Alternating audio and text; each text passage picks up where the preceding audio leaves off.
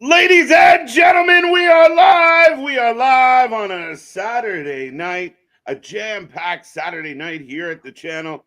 We're going to dive into TNA Rebellion, AEW Collision, and maybe a little bit of Rampage. But we got so much going on in the wrestling world on the eve of AEW Dynasty. We got lots to talk about, lots to get into. So strap in, strap on, grab your snacks, grab your feel-good, and welcome to the Wrestling for Life Network. Let's go.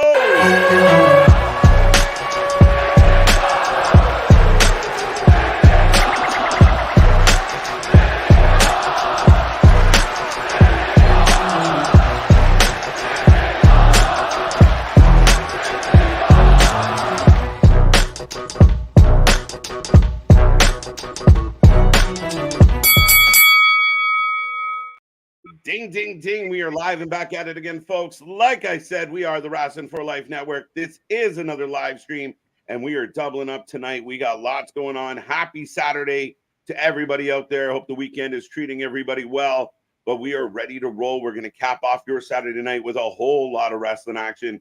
It's going to be a fun one here. Happy 420 to all those who partake. Cha-ching. But other than that, folks, we got a lot coming your way today. We're looking forward to it all, but I will take a second to remind everybody out there. I see that chat filling up, but I am Mr. Every Night KJ White, the Iron Man of YouTube. That is Big Nick. Ladies and gentlemen, boys and girls, children of all ages, the Wrestling for Life Network proudly brings to you its YouTube tag stream, Champions of the World, the Every Night Delight KJ White. I am Big Nick, and yes, on this most medicinal of days, may the vitamins be with you and also with you. And also with you, yeah. Well, no, it's more this one, Yeah, especially right. when you do the Heyman, speech and everything. Yeah. But yeah, I see that chat filling up already. We will get to the chat and say hello, but thank you for joining us again. Like I said, lots of intrigue going into tonight, Nick. I know we're going to go through the card, and momentarily we will get the start of the countdown to Rebellion. Then we will have both Rebellion and Collision at the same time tonight, folks. So lots to keep track of. We will put the prediction title on the line for Rebellion only. So if you are watching Rebellion and you want your name above Nick's head for a couple of weeks, or maybe 24 hours in this case. Yeah, it'd be 24 hours. We got Dynasty tomorrow. Yeah. So there you go. So get in that chat, hit all the buttons, be a part of the family, be a part of the show. But Nick, lots to talk about tonight as far as Rebellion and Collision. Collision's interesting. I know you and I were talking about it before show. We'll hold that for a moment. But okay. Moose, Nick Nemeth, Nick comes in, former Dolph Ziggler, a big night for him, a big chance where he could become the TNA champion. Oh, I think he will be. And I've liked a little bit of the, with the advertisements that they've had for Rebellion of, trust the system when it comes to Moose. And then they talk about Nick Nemeth, and he came from an entire different system. Yeah, right. Yeah, I think this is really setting up for, Nick Nemeth to leave here as the new TNA World Champion. It'd be interesting. The system's been real hot right now, so it's real curious to see if they are going to have, are they going to take the L? Because they've been kind of dominant. They got the tag team champions in their faction as well. I don't know. Well, and I'll throw this curveball at you, though, too, because they've had their own little bit of a, white rabbity glitchy stuff and everything with the lights out and everything. Does that person, whoever it may be, we can talk about who it would be, and does that person get involved in the main event scene or anything like that? Because we've talked about it. They do, between Nick Nemeth, Moose, Alex Hammerstone, Josh Alexander, Jonathan Gresham, Mustafa Ali, Steve Macklin, they're getting a nice little main event scene there going in TNA. Definitely not a lack of talent, that's for sure. I mean, and they do well with the talent they have. And yeah, I mean, I'll go straight to the point. I think it's Sami Callihan. Sami Callihan was a free agent for quite a while. Kind of put it out to the world of like, who wants me? And maybe TNA's home. Maybe. Yeah, that's the weird part at times with that, if when you gamble and maybe your value or something might not be what you assessed it as or whatever. I still think of, again, somebody who's thought they had a better value than they really do probably right now in 2024 in wrestling. I think it's Matt Hardy. I will delete you. You think they're going to jump right into Matt Hardy? Wow. I mean, interesting. We at least know it's going to be a dark character. Sammy's Again, not a bad show. I wouldn't be mad at either. But well, if you're looking for clicks, if you're looking for intrigue, if you're looking for eyes, it's definitely going to be newsworthy. That's for sure. oh yeah, well, I mean, even if is it still same newsworthy if it's Sammy and everything like that, respectfully and like I still Yeah, no, I see what you're saying. The Matt Hardy's yeah. definitely going to be a bigger pop, right? A bit. I mean, I still think Sammy would be a big get, and again, he's a guy that jumps instantly into that main event scene. Matt Hardy might be a little more camp, and you're doing it more just for a bit of a buzz. And oh, we got an ex AEW guy now. He came back home, and maybe we can get in Jeff too. Yeah, can we get a two for Yeah, deal two here? for Like one deal here. now, apparently Jeff is still in the AEW, contractually obligated to the company. So we'll have to wait and see what happens there. But Matt Hardy has been talking about like, yeah, I've been talking to everybody, and yeah, I'm looking forward to it. And like, we'll see. I mean, somebody might jump on it. Yeah, that's going to be the interesting thing. Well, like you said with Sammy, Sammy was a free agent almost a whole year, and never really put pen to paper or anything like that. So it's interesting. Could that happen to be Matt might end up the same and everything and we've seen him kind of tease about being involved with the Bo Dallas thing in WWE, and now maybe the entire, darkness shit that they're showing and everything on TNA won't be involved with him, but I gotta still try and at least get my name around it so people are talking Well, about me, right?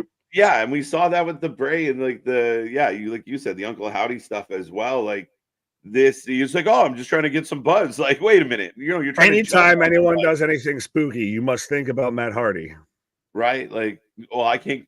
He's not creating any buzz for himself. He's jumping on other things. Yeah. But hey, man, to each their own. Kudos to him for trying. We'll see. I mean, that'd be very interesting if he popped up tonight. A lot of people would be talking about that tomorrow. So I don't know. I still think it might be Sami Callihan. I think he's a good fit. We've seen him do, the hacker gimmick before. Good fit. Oh, 100%. Like, I wouldn't be mad if Sammy shows up and everything. I think that's, probably arguably the smarter play. Right. I just go in nostalgia and just delete. Delete. Yeah, maybe. We will find out. But let's say hello to people kicking around. We got Casey in early today. How you doing, Casey? Damien, welcome back. Good to see you. Chambers, what's up? Go Leafs. That's all I read. Go Leafs. That's all I had. Man's focused on buzzwords now. Right. Go Leafs. Absolutely. Go Leafs. Insane card for Collision. Insane as in like this is going to be awesome, or insane as in what are you thinking? That would be my question to the people. Because it's I number 2, my lord. Number 2. Number two. Oh, Yeah, right. I mean, the thing with Collision here, Nick, is it's a good collision. I give them credit, but it's the night before your pay-per-view. I don't quite understand doing the bunkhouse brawl tonight. I don't. And some people are, oh, why are you complaining? They're giving us good stuff.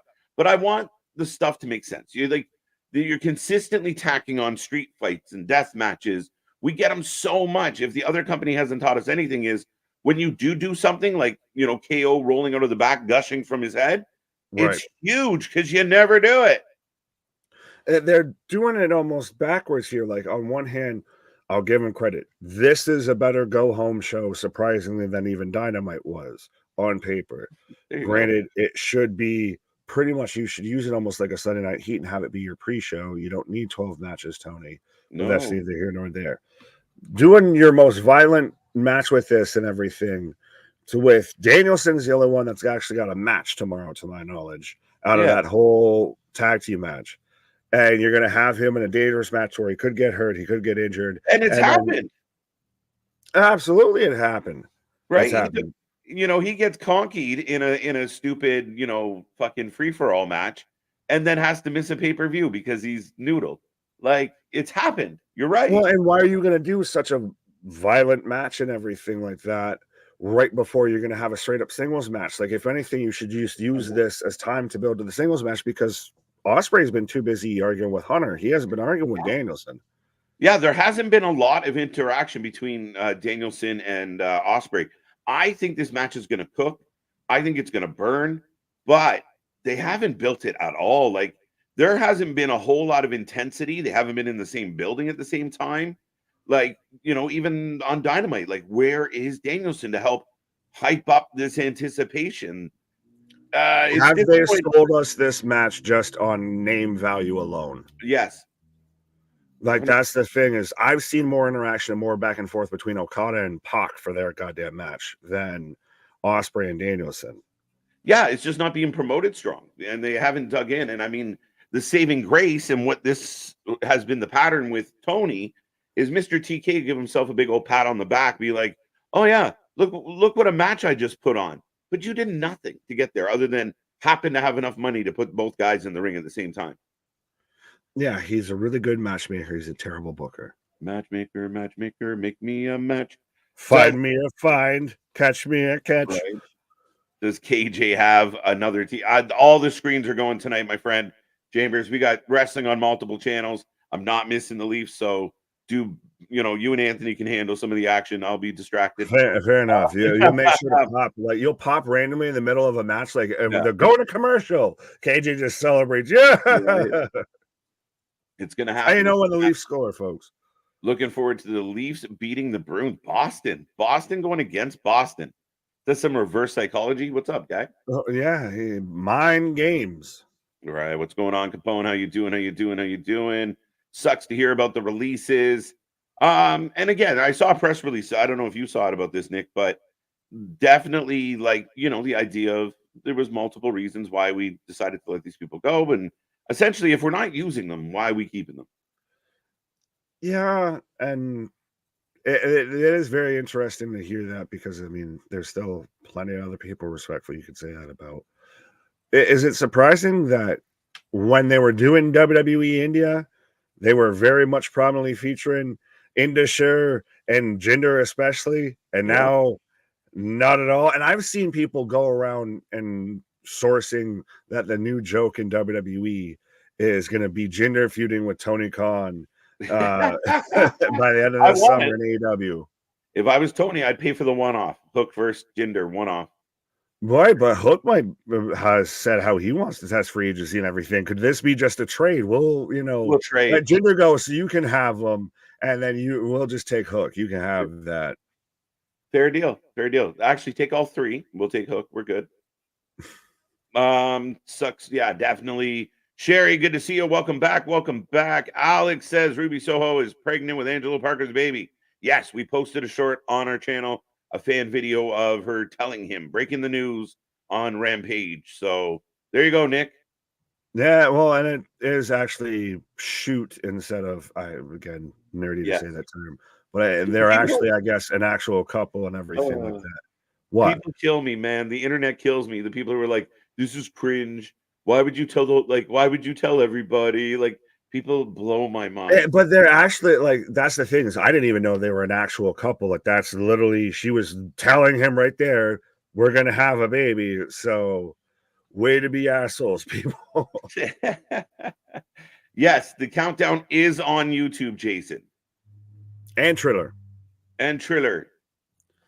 There's a Triller. What's up, Dro? How you doing? Nick Nemeth finished the story. It could just be the beginning of a story, though. We'll see. I might be leaning Moose with the surprise. Is that because you're Canadian and you just see a lot of Moose? You're like, I'm gonna see one of them fuckers show up on my doorstep if I go against the Moose. It's happened, man. As I'm getting the start of the pre-show now, to be honest. I am at 40 some odd seconds. Oh, now I got it. I refreshed. I got the copyright notice. Oh, you jumped out of me. How? I just hit refresh. I was in an ad. Damien, how you doing? TJ, good to see you. Happy 420. 420 special. Boston's got a couple novels. I might have to circle back to those. John, how you doing? Chambers, how you doing? Got you, Vance. Welcome, everybody, even those out there who are too shy to say hello. Welcome to the channel. We are getting the start of the pre-show for Rebellion. We will have Collision as well. We might have some Rampage. Big night ahead. Anthony will be with us. Lots going on, and we're not wasting any time, Nick.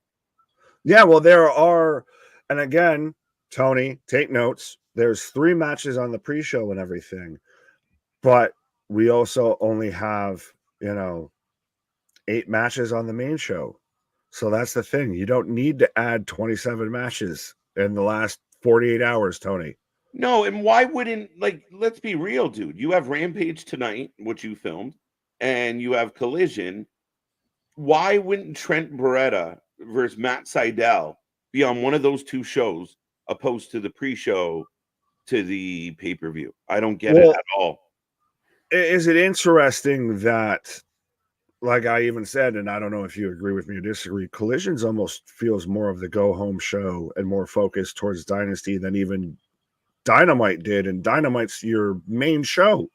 Yeah, a little bit. Like if SmackDown was back on the UPN and everything like that, to where half a dozen people watch it and everything, and you put your main go home segments and everything like that on that show versus Monday Night Raw. Yeah, I mean, again, it's just a little unorganized, and like you said, this has all the potential on paper to be an absolute outstanding pay-per-view. I just wish there was a little more excitement going into it. We spent most of the time talking about Punk and Jack Perry and bullshit and surveillance, and not enough talking about what's actually going on in these rivalries.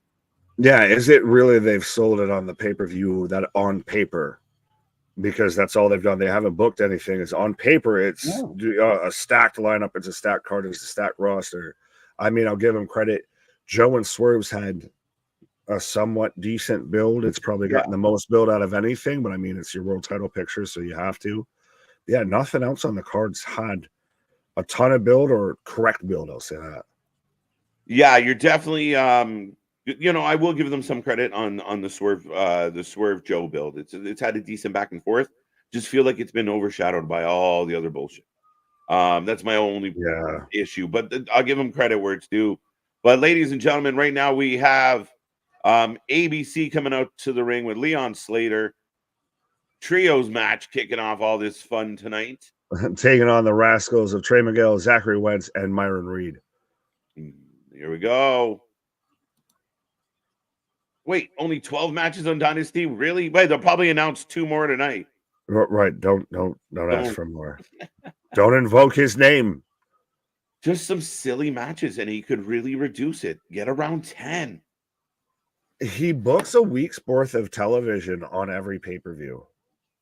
Right. Realistically, like, think about it. We even said some of these matches you could slide on Collision. Some of these matches you could slide on a Rampage, especially if you're going to do it right the day before the show and everything. But you're going to pack it in to 5 hours. And that's the thing that I worry about, is that with having those great matches like a Danielson versus an Ospreay, and Okada versus a Pac, Samoa Joe versus Swerve, do you potentially burn your audience out because they've got 2 hours of stuff to slog through before we get to there?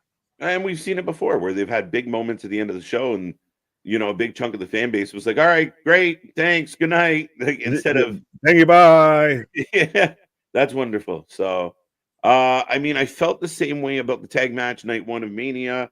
What if either Seth or worse, Cody got injured in the match? Could have ruined it. All right, let me go back here. No reverse psychology in the transition of the year for the Bruins. Okay, but the hockey one. Okay. No. So there you go. Listen, I'm blue and white through and through. So we'll see how tonight goes. I will admit the Bruins are the most terrifying thing. It's kryptonite. It's Maple Leaf kryptonite. It's when the Bills take on the Chiefs and everything, you get just scared for unnecessary reasons. Doesn't matter where the standings were or anything. It's just, oh, here they come. Shit. Right. Yeah, I mean, you do. I think my only argument against what you have to say here, Boston, is the fact that you were paying off. So you'd run the risk of an injury on night 1, but it's telling a story. It's a big payoff, and you hope it all goes right. This is a little different, right? Like, I mean, it's a Collision before Dynasty, and you're gonna have a random, anything goes match. Like, I don't know. Yeah, I get the point and I get the sentiment and everything, but one's a regular tag match, one's a bunkhouse brawl and everything. The one that got Dustin fired from WCW, if I remember correctly here. But yeah, you're gonna have a hardcore match before you have a singles match. Like, it doesn't make sense storytelling, booking wise, and it also doesn't make sense just especially for someone who's a known injury risk right now in his career. We just saw this with Who did the hardcore match with Taven in the build to their pay-per-view match? And it made no sense. OC. OC, yeah, heading towards Roddy. So you fight Taven in an anything goes furniture match where you're killing each other, and then you go to a normal one-on-one match to defend your belt on the Sunday. Never ever in history has that been a thing. Right. That's back assward. That is literally ass backwards. As we are rocking and rolling to start this match, folks. Right.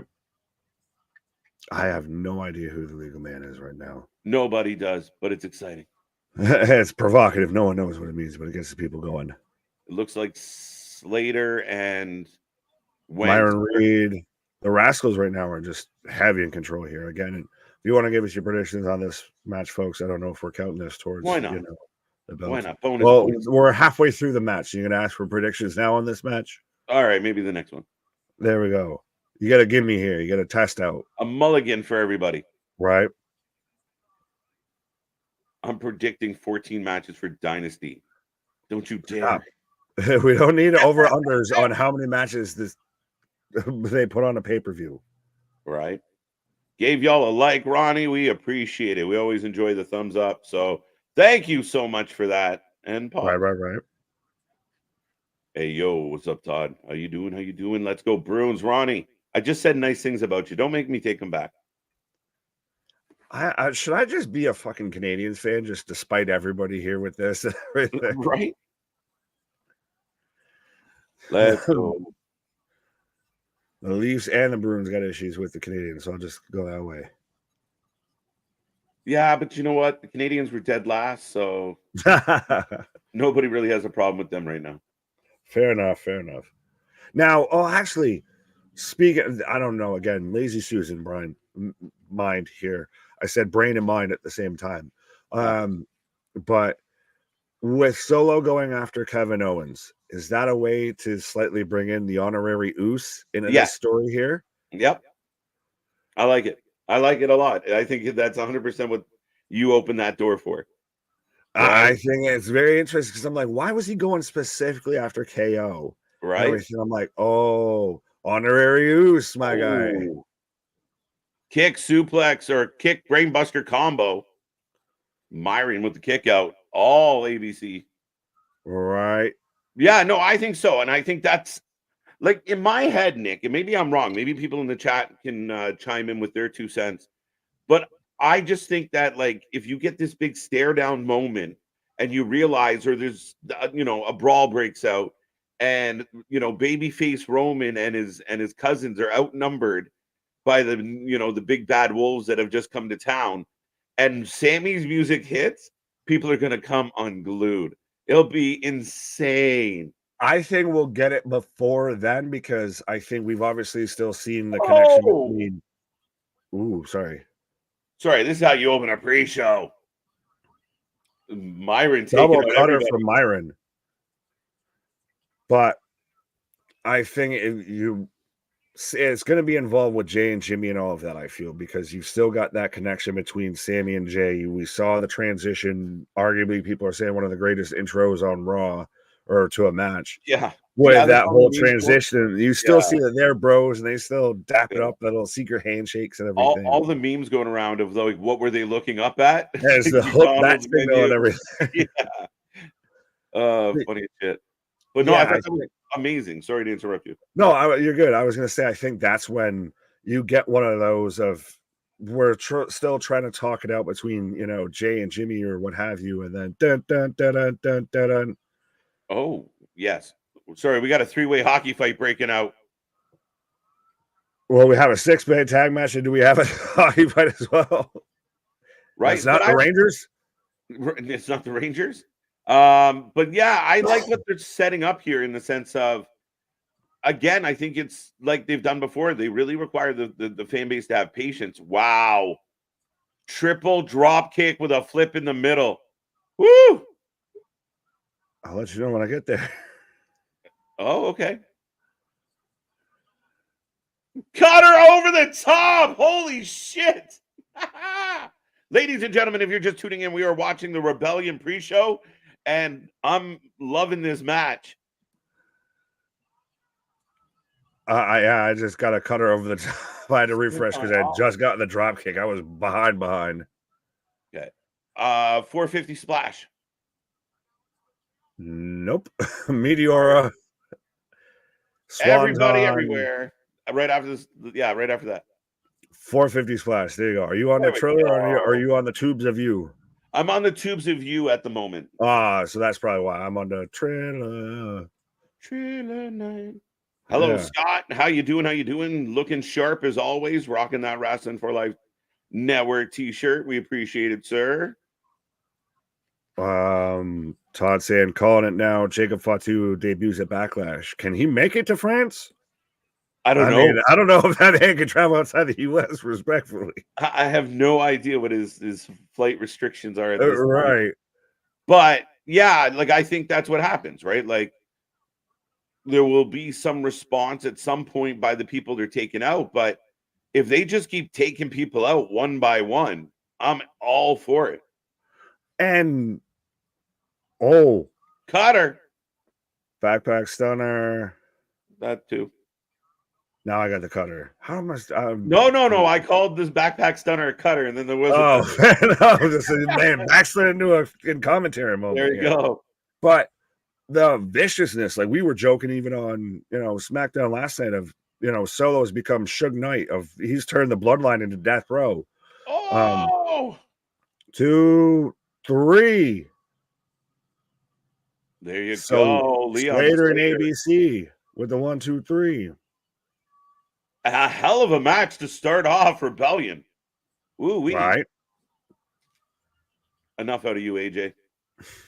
1-0. 1-0. Remember, Damien, this match did not count. The judge wouldn't let it in. Right, yeah. A little late to the party there.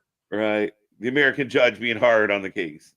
Hey, hold on here. The Canadian judge was late submitting their proposal for 420. I was a little delayed to submit it for a proposal. I'm allowed to be a little delayed on 420, my guy.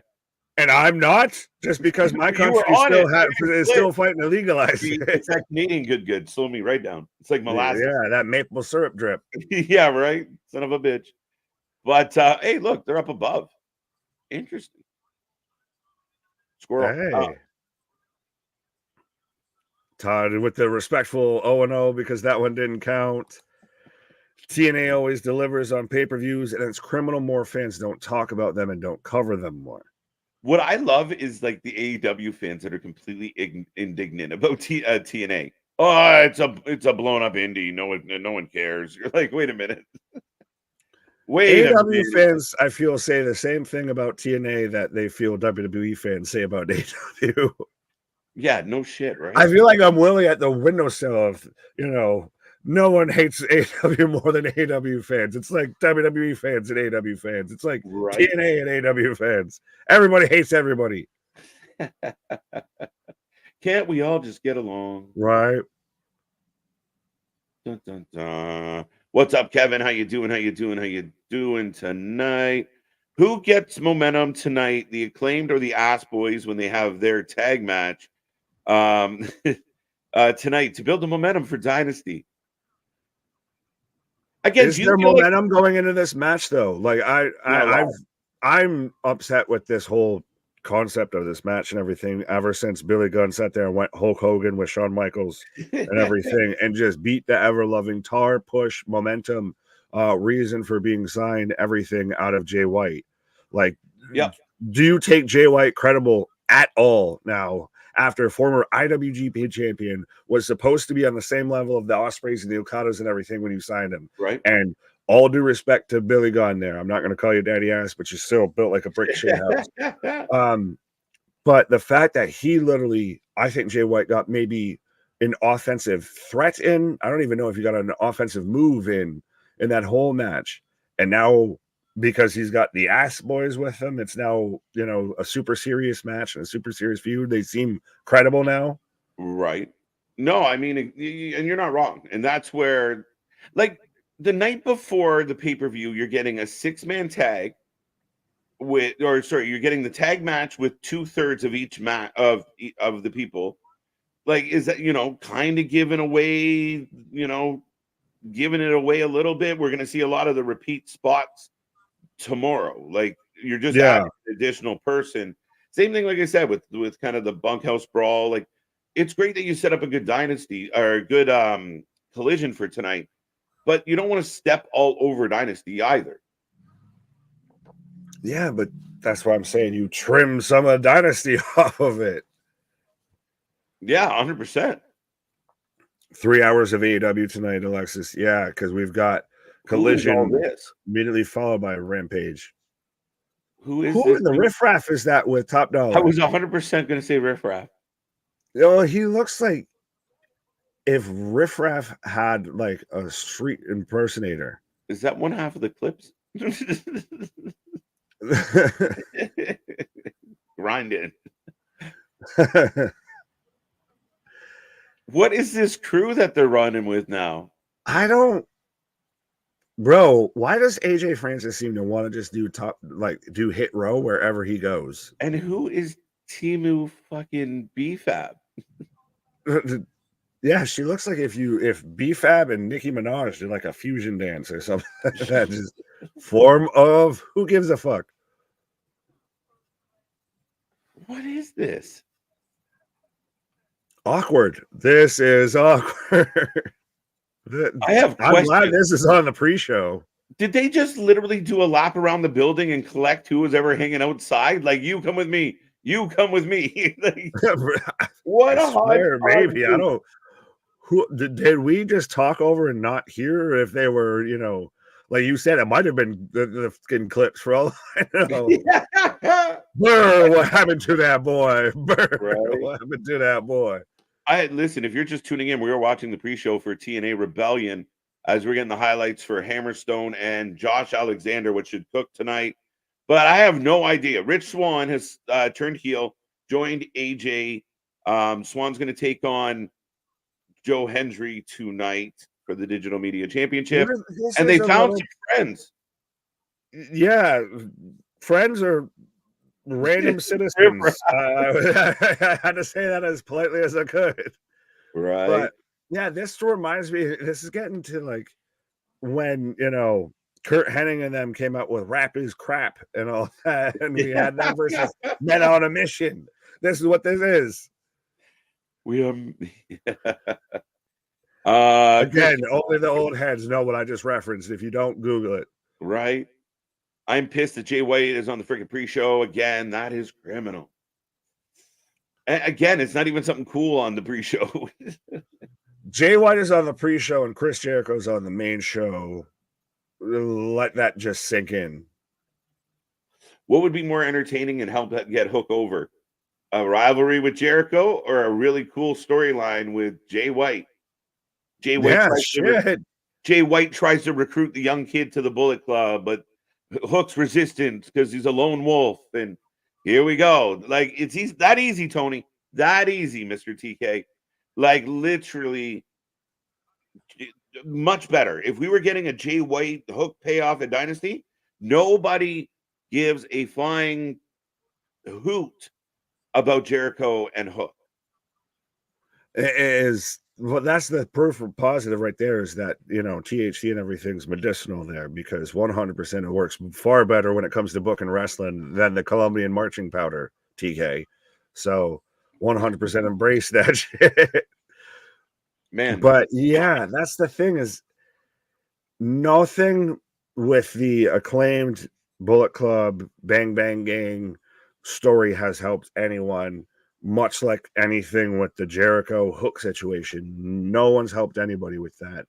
So you could really help both parties by you get Jay White versus Hook, and I don't know, maybe Jericho finds some goddamn tag partner versus the acclaimed.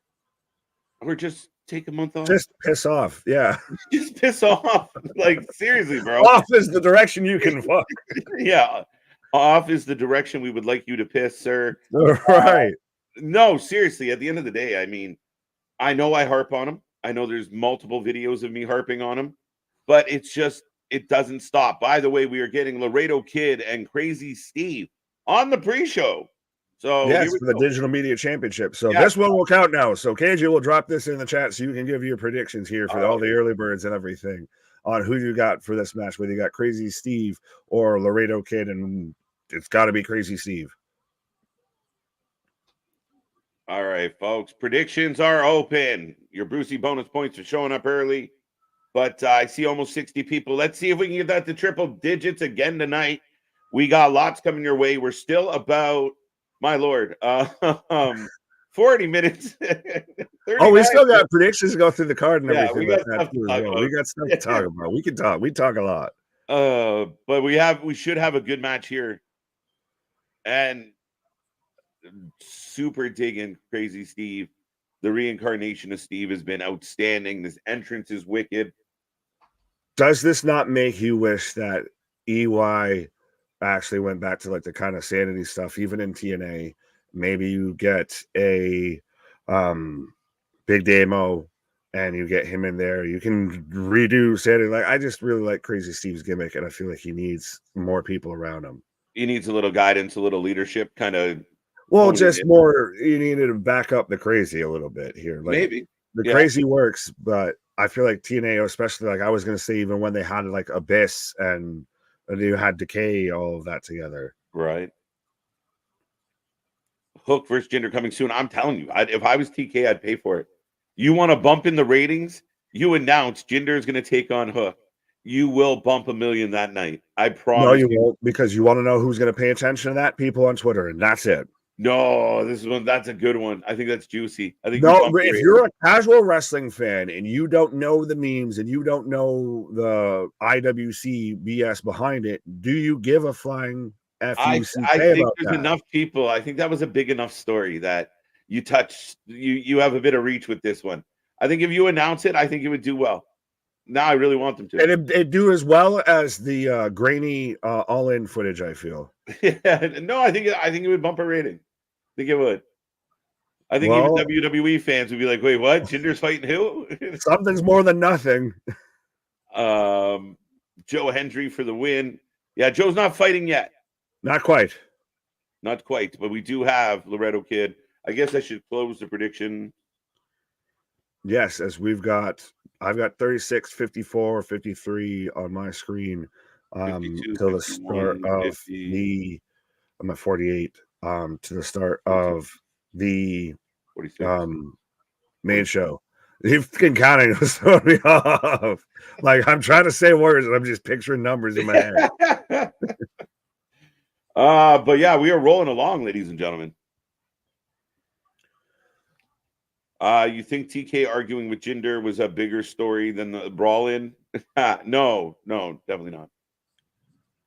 But yeah, well, I don't think neither one of us really in that case. I'm like, no, I think just showing the footage, like neither one is really to me going to be a huge ratings bump. I think if they announce that Jinder is going to be on Dynamite to confront Hook, I think people would tune in. I think they would. Maybe I'm crazy. Well, we already knew that's not debate. The other part, yeah. Right. I would love to see Psycho Clown versus Crazy Steve one day. Almost seems like a match made in heaven. Or hell. Or hell, technically. Touche. Psycho Clown and Crazy Steve. I don't know. One might sound more likely in another place than that place. There you go. Cheers to the chicken soup. There you go. I see Jinder heading to TNA, but do you think Tony Khan would sign him and have Jinder versus Hook? I wouldn't sign him long term. I would sign him for a one-off. I would do it. TK loves that mousy, like, for the internet fans move, right? Like the Colt Cabana matches and the Carry On My Wayward Son. They love their little like subtle digs. I think. But does Jinder sign that deal? Like, that's the thing, though, too, is Jinder's part of this, too. I mean, unless TK just offers him a stupid amount of money. Here's $100,000 for one match. Could 100% be a thing. But, yeah. I'll give you 6 figures for one match, Jinder. Let's go. But are you upset that WWE hindered the Jinder? I saw some people upset because of that, because of Xia Li. I think once Jinder was gone, we even talked about it before they announced it, that Indusher was probably out the door next. Yeah. And Zion Quinn, I mean, I hardly knew you. I hardly miss you, respectfully. No. And there is a big part of the culture, Nick, that I find like nobody cares. Nobody cares. Nobody cares. Okay, so these people we haven't seen for months or have barely seen in months, we've decided to release them for their contracts, blah, blah, blah, so they can move on. Bye. And people instantly are like, I can't believe they did this. That person was great. We love them so much. You're like, come on. Come on. Let's be real. I mean, Like, everybody has their own little personal phase, but I mean, and it sucks to see somebody get fired at any job. absolutely. It's, if you or I got fired from our job, today or anything, you're not going to have, a parade and outpour of, I can't believe they did this. Why would they do this? He was such a great worker. Right. He always put on 5-star matches. Right. It's just selective sympathy. Oh, they could have done so much with Jinder. Like, you weren't thinking that because when they did book Jinder, you guys were all pissed it happened. Yeah, I mean, Indusher is probably the biggest surprise to me out of all of this, because I thought there was even potential even without Jinder.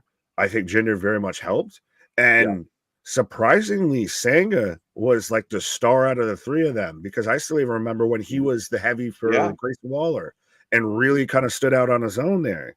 They should have brought him back as the heavy for the douchebags.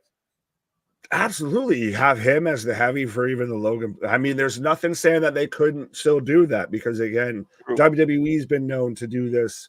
We'll let you go. We're not using you, so maybe we'll go out there. There's plenty of other avenues out there. So see everybody that thinks we hate AEW and etc. No, there's plenty of other avenues out there. You can go, build yourself, get a momentum here, do this, do that, and then you come back and you're 10 times hotter, and then you warrant a bigger paycheck and everything. 100%. And again, things change, and nobody wants to see anybody lose their job. And again, I just find again, everybody loves a cause to jump on, and everything somehow is an egregious offense at the end of the day. But I hope all of them land on their feet. And like you said, we were big advocates of Indusher as a group. I thought there was a lot of legs to them, and they just never got used. Yeah, even if you kept Jinder just as a manager and everything, and especially now that you split the tag division, that's the one I'm interested. You let go of one of your big heavy tag teams. Yeah. After you now split the tag division and you need more tag teams. Yeah, like you could have really set up like an Indusher against like an AOP, like formidable big men to go toe to toe. Again, I think there was opportunity there, and we'll see what happens. Right. Well, I do agree with this though from MDB of saying, I definitely want to see Death Rebel lose their jobs. There's been such a big outcry lately. I'm just like, what can they just? Oh no! Oh, Laredo Kid is your new digital media champion. Somewhere the chapeau that runs the show, the hat that runs the mat, is just tearing everything in his apartment and anything within walking distance of him right now. What just happened? Why did it just happen? I was just praising Crazy Steve for all the good Spanish fly. Spanish fly from the top. Super Spanish Fly, and then a 1, 2, 3. That looks like Laredo Kid's fucking superhero name is Super Spanish Fly. As your new digital media champion. Crazy Steve gets taken out. I'm shocked. Well, I'm beside myself here, and now... No, you're beside me. Well, that too. Hold me closer, Tony Danza. I am you. Right, you are me. No, I'm not you. You is blind. Could you see Crazy Steve's contract signing or status here? Could you see him with Bo? Now I'm just like, any spooky gimmick, just throw them all together. Matt Hardy, get in there. Wow. Crazy Steve, go. Right? Spooky Avengers, assemble. I mean, again, I'm a big fan of Crazy Steve. He's got a great story, and he's really quite amazing as far as what he's accomplished. Yeah, I'm shocked. I'm shocked that he lost. I was not expecting that. I don't feel like he had the strongest of runs. Yeah, well, we thought it was he was going to be champ for quite a while. Like he had a little bit of a feud with Tommy Dreamer, and then now turns around and lost it. That's why we were talking about other stuff, because we're like, this is, we know who's going to win this. Moving on, wait until we're done here, and we can just say retaining, digital media champion Crazy Steve. And no, you can have that. Right. Why TNA got those Grimace ropes? I think it's because the pay-per-view. It's orange. It's green and purple as per our screen. Right. That's the vibe. Was Xia Li anyone's favorite? Let's be real about it. Listen, Xia Li had potential. They, stopped and started her so many times. You give her a chance to go wrestle. She can go to Stardom. She can go AEW, TNA. It doesn't matter where she goes. If she lands on her feet, what she should, she'll do well. And then again, maybe she comes back one day. Absolutely. Yeah. I mean, I think I saw Kairi Sane put something out there about, oh, it sucks that you're having to go, everything like that. But yeah, they weren't really using her. So why not let you go see what's out there? Well, you've still got a name, you've still got a buzz, you've still got time, everything like that, versus having you sit here and just collect dust. Yeah, 100%. Absolutely. And again, we talk about how much talent, like the cup runneth over. And it's funny, a lot of people aren't really thrilled with they're hoarding talent and they don't use this talent. And even on both sides of the argument, that gets thrown out there. So when something like this happens, as unfortunate as it is, you can't have both. You gotta, you can't not hoard the talent and release the talent. Right. I was gonna say, absolutely prime example of this right now is Steph D-Lander out here on the screen and everything. Of she was Christ, I forgot her name in NXT. Persia Parada. Then I almost wanted to say Deonna Purrazzo, but I was like, I know that's not right. But she got released from WWE, and everybody's, I can't believe this. And now she's made herself one of the biggest female stars on the independent scene out here. She's taking on Jordynne Grace for the Knockouts Championship tonight and could win. Yeah. And here are the good hands at her side. No, she's done extremely well for herself. And again, I don't know why I just popped with that, because she's got her hands on her hips. Here are the good hands at her side. I was like, man's out here just like head, shoulders, knees, and toes. Right. Like such an apropos transition, I feel. Oh, all right. Sometimes you fall into some shit. Exactly. Vitamins, 420. We're good. Could we see Stephanie Lander dethrone Jordynne Grace? No. You think no? No, I think Jordan's going to continue to be the champion. I could see it happening. I don't think it's going to happen, but I could see it happening. Yeah, I mean, I don't think it's impossible. I'll give you that. Absolutely. It's just 99.9% not going to happen. There is that. I'm leaning 90% the other way for sure. Junior, as always, with your fun stories. Right. Happy 420, my guy. Laredo Kid is about to go on a Roman Reigns run with the TMC. There you go. Laredo Kid, 2025. Let's do this. Right. Laredo Kid versus Leon Slater. Interesting. And new. What's up, Tommy? How you doing? I'm new to the channel, and I'm a girl with a boy's name. What's up, Tommy? Welcome. Major pro wrestling fan. That's we got people that call each other Boston Gamer and everything like that. I don't give a about your name. Let's go, Robert. Good to see you. Welcome back. Keyshawn in the house. Your belt is on the line, sir. Right. Just so AJH3. Good to see you. I moan when I see Mercedes. No. Oh. He said Monet. He said he Monets when he sees Monet. Right. Yeah, no, it's not good. It's not good. It's really bad. And we talked about it. She could take this risk, take the bigger paycheck, and now all eyes are on you. You have to become that star, and everything you claim to be, now you have to back it up, or you're going to get exposed. And for my money right now, she's been exposed every time she's been on TV.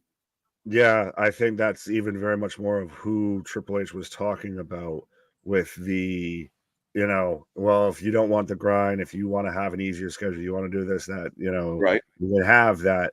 And then Will Ospreay got his panties in a bunch. But yeah, I'm a boy with a city's name. See, I knew it. Yeah. I'm a real boy.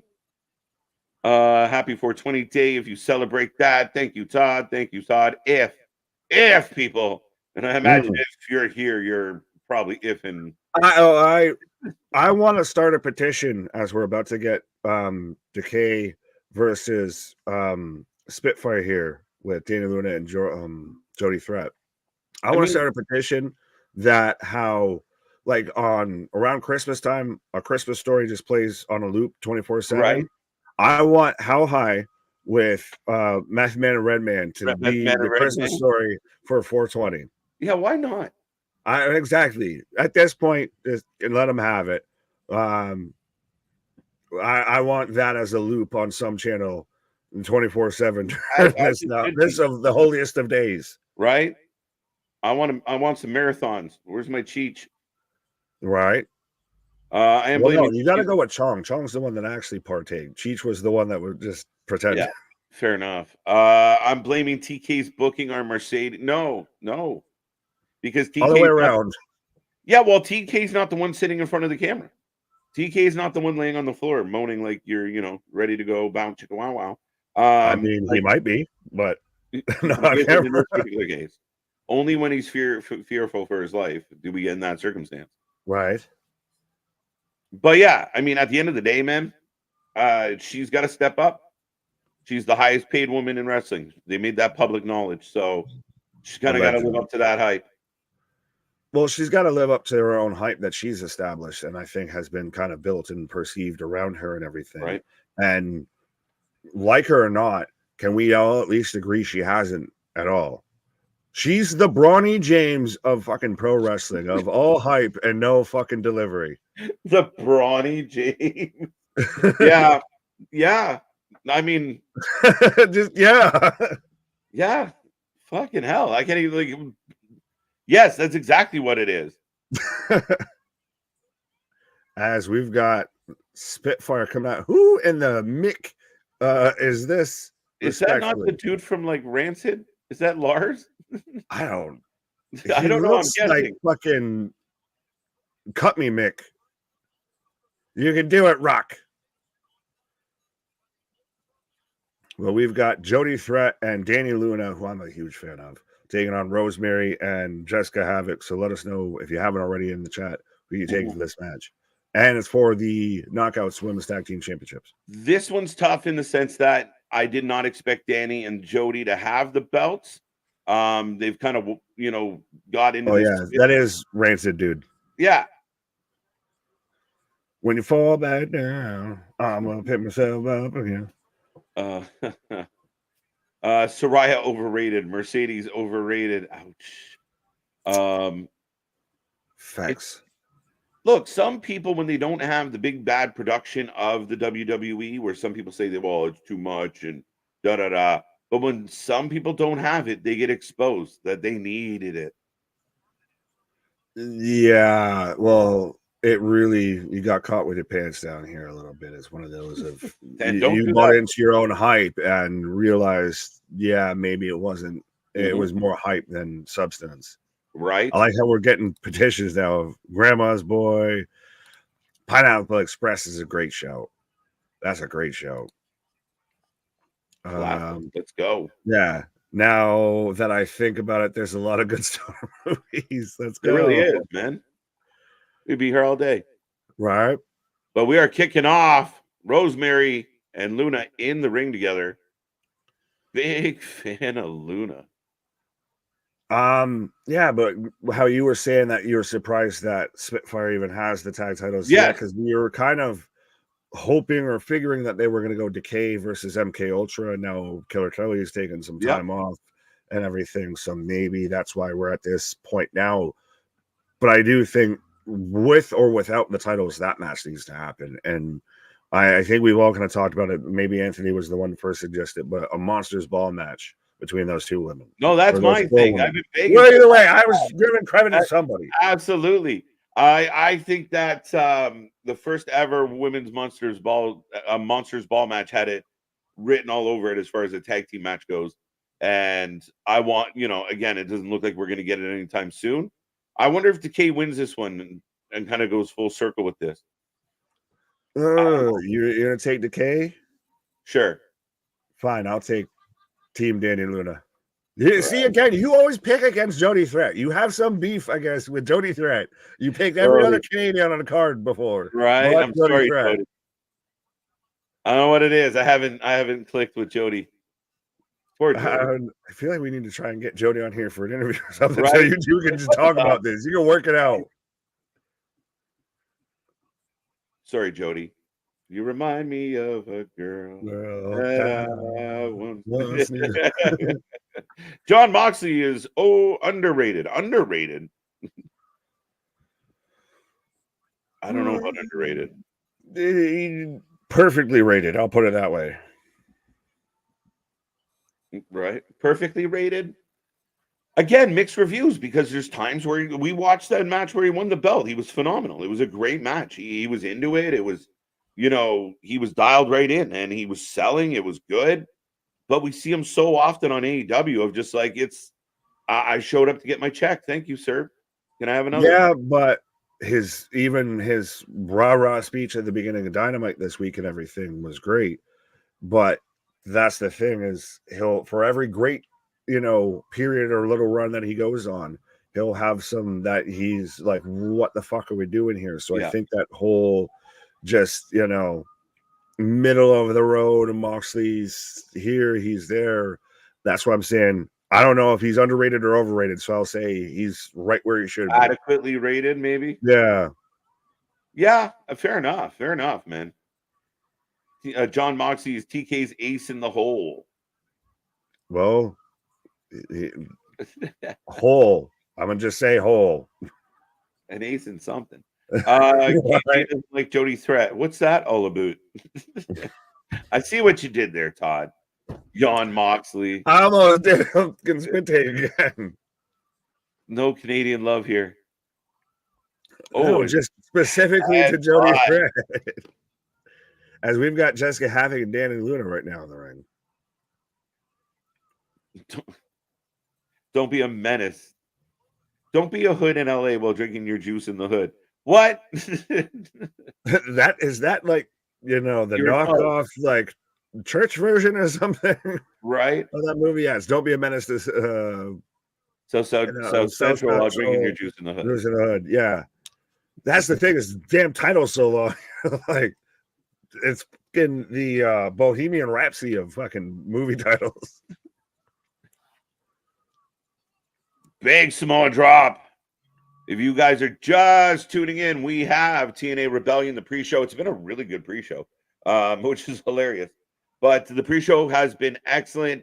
At the top of the hour, we will have both TNA Rebellion and AEW Collision on tap for everybody tonight. Make sure you get in that chat, hit likes, hit share, hit subscribe. Be a part of all the fun. Be a part of the shows. We are back tomorrow for AEW Dynasty. A great card on paper. Fingers crossed. Has the potential to be one of the best AEW pay-per-views of all time. But now you got to live up to that hype and everything. And that's the thing. Is because you've got an Okada versus a Pac. You've got a Danielson versus an Ospreay. You've got FTR versus the Young Bucks in a ladder match. Punk footage be damned. Right. So on paper, and you've got Swerve versus Joe too. So on paper, they have a stacked card there. And you don't have a Kenny Omega. You don't have an MJF if he's still with the company, etc. So there's a ton of potential there, but you got to deliver. If you don't deliver now, after the footage gate and everything, it is have you fallen on your face pretty goddamn hard. Yeah. Yeah, again, it's put up or shut up. You have to deliver. And again, I think coming out of this pay-per-view, people are still going to want some solid stories. You got to start building the shows beyond, because the matches aren't holding up to snuff. Like without any story, the matches aren't good enough, with the odd exception. A Will Ospreay Fletcher surprises us. But overall, for the quality of the show, you got to start trending upward. You need some wins, Tony. Absolutely.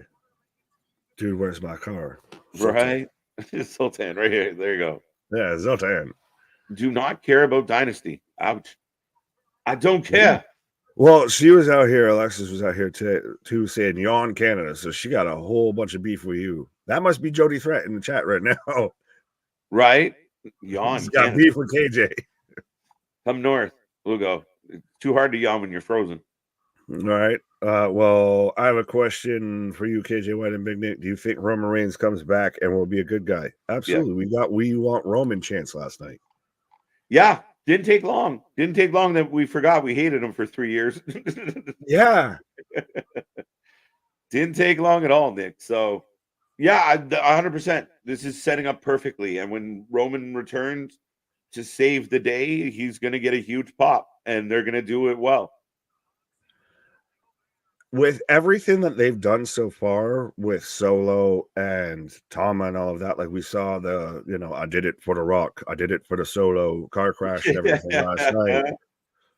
Now I'm just even more excited of when they add Jacob, because that's like, Tama wasn't supposed to be the wild card. Now you're going to really have the wild card. What the fuck's going to happen? Yeah, if this is what you're doing with just you two, what happens if you do add some more people? Heyman might literally let himself on screen. Yeah, like you're gonna bring out Jacob in like a wood crate and fucking, or have Jacob come out on a backpack like on Homos or some shit, like fucking cut him loose. I don't know how wild you're gonna make this guy. Yeah, he's gonna come out like the Hannibal Lecter mask and everything, just all strapped in. Yeah. No. But it's good. The storytelling's good, and they're slow playing a lot of it. And you're right, Tama Tonga literally. When was the last time we had I tried to kill him angle on WWE programming? Yeah, because that wasn't like, a fender bender. Like that man just, all we were missing was the footage of Kevin Owens going up over the fucking hood of the car, and it was literally the same shit. Right. No, it was really well done. And again, I think because you get, you don't expect the moment, and it sounds like you're a bloodthirsty audience who are like, we need more blood. But when you did it the way you did it last night and you weren't expecting it, especially on this programming, I mean, it just resonates. It's something different. It's something special. It stands out. And yeah. It's unique. That's the thing, is when you don't do it all the time, it becomes unique. Versus you do it all the time and it becomes, the standard. Yeah. You want to keep it special. Right. Speaking for yourself, KJ, we still got our ones up over here. Right. Well, I like this one though from Todd of Bloodline Hollywood versus Bloodline Wolfpack. Well, with Roman out there shooting a movie, so it has become Bloodline Hollywood. And again, I think there's a lot of intrigue. I still think The Rock's pulling the strings between Solo when they keep referencing, because of the tribal chief. I think they're referring to The Rock. I really have you seen the Chainspiracy? So how when Dwayne had his infamous fanny pack photo and everything, how he had the chain, and then Jimmy had the chain on, similar chain when he was out there, buddying it up with Solo. And then when Solo showed up last night, he had the similar type chain. So it's Chainspiracy. Okay. That's what I'm doing.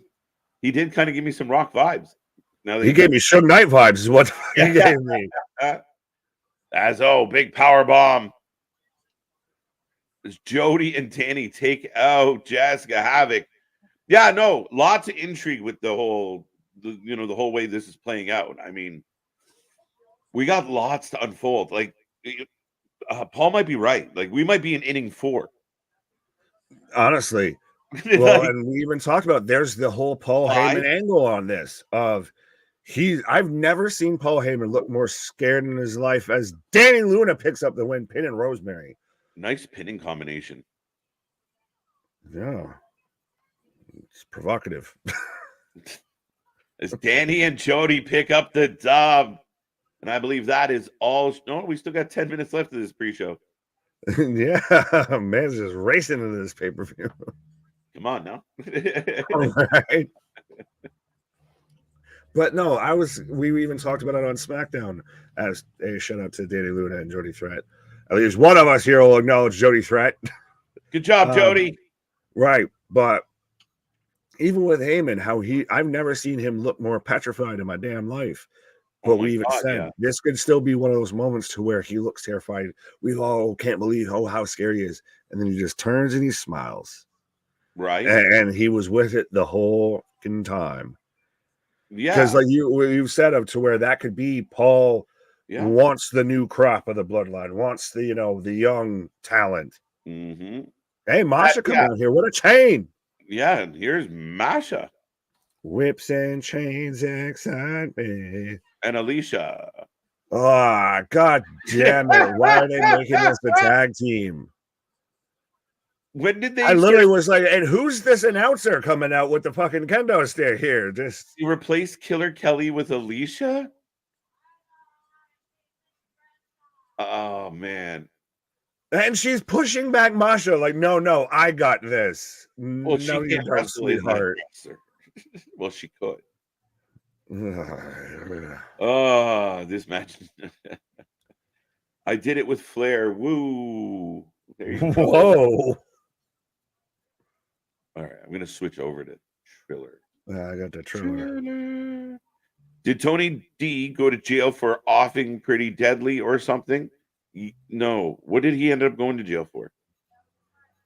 I He can't got even out. remember. I was like, why are we bringing this up right now? What? They did throw Pretty Deadly into the pond. It was a kind of an interesting way to end their time in NXT was by Yeah. drowning and then appearing on the main roster. I think Tony it was one of those he was set up for something. Yeah. I can't remember Yeah. what it was, though. Again, relevancy, sir. Relevancy of bringing up this case in my courtroom. Right. Can't wait for Uncle Howdy to be back in the WWE in a group. Yeah, I'm looking forward to it. I was looking forward to it for a long, long time. It kind of warms my heart a little. It kind of has a feel good vibe to it. I really like it. I'm really excited about it. Yeah, and we've talked about it that it is, paying homage versus it's a tribute band or anything like that. To Yeah. where you could even get, I mean, you'll still might get an Alexa. You still are probably going to get, I guess, a red beard and everything, but it's going to be different on that. Like how we were even talking about, we had the new QR code and everything last night to where we had the White Rabbit. Now we're in the Blackbird saga here. Yep. Yeah, that's it. You change up the story, you change up the narrative, but it's inspired by and created by someone else. It's like Paul McCartney when he left the Beatles. a little bit. Where, again, we know where the legacy starts, but a good legacy story is you build from that now. And it's the darkness upon Uncle Howdy, tying it into what we all know is fact, the loss of Bray and how Bray will have a direct impact in this whole story. It's real touching, but it's also got a real nice dark spin to it. And it had to be both. You couldn't do this with anybody else. Absolutely, 100%. And minor transition. I've seen people say online that WWE might right now be in a little bit of a lull of a resting on laurels type of situation here. If we don't have the big huge moments and everything with that, could it be because we're going to get a big huge moment when they show up and everything, that we've been planting the seeds of we letting things simmer saute here? Yeah, it feels like, again, like even when we did it with Bray, if you remember, like the first couple times that like people like they were doing the sing song in the building, right? We brushed it off. Like we didn't really connect the dots right away. Now we're connecting the dots faster because we know they're retelling a story. Right. So, but it's the same idea of like it's that slow start, but then it picks up momentum and it leads to something.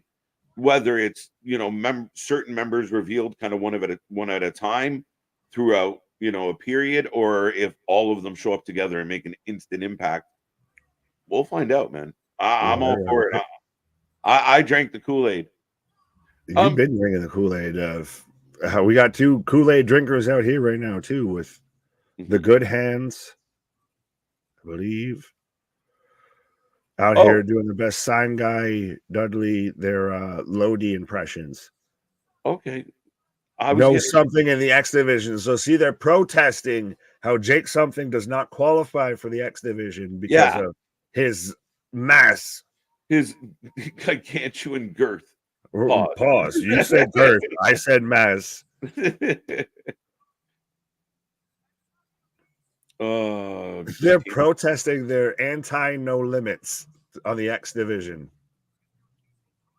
It's ridiculous. They're peaceful protesters. I don't think that's the good hands, but here comes Cody Deaner,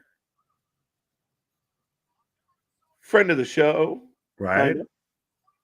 Indirectly, yeah. Masha and Alicia Edwards are challenging the Spitfires. I just don't know how I feel about Masha and Alicia. I don't know. Not good. Unwell. That's how I'm struggling a little bit. I'm struggling a lot of bit. Yeah, a lot of bit, maybe. Who are the pillars at TNA right now? Ooh. Moose, Josh Alexander, Jordan Grace for sure. They lost Macklin. It's a jackal. It's Macklin. It's Macklin. Yeah, I'll accept Macklin. I think that's a fair shout. Yeah, as good as any. I mean, who else would it be? Like PCO? No, because he's not. No, he's the creepy addict. He's EY. But EY's had such a back that he's kind of stepped back. So is he grandfathered in to being a pillar? Maybe just on standing. Right.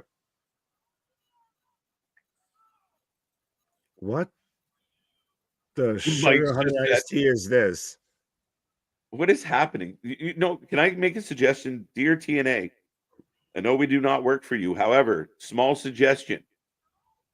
Do this angle first and then end your pre-show with that really good match you started with. So then we're all amped going in. What are we doing here? Yeah, this is go away heat versus tune in heat here. We don't work for you. I mean, but if you want to hire us, all our socials and everything right there below them. But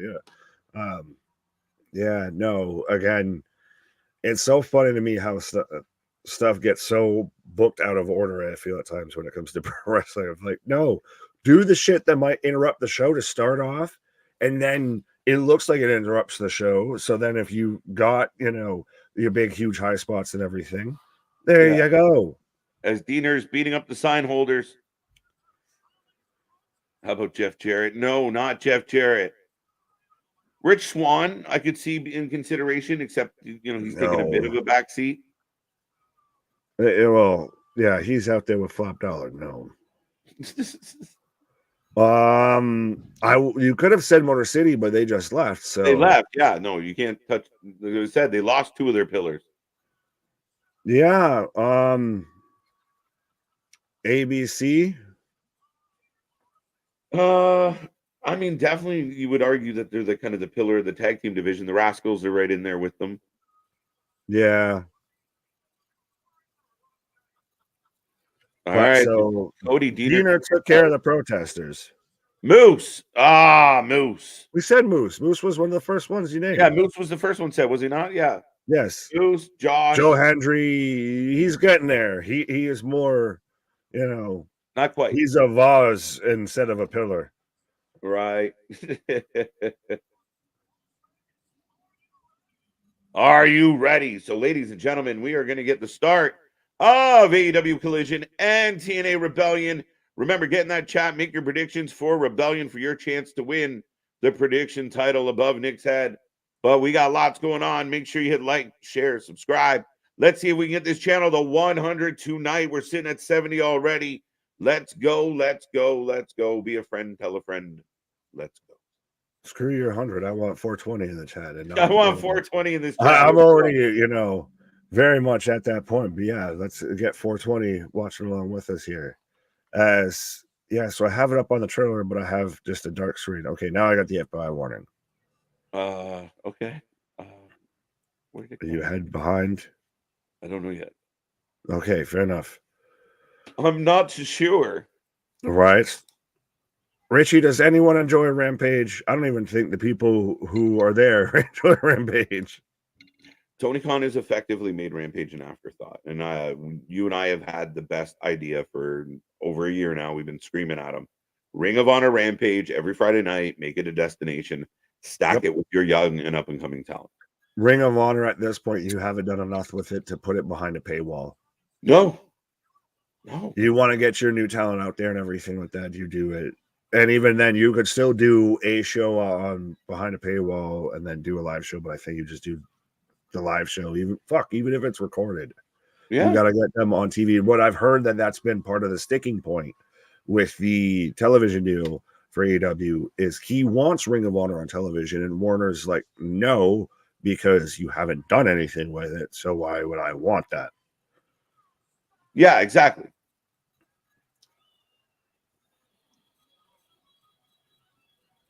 So Guitar Guy is kicking it off right now on Rebellion, as I believe Copeland's kicking it off on Collision. Yes, we've got On This Day in Guitar Guy. So, and full disclosure, I'm gonna have some split attention here.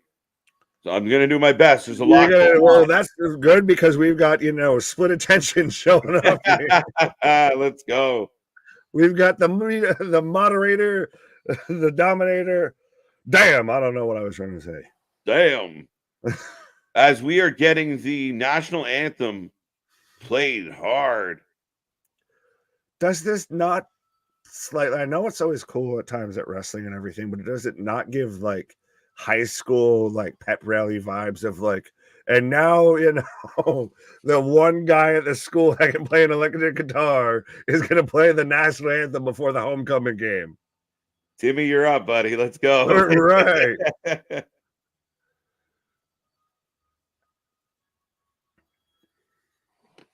America.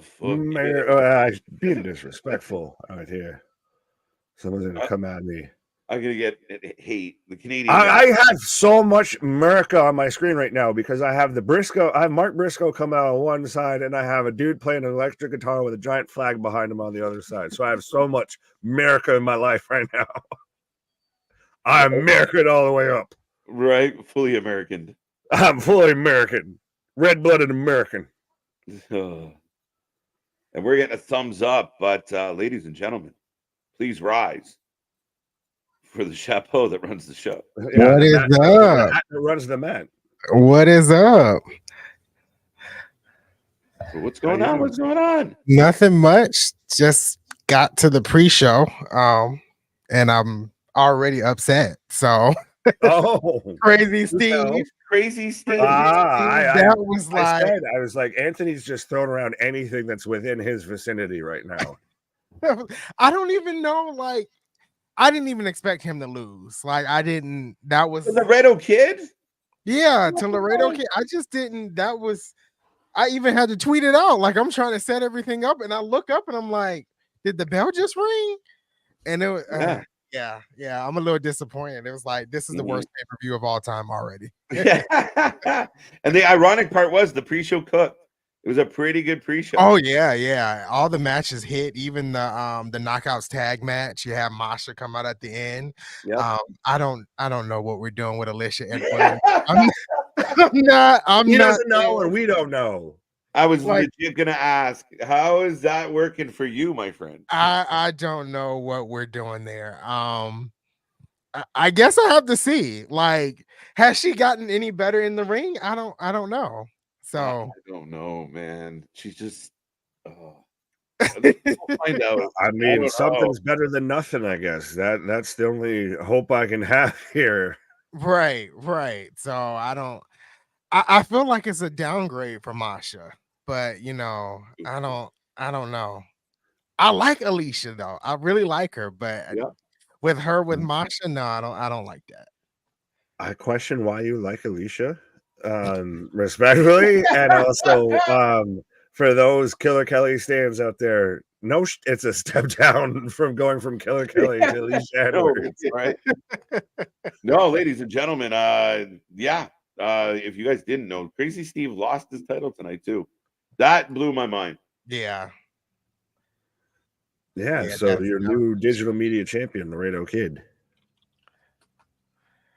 Oh, I guess we'll see where this goes with Laredo Kid, but I'm not happy. we're on the streets. Yeah, we got random Nick Nemeth being a Vegas hooligan out here, I guess. Just taunting the system with Moose and everything. As now we've also got Action Andretti and Top Flight taking on Mark Briscoe, Adam Copeland, and Eddie Kingston, and we've got redneck kung fu going on here because even we had Action Andretti doing the crane kick. Well, I guess I crane kicked KJ off the stream here for a second. Right, for a bit.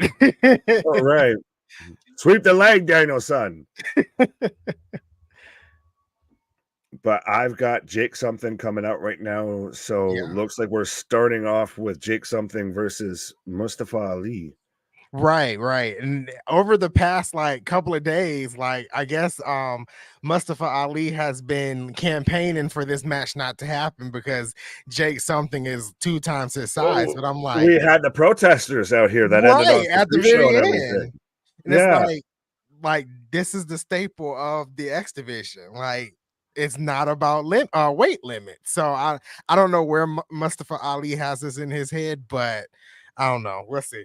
I don't know. I kind of like it. I like the whole, we're protesting. We're anti no limits. I want limits on my But so, yes, folks, I will drop this in the chat as we got the prediction title on the line. But let us know who you take, whether you're taking Mustafa Ali or Jake Something. I assume you're going Something. I'm still going with Something. I'm not going to change. I feel like Jake Something's going to win, but I hope he does, but we'll see.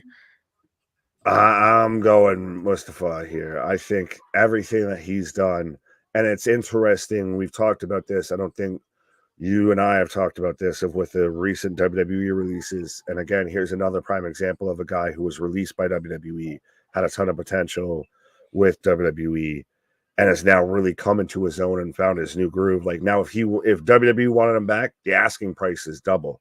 Right. Oh, absolutely. He's made a name for himself already within the short time he's been away from WWE. So yeah, if he goes back, he needs that Mercedes Moné money. Mm-hmm. Yeah. Is this how we've gotten now with the free agent market of you got one person that signs with TK or whatever, and they set the money line here?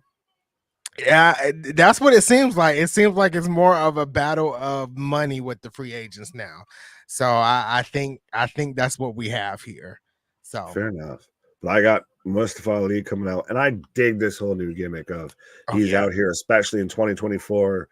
I know we're both in the US, KJ the Canadian, but we're in a voting year and all of that. So 100% you're gonna run that political angle, and he's on his campaign through the independent scene here. Yeah, and it's working well for him.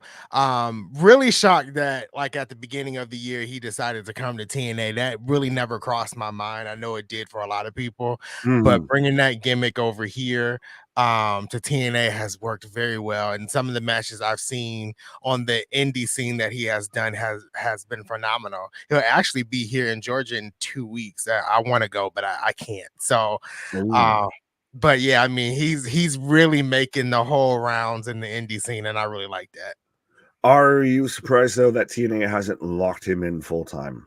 Yeah, because he can still do what he's doing, outside of TNA. Being a full-time contracted wrestler there. So I'm kind of surprised that hasn't happened yet. Hopefully it does soon though. Yeah, I really think that he's somebody that, again, even especially in TNA, he slides instantly into your main event scene. You get Mustafa Ali versus Nick Nemeth for the TNA World Title or anything like that. I'm digging it. Yeah. Mustafa Ali versus Moose, right? Versus Steve Macklin, Alexander, yeah. All of those choices there. But again, folks, let us know you taking. Anthony's got Jake. He's got Something. I've got Ali. Again, just change the last name, my guy. Just something other than something. You know what's better than something? Anything. Anything is better than something. All right. Breaking news: Nick and Anthony, James Storm is backstage. I would really love to see him get another run in TNA if he still wanted to go. He was one of those guys that I know we got Bobby Roode out of it because he ended up going to NXT instead. But if we got James Storm and an NXT run in WWE, I would have loved it. Oh yeah. If James Storm is backstage tonight, I'm excited. I know there's been rumors of some big surprises tonight, maybe some former TNA talent. This was somewhat confirmed by Jordan Grace herself. So yeah, if he's backstage, I'm excited. Who do you think the little spooky teaser that we've got is as Ali dumped on the top turnbuckle here? Honestly, the common denominator everybody seems to say is Matt Hardy. So that's like I really don't have a choice at all. If anyone, to me, it would be Sammy Callahan, but the common denominator is Matt Hardy for some reason. So maybe broken Matt Hardy comes back tonight. That's literally mine and KJ's discussion earlier on this. If he took Sam, I took Matt Hardy. So, I was like, I don't know. well, it's got to be one of them. But now if James Storm is backstage, I mean, he did have the spooky gimmick a time or two here. So he did. The and then also the like promo package, it did show like 4 individuals, but then a lot of people are saying that package it wasn't the 4 individuals that'll be at the show. So I don't know. It could be a stable, it could be a few people. I don't know. We'll see. Fair enough. As Jake something dumping Mustafa on the outside here. Richie saying, what if it's Raven managing someone? Interesting. Yeah, that's an interesting choice there. I'm in the early years actually of TNA now on the TNA Plus app, so seeing Raven has been a delight so far. So if he's back tonight, hey. Oh, you're in like the Clockwork Orange era and everything, where you had, Raven with like Punk and everything. Yeah, that's where I am right now. So fair enough. If he's back tonight, I'm down for it. Oh, that was really slick though. So Ollie slid across the corner, and then Jake something followed him, and then turned around and just got caught up into a DDT. Yeah. I think Emma shows up with Madcap Moss and TNA. I mean, what do you say? Emma coming back would be very, very exciting. I loved her run in TNA when she was the Knockouts World Tag Team Champions. I really like that. The woman on the side of the ramp just ate a light set to the dome piece there because Ali rolled through with a cutter and then knocked over the light set. That just, you saw clear as day, just clocked that woman in the head. And he even checked to make sure, you good? Right, he did. That was a sick cutter though. Oh yeah.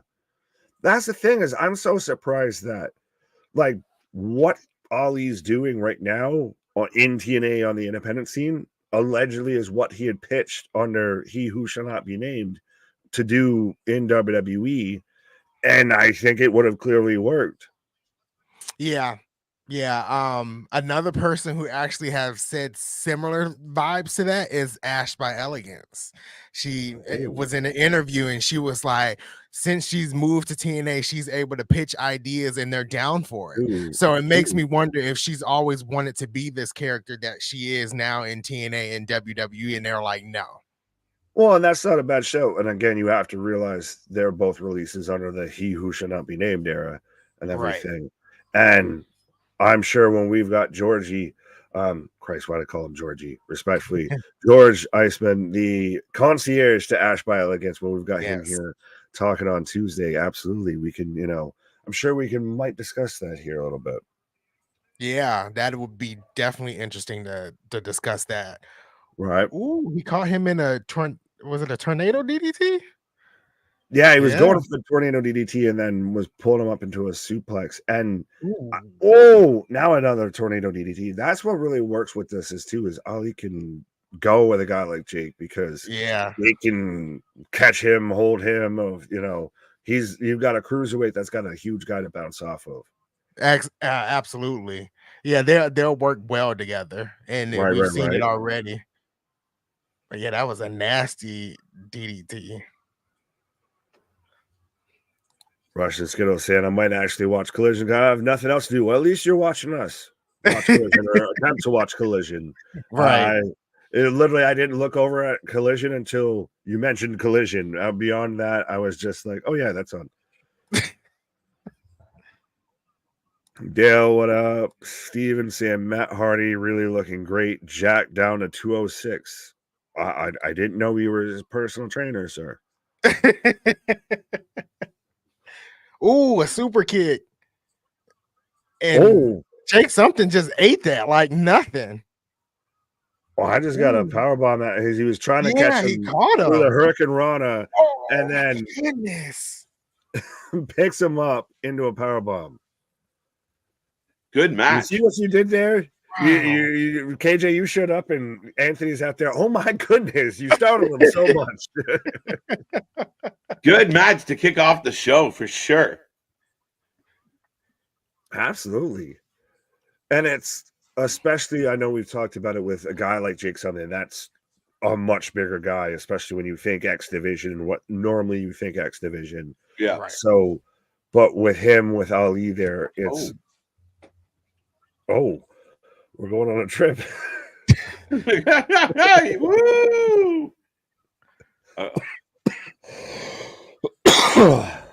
But you have a guy like Ali then.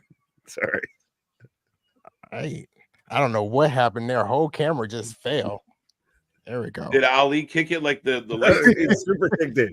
It kind of it something happened. We don't know what. It was something. Much like this match. It's something. But yeah, this match rolling along. Jake Something in complete control, folks. If you are just tuning in, we are at 86. Let's see if we can get triple digits. Go find some of your friends. Send us our link. Let's see if we can get this into triple digits tonight. Let's go.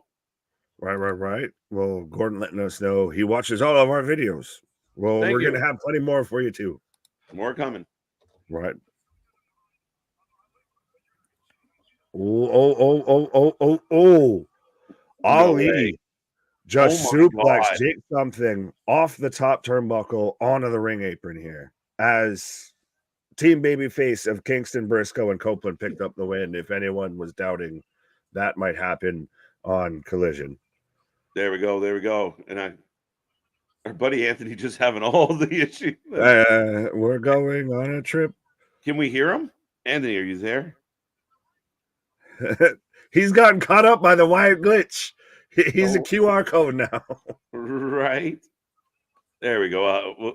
There we go. Son of a bitch. Oh, what the? How do you not know that? Like, what is this? One security guard got kicked out. He kicked out. No way. Because how do you not have him? I got Ali winning. Wait, what? How am I ahead and behind? No, I'm predicting he's winning. Oh, well, I thought you were telling me that you had that already. I'm like, what is happening? Because I was trying to explain how they had everybody. You had all the Ali security guards holding down Jake Something while he hit the 450 splash. Right? Let's go. We're almost at 100, folks.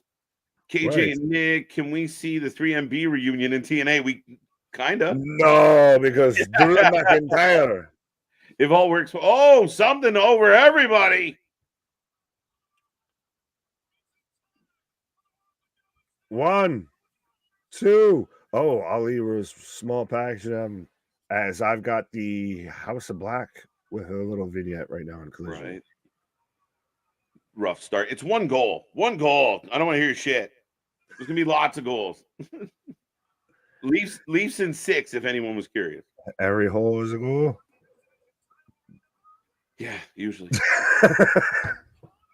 All right. I think foot on the rope. Are you there? Just so I know that Yes, we're there. Okay. We're no, I together. don't know. We are on All right. on the same page. I think I'm okay now. I don't know what happened. We got a trip around the world with Right. Anthony. Like I said, we're going on a trip in our favorite rocket ship. 2 MB. It hasn't started off good. Like I couldn't even purchase the pay-per-view on TNA Plus. So like I was struggling. This man is just hating it. We're turning Anthony from the biggest TNA fan to the biggest TNA hater right now. Into the steel balls. Now if Jake something loses, that was creative as shit. Oh, come on. See, I said we're gonna make this man hate TNA by the end of this. Right? He's not having a good night at all. Just sneaky, literally, like throws his foot over his neck and everything, and then just backslides into a pin there. Literally backslid into a victory. Right. That's it. I'll And then take held the the rope. As Mustafa Ali sneaks one out. And still. What's I happening don't on think this is Collision? over between these two. Right No. now, I have the Swerve Samoa Joe kind of video package showing everything that happened on Dynamite. 1-2, 1-0, 2-0, 3-1. Ali has been an HBK type of swag now outside of WWE. Not wrong.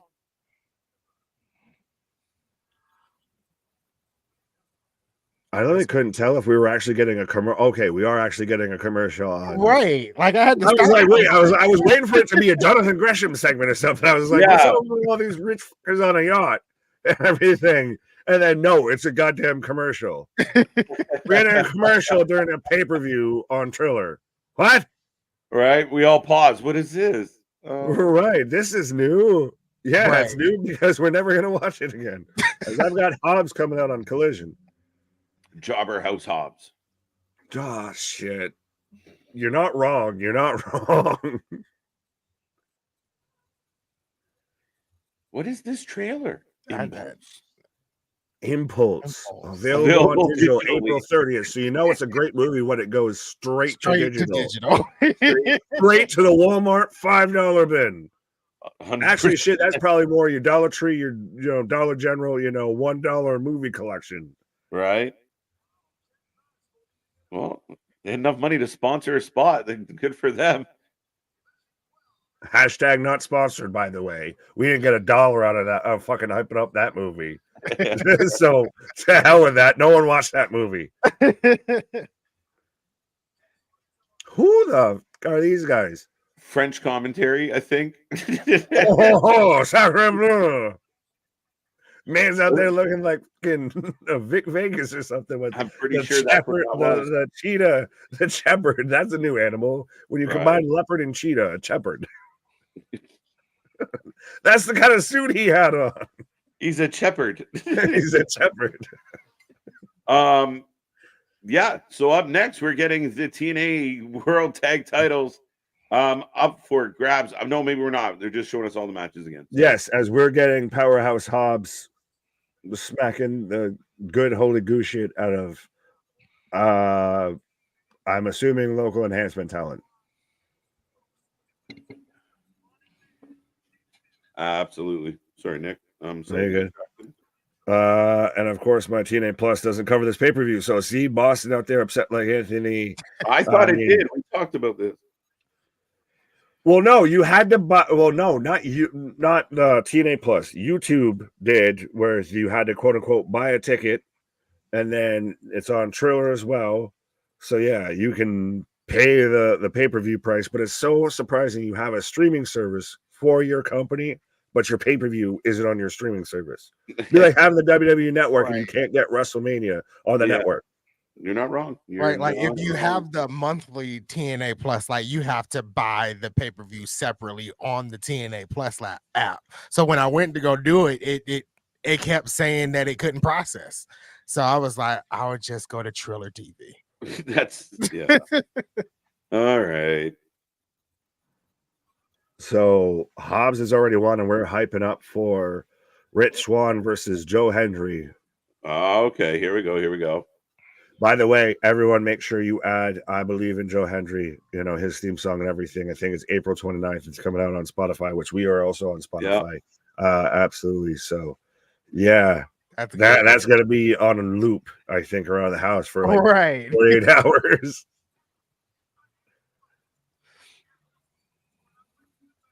It's probably that one moved. It's probably better than that's been coming to theaters lately. No Chair's optimistic about Impulse.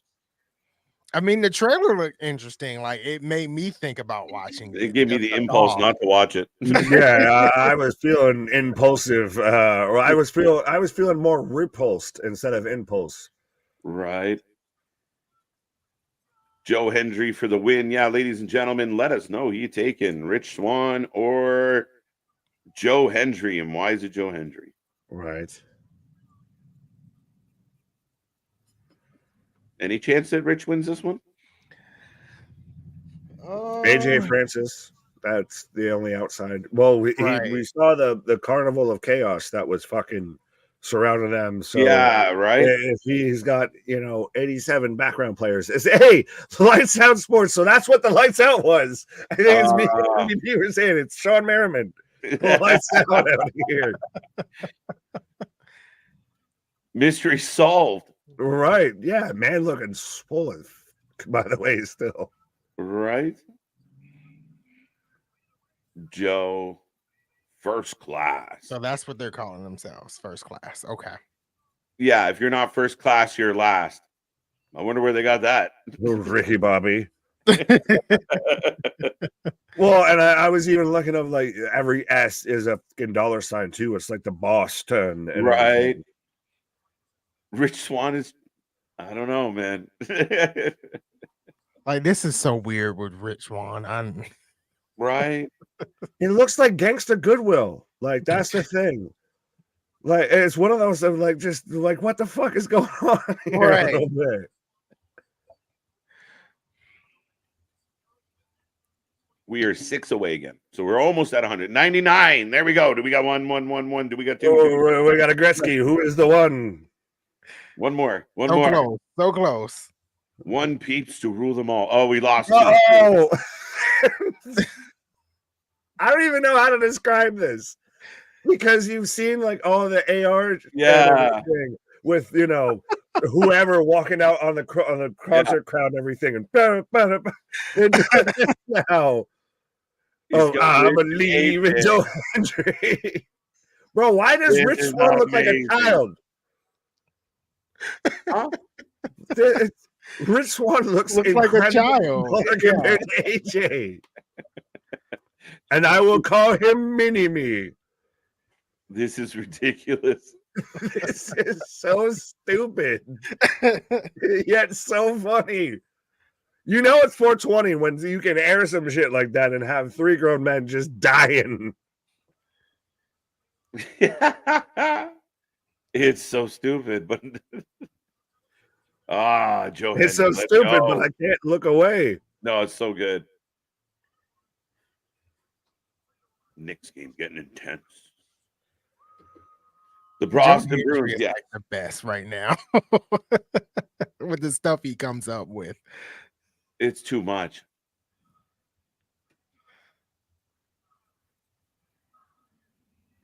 We believe, says the crowd. It's so crazy to me of every time I see Joe Hendry. I mean, he's like the fucking Ted Lasso of fucking pro wrestling, but it's still one of those of like, he could 100%, I've seen him before, be like this super serious badass heel and is a phenomenal actual technical wrestler and everything, but just kills it doing comedy shtick because he's that fucking talented. It's like seeing Mozart that could be, writing symphonies and everything like that, but chooses to play the fucking ukulele and shit. It's like, what the fuck are you doing?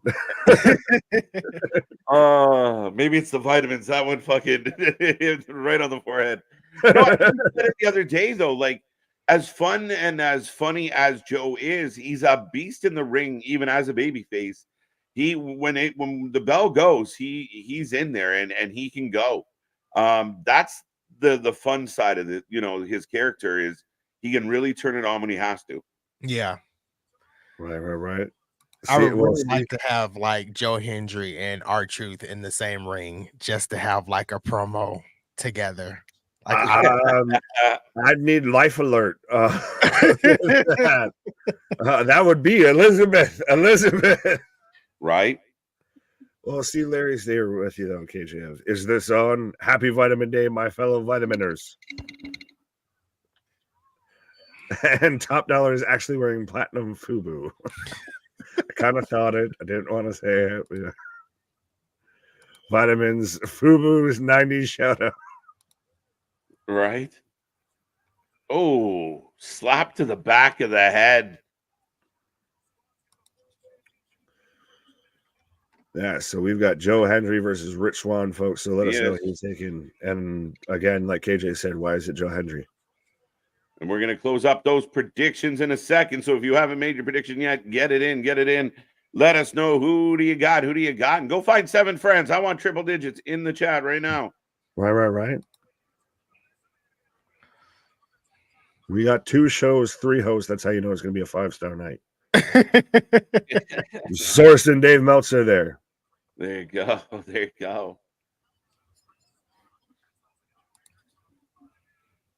Well, I'm going to have 2 hosts here in a quick second. 2 hosts. Is that what he said? That's what he said. That's what he said. Oh, Rich is pushing his eye into the stairs. That's what I just saw. I'm like, did he just do that? Rey Mysterio all over again. AJ Francis getting involved. Right. Who do we have? The Acclaimed or the Ass Boys on Collision? Ass Boys. Because they're going to lose the belts. I thought they were the same. Are they not? See, that's how much. That's how much. Is that not the same thing? No, the Acclaimed. The Acclaimed and Badass Billy Gunn are going to take on the Bullet Club at Dynasty. So I figure the heels will probably lose this one and win the next one. Okay. But yes, they were the same thing at one point, once upon a time, for a few weeks. There you go. Good spin on it, MDB. As right now, Rich all over. Mm-hmm. Good crowd in the. Sorry, Anthony. I was going to say not letting up at all. Rich Swann. No, a good crowd in the Palms. Yeah, and I wish they can like keep this production up each week, but it, sometimes it doesn't work like that. Not quite. Little Hammer. I still haven't forgiven Seth about Rey Mysterio's eye, right? Right. We're gonna get Joe Hendry with a patch. Joe Hendry for the win, says Steven. Hook don't want Jericho in the ring. Nobody wants Jericho in the ring. It's sad to see Jericho in the ring now. It's not good. It's not. And the whole, I've had on way too many rants about this guy at this point, but it just kills me that you have better talent, you have better matches on Collision or in the pre-show, and you're going to give us this Jericho Hook match, which would probably be better off on Collision and not on either of the other two. Right. The pain in my ass. And how many matches are on the card tomorrow? Like 17? I think we're at 14 right now. Oh, that's a lot. Yeah. And again, when you get like tonight's pre-show had 3 matches for Rebellion. Right. All 3 matches were really good. Like tomorrow we're going to get Trent Beretta versus Matt Sydal. That's a Rampage match. Like why you don't have to shove that into your pay-per-view. Have they had like any type of feud or anything, or they just Just okay. Not that I know of. Trent turned on OC, so you assume That's right. OC and Trent would fight, but apparently not. What comes out of the mind of Tony Khan? You're like, wait, this doesn't make any sense. But hey, as Rich got the chokehold. Yeah, like Joe Hendry hasn't got any offense. None. In a minute. Looks like he is trying now, though. Yeah. He's fighting. Yeah. Jericho's going to beat Hook for the FTW championship. Oof. The ratings killer. He ain't helping. He's the Ted Bundy of ratings. Just murders them. Murders them.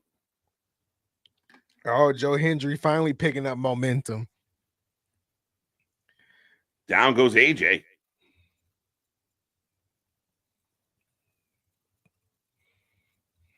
Oh my. Huge back body drop. Yeah. A ham and egger.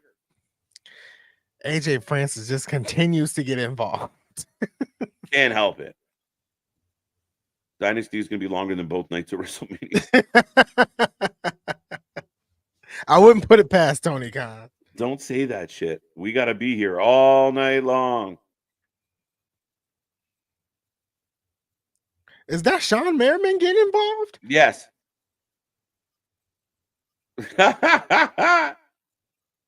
Oh, wait a minute. Now he's trying to step to AJ Francis. Yeah. Uh-oh. Any idea who the guy with the mohawk is? Oh. That man is huge. Merriman. Look at the size. Now he's in the ring calling out AJ. When is Dynasty? Gordon, tomorrow. Tomorrow. And then they got that little referee in between both of them. Like, no. Yeah, good luck. Exactly. Good luck. Oh! Merriman's going to turn. No way. No way. No way. Merriman laying out Joe Hendry. Like, Joe Hendry has no one to help him. Nobody. They got to bring back Yuya. Right. Right. We need Yuya. Where's Yuya? My predictions are not looking good tonight. They're not going well, no. Big frog splash. And I literally said at the beginning, is there any way Rich wins this? Yeah, apparently there was.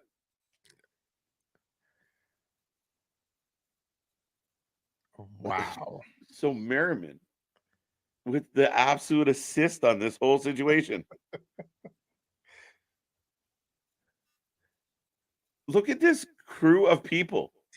Random people that just came out of nowhere. And this girl is yeah, I think we just figured out where we found her. Anybody want to guess? Pac-Man versus Merriman at Bound for Glory. Let's go. 1-3, 3-2. Wow. Yeah, wow indeed. Yeah, definitely wow. This crew of people. Who is this white guy? It's a random peacock in the background. What is happening? A random peacock.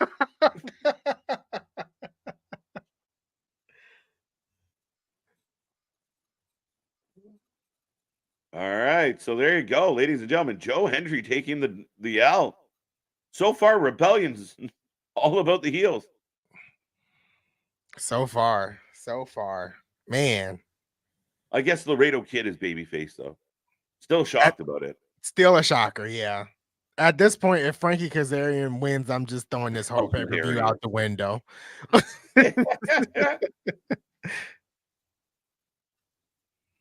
Why she twerk on his sleeveless body? Well, that was maybe she was just trying to see if he was still alive. Like that was just so random. It's like, okay, let's just do that while we're live on air. Right? He poked me. He's still good. I guess she went to a different CPR class than I did. Mohawk Man. Yeah, who is this Mohawk Man? I like calling him Peacock. I feel like Peacock. Yeah, yeah. just random Peacock. What's up with the job? I don't know. Like, I have no idea. This is new to us. That was very weird. Like, this has not been seen on TNA television weekly. So it looked like they did a lap around the outside of the arena before they went in for the show. I mean, like you, like with me. Join us. Where are we going?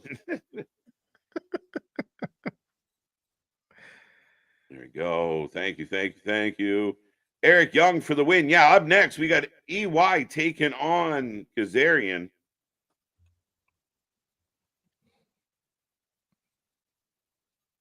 This one's an interesting match. Yeah. How do you feel about this match? I have Eric Young winning, but I've somewhat enjoyed their feud since it started. I think like right after Hard to Kill. Mm-hmm. So yeah, I'm excited. I'm excited for this match. I hope that tonight is like the end of the feud between these two. But I feel like yeah. Did we say that about all Kazarians? I think we are starting to say that. Like the matches are great, but the feuds are just not hitting. Mm-hmm. But yeah, this match has all the potential to bang, though. Right. It could definitely be match of the night. Let's go. What time does the AEW Dynasty Kickoff show start tomorrow? 7 p.m. I do believe we are live at 6:45, just like we were today, folks. So a busy weekend on the channel. Another long stream. Thank you, Tony Khan. We'll see how late into the wee hours of Sunday night, Monday morning we get into tomorrow. But it's going to be a fun one where we got more to come. We're still watching Collision, kind of, and Rebellion as we roll. When Nick comes back, we'll ask him what's happening on Collision. But yeah, we're rolling through, and then we're back at it tomorrow for Dynasty. Like I said, be a friend, tell a friend. We're still sitting at 91. I want to see triple digits. So if you're watching right now, take our link, share it to some people, send them our way. We want to hit 100. We're 9 away. So close. So close. I don't like the new Rich, I don't like Rich new look. I don't like the whole character, to be honest, but No. we'll see what happens down the line. I feel like I'm struggling with it. I don't know, man. I like the old you. Right. You coming out dancing. That's what I like. Right. Eric Young for the win. EY. Nobody taking Frankie. 1-1 EY. What's wrong? What's wrong watching a random twerk? Nothing. We never said there was anything wrong. We just didn't expect to get it. Right. Especially with someone just laying on the mat. Like, I don't know. Right. Is this a ladder match? Like, I literally just posted that on Twitter, and people are like, my point exactly why. I was like, this is not necessary. Why is this happening? Someone said, yeah, that was gross.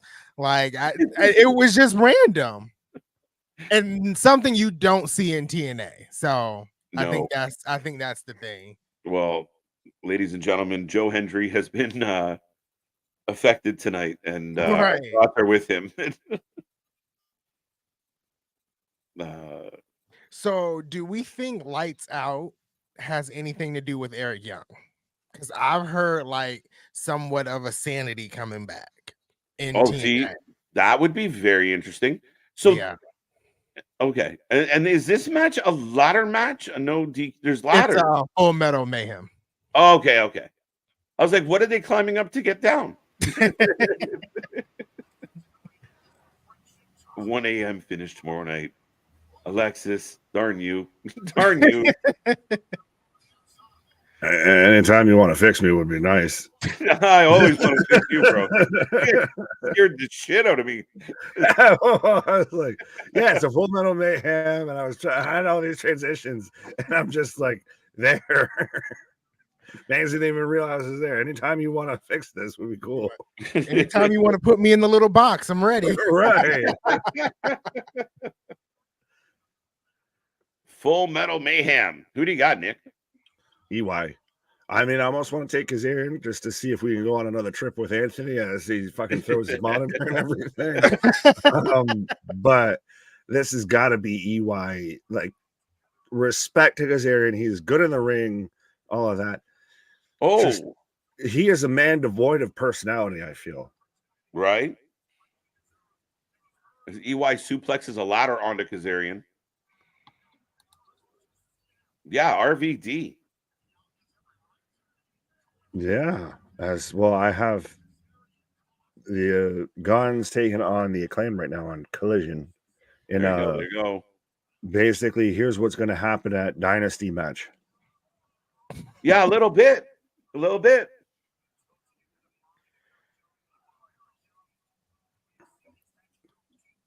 Oh, we got a table. Yeah. Setting it up right in the middle right there. Get your ones up. Then instantly, ha! Yeah.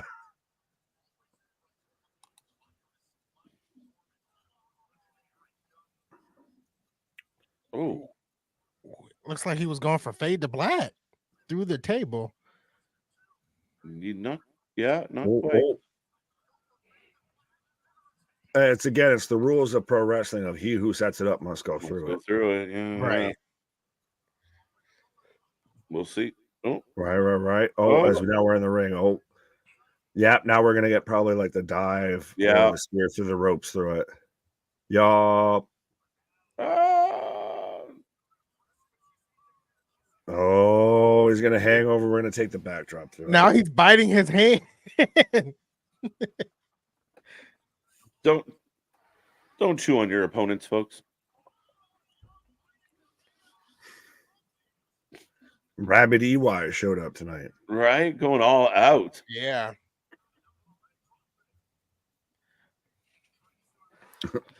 Is Juggle Boy here? Well, no, he might have showed up in the last match with people twerking and peacocks and everything like that. We might have had a Juggle Boy, but not a Jungle Boy.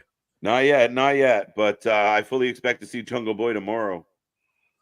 Yeah, in the tag match, yeah. Could that be just the overbooked holy shit fuck? Yeah. We get Jungle Boy, we get Motor City, we get anything and everything. All the things. Yeah.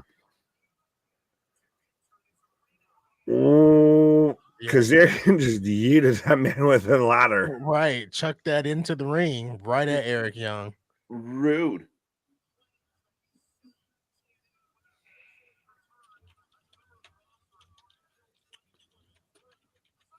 So I don't know who won the match between the Bucks and the Acclaim, but they're running off with the tag belts.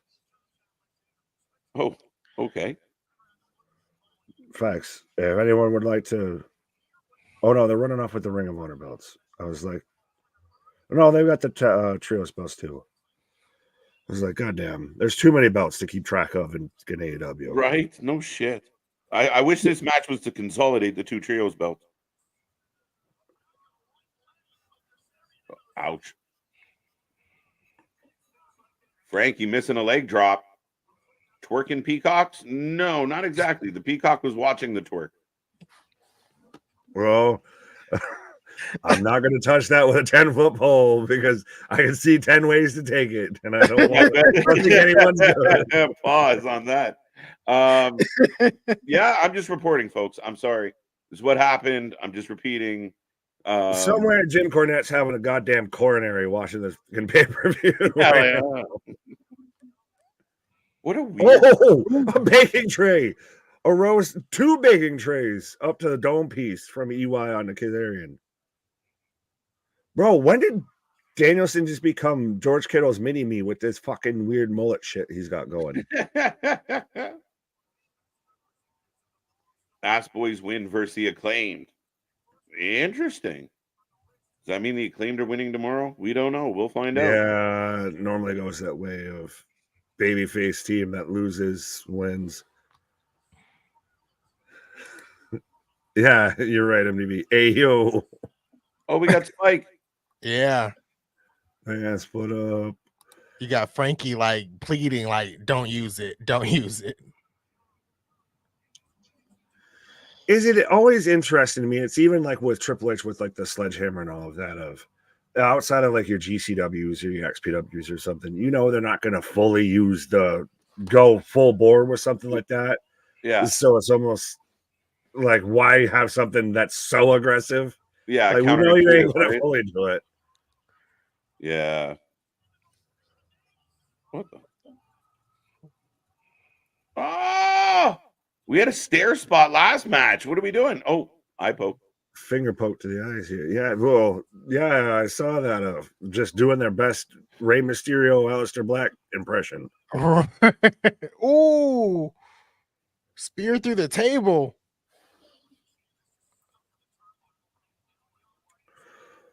Oh, what a way to do that. What a spot.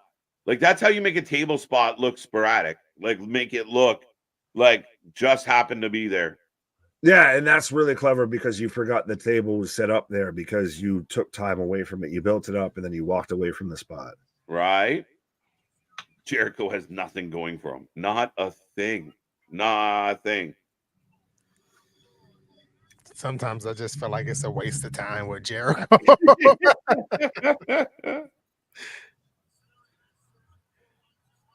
He would just be so helped by some time away, honestly.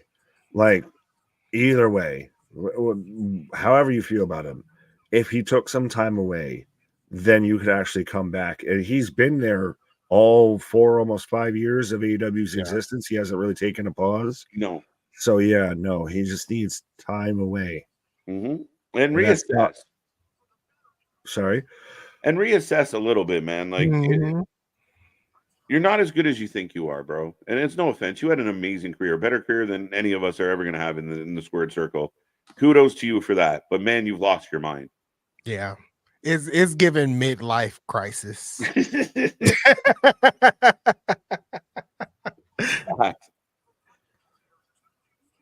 Now, does a midlife crisis last like 5 years? Because I feel like it kind of has. In his case, I guess so. Right? When the contract says so, I suppose. Right. Oh, we got both men just throwing hands right now. Buckhouse rules must be buck wild. So silly. It's just so overbooked. That's really what it is. It's you have no faith in a story, so you just have to have insane matches. Yeah. And everything. This match is going crazy, though, by the way. EY and Kazarian are beating the shit out of each other. Now with bacon sheets, both of them, like back and forth. I see your chop spot, and I give you cookie sheet spot. But see, because this is one of the only times that TNA does something like this, like we talked about on SmackDown, to where we had Kevin Owens out there gushing, which apparently he just likes to get bloody in Pittsburgh here. Yeah, because there was the picture of him out there in the Penguins jersey just busted open too. But when things become a rarity, they feel special, they feel unique, versus they feel, the standard. You get bland to it, they become vanilla. Yeah. Right. When you're counting how many times, like, or how quickly Jon Moxley is going to bleed in his match. Like, the countdown is on the minute you hear the music. What's up, Jeff? How you doing? I think it should be Trent. Do you think? Oh, absolutely. There, we've talked about this. You could trim a good chunk of that card and actually make it a much more viable option, and still have like your Trent OCs, your Roddy versus Kyle O'Reilly's. That would be your kind of breather in between matches. Yeah, I mean, again, just quality over quantity. We like, and no offense to, well, maybe all the offense, but like Offense. putting a Trent Beretta match with Matt Sydal makes no sense for this pay-per-view. It doesn't do anything for the pay-per-view. Less is more. Find ways to take out matches that don't really bring anything to the table. You can continue telling that story on your 3 weekly shows. Right. Ooh. Oh, what is this? Kazarian just, whips and chains excite me here with, putting a chain around EY here. Nah.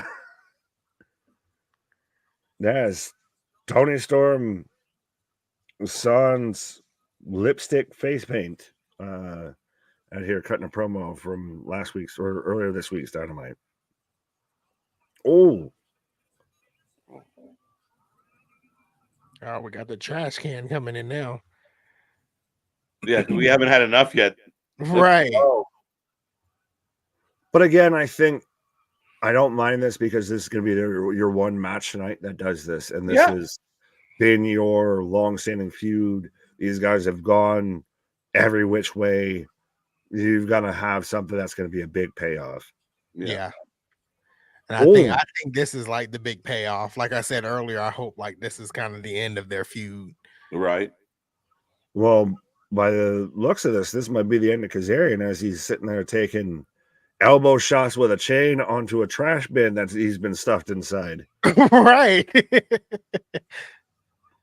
Elbow drop onto the trash can with the chain. I don't know if that hurt him more or hurt Kazarian more. Oh, yeah, we have the bunkhouse brawl going on right now as well on Collision. So we've got hardcore and hardcore action. Hardcore and hardcore. And no one's working in the ring.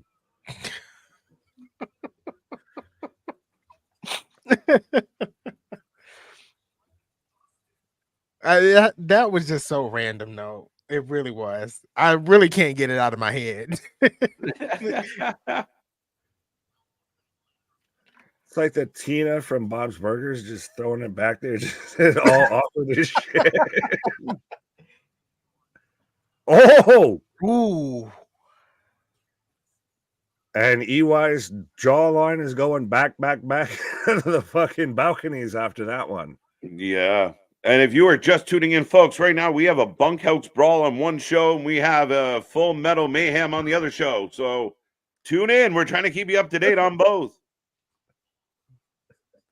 Bro, why does that sound so like provocative and a bunkhouse bro and a Full Metal Mayhem? Like, the fuck are these names?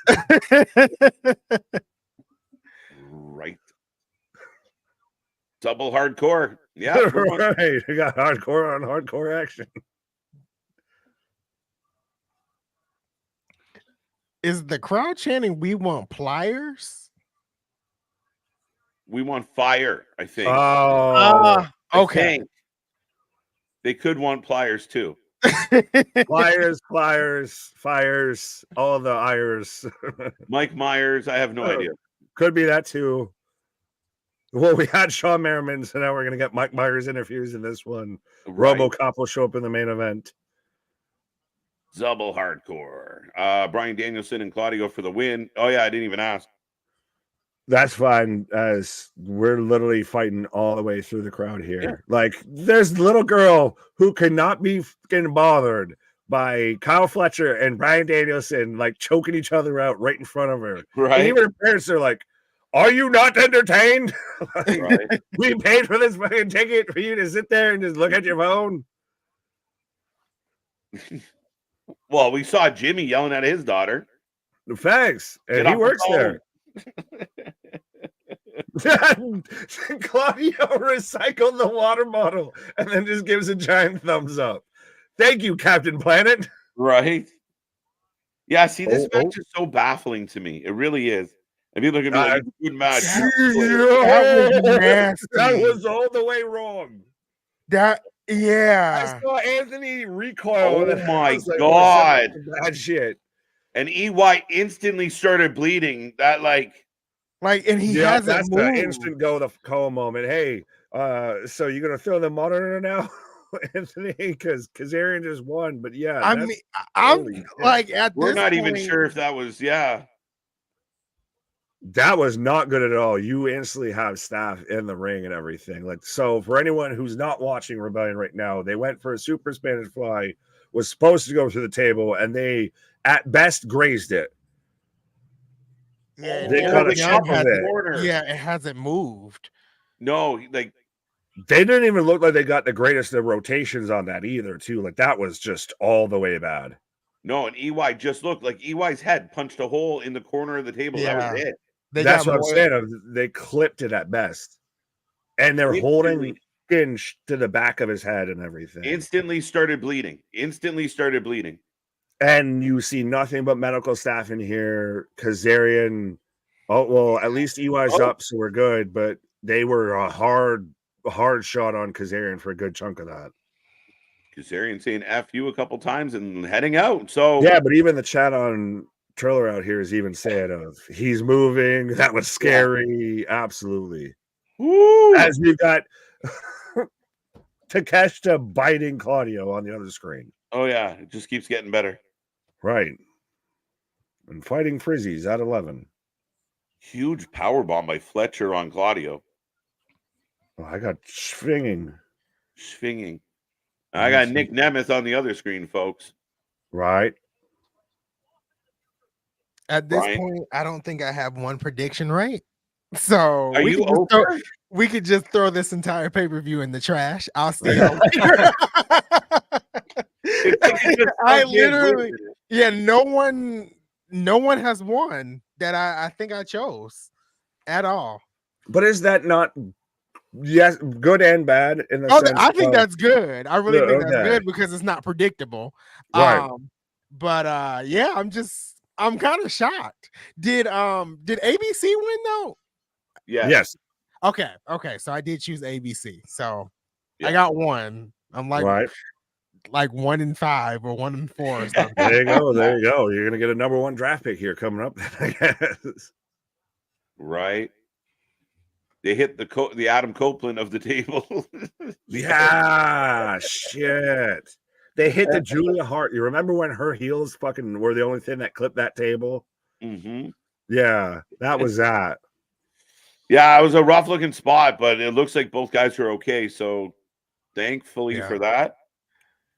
And this brawl is still going, by the way, on Collision. It's weird. So Brian has this big match tomorrow against Will Ospreay, right? It's supposed to be like a battle to find out who the best in the world is. So we got flickering. We got Macklin. We got Macklin. Yeah, but we still have an hour on Collision. Yeah. And what's gonna follow the bunkhouse brawl on Collision? Queen Amidala. An hour plus long bunkhouse brawl on Collision.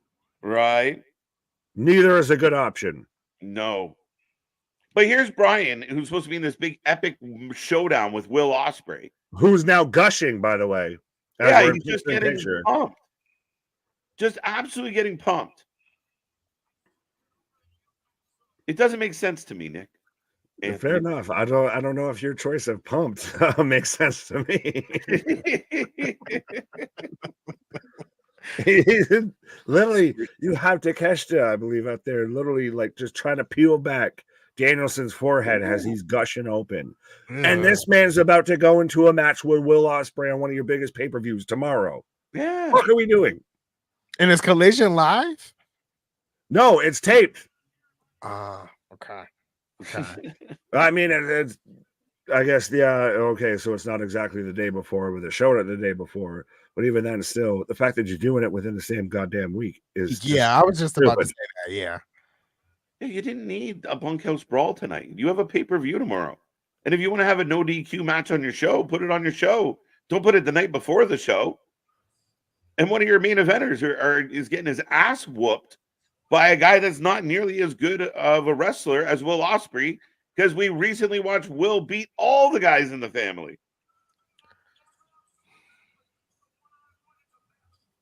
Macklin saying, I want a match right here, right now. Yeah, you got Santino coming out now.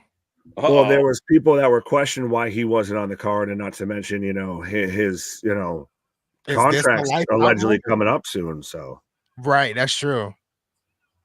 Santina, John Cena. Ariana Grace. Yeah. She got all her grace from Santina and all of the Ariana from Santino. Right. Is it so funny to me that even now he's still doing the same gimmick voice and everything? Because you hear him talk, and he actually is like entirely different. Instead of John Cena, you want to come and talk in the back, we can talk in the back. Santino just said they just signed a new superstar. Oh, is anyone's audio and visual lagging at all? Or it is. Okay, so it wasn't just me. Okay, yeah. Dear Triller, give my money back. Isn't that just how everything is? I'm just gonna go on 420. That's just life, man. Everything's just lagging, bro. Oh wait, who? Lagging. Oh, Who? it's Santana. Hey, that's a really big get. He'll do some good shit with a guy like Macklin. He'll do some good shit with a guy like Macklin, a guy like with Nemeth, Moose. Yeah. Again, you front loading this roster 100%. Guy who really was in AEW, was formerly in TNA with LAX and everything, was then in AEW under Pride and Powerful, and we had the falling out between him and Ortiz. Yeah. But we saw during WrestleMania week to where had the House of Glory Wrestling Revolver crossover and everything of this guy's 100% got himself over outside of the big three. Yeah. Yeah. And again, he's got a good look. He's ready to go. We've watched him a lot in the independents.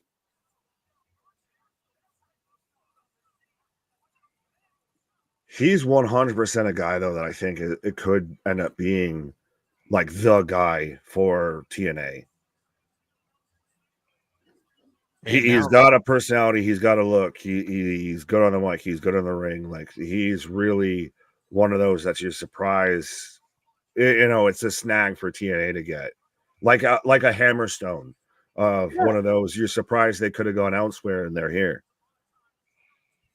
Like, I'm just thinking of all the matches that could potentially happen. Like, Santana versus Nick Nemeth, Santana versus Moose, Santana versus Josh Alexander. Like, yeah, there's potential there. And right now, though, him versus Macklin, just instantly, it looks like two badass. Oh, we're going on another trip. The space-time continuum has ripped a portal through the center here, folks. But absolutely, Macklin versus Mike Santana on a surprise match. So give us your predictions, folks. Who you taking? And absolutely, though, this is badass upon badass. And I'll do this while Sir does the thing. I don't know. Can I make it work? There we go. There you go. But who you got, sir? Who you got? Santana or Macklin here? If I choose Macklin, I feel like I'm gonna be like 1-5. So I'm gonna go with Santana. But you also might not be wrong. I think, new hire, new signee, 100%. And I've especially since he left AEW and everything and has been doing stuff on House of Glory and all of that, I've become a Mike Santana fan. Oh yeah.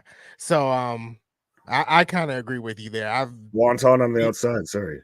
Seeing him in AEW and stuff like that, like I became a big fan of him as well.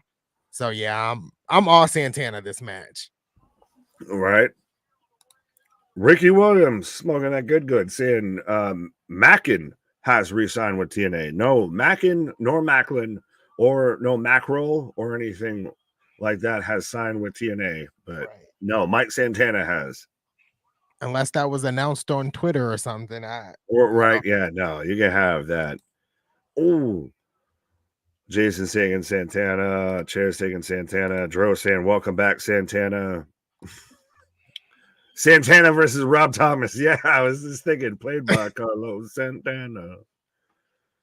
As we've still got the bunkhouse brawl going on, by the way, is we've got stereo elbow spots and our stereo crossfaces here as Fletcher's bleeding, but Takeshita's not. But yeah, I think it's a really big get, and one of the kind of few big name free agents that's still out there is Mike Santana, and for TNA of all places to get him, like I mentioned with Alex Hammerstone, they're sneakily getting these big name free agents. Oh yeah, and I feel like they in a way kind of need them because we're losing Josh Alexander, within the next year. We don't know if Steve Macklin has really re-signed, so we might be losing him as well. So yeah, we need some of these big free agents to head over to TNA. Absolutely, as I've now got John Moxley and Hobbs throwing haymakers here on Collision as Macklin's going for a 2 count. Santana almost launched himself in the crowd. Brother Fluff, what up, my guy? Tony Hayes, I saw my first WWE match at the same building AEW was in tonight. It was 1984, I think. Good googly moogly. I was a sparkle in my dad's eye at that point. I don't even know if I was a sparkle.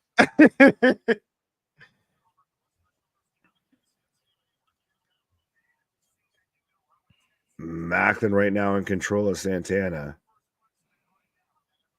As we're still going through with this goddamn bunkhouse brawl. That match is still going on Collision?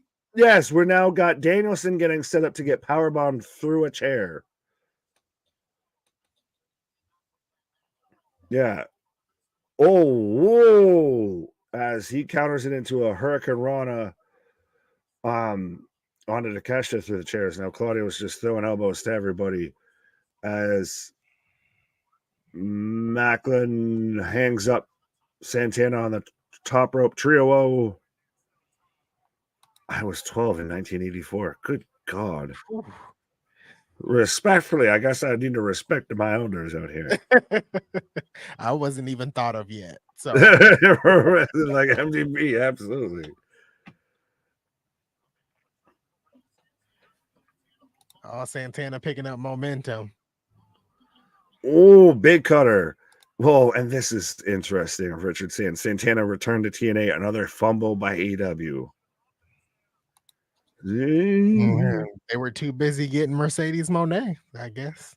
I don't. Nah, I think those were different timelines and everything. As Fletcher's tapping to a crossface with the chain on his mouth, so BCC picks up the 1, 2, 3. But yeah, well, I think AEW went with Ortiz versus Santana, and I haven't seen Ortiz on AEW in quite some time either. So yeah. Oh, caught that man into a Death Valley driver in Santana. 2 go.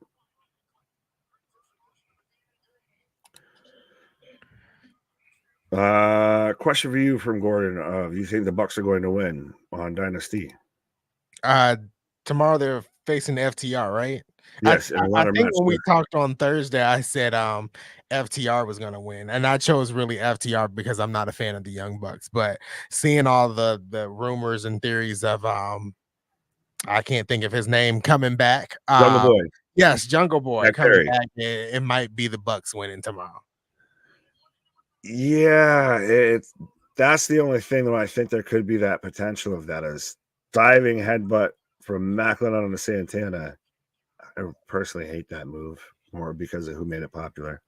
But yeah, it'd be interesting. There is that possibility of I think everybody beyond that would have taken FTR because they're clearly the better tag team and actually over. Yeah. But if you add in Jack Perry into that, you've got potentially nuclear heat in one way or another. You might see people throw in the ring. I know we're going to get CM Punk chance during that match. Oh, absolutely, because CM Punk is over in 2 companies at the same time. So, all right. As now Danielson's cutting a promo. He literally looks like he's straight out of Kentucky or Alabama right now with this shit, with the cutoff shirt and then like the weird ratty long kind of fucking mullet shit. Like, fix yours, Danielson. Fix yours. Santana going for the discus lariato. And Macklin says, oh no. 2 count. Dos amigos, dos. Why is the ref wearing an arm sleeve like he Allen Iverson? Yeah, he's he's got that shooter sleeve in case he needs to make some deep threes or anything like that here. The Bucks are only about the Bucks. They're not losing. We'll see. It'll be interesting that Trent is bad. Where's English doing Are You How? Speaking of doing Are You How? Doing Are You How? Doing every night is how we do. Whoa, and doing it well. Damn well, sir. Rolling along. I like this surprise match we're getting. Absolutely. Well, I think, you got lost in the space-time continuum as he was coming out here. But so how do you feel about Mike Santana signing with TNA?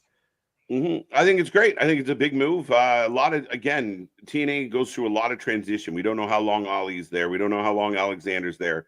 We don't know how long Macklin's there. So they always have this influx of fresh talent. I think it's a nice touch.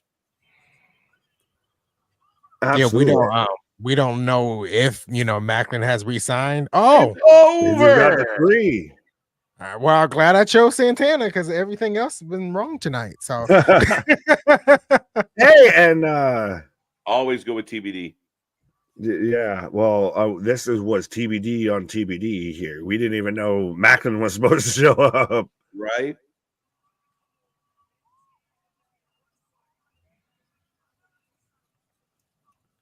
Yeah, was that West Side Gun in the crowd that they showed there? Was it?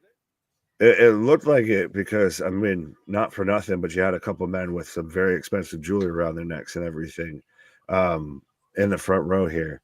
But, yeah, so Mike Santana picks up the win in his re-debut, his return to TNA. Well, KJ, someone brought this up as we had about 100 people in the North, 96. So, goddamn it. 96. We need 4. Let's go. Right. But somebody said or brought up how Santana being back in TNA was an AEW fumble. Thoughts, feelings, opinions? I think that Santana Ortiz was one of the biggest fumbles in AEW's short history. I think they could have really done something for the tag team division. The tag team division went by the wayside, unfortunately. But I felt like the fact that you had them for as long as you did and you never found a way to make them champions or relevant, it's unfortunate. They should have been paired up with Eddie Kingston 100%. You have that as a little fucking faction. There you go. Makes all the sense. As we've got the system. Alicia's on this show more than any other wrestler. Just saying. For better or for worse. She looks like she's the one that should be hosting the backstage interview. Right. Minus fucking cocktail peacock dress here. It's been a peacock heavy show. 100%. At least it's not a twerk heavy show. Well, there was heavy twerking. It was heavy twerking. At one point. Now that's over. Yeah, we had that earthquake. That's that earthquake that everyone felt in New York. It was just, on a little bit of a it was from the future with that twerking. Right. They gotta have an RVD 420 match on Collision. Yeah, total. No, they have it on Rampage. It will be on Rampage. Yes. Wait. Corey said, Nick, what's wrong with being from Kentucky or Alabama, sir? Nothing except your family tree. It has no branches. It's okay. Right. It's a stick. It's a stick. It's a big twig. All jokes, folks. All jokes. We don't need any hate letters. Just mostly facts. Funny because it's true. Right. If you can't laugh at yourself, then who else can? I don't know if that even made any sense, but I'm with you. Santana gets the win, 5-2. They got that one. Who do you have? Sky Blue or legit Layla Hirsch up next? How do you follow a 45-minute bunkhouse brawl? Sky Blue and Layla Hirsch. Well, yeah, you've seen your violence now. See the wagons. Is this a who can reach the light bulb match? Because I mean, both women are a little short in stature here. Right. Hello, Savage Mode Nick. You have that. Kicking on the Southerners. That's not nice. Yankee. I'm a Northerner, so it's allowed. Way to go, We Yankee. won. You didn't.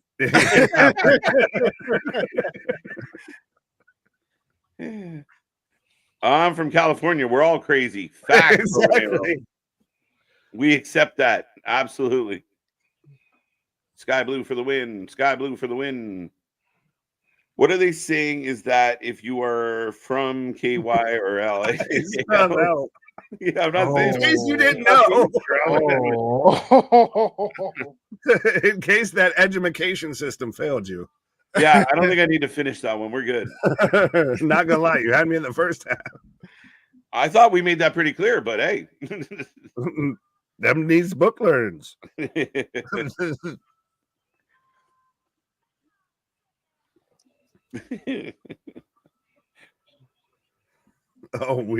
know you fought. Okay.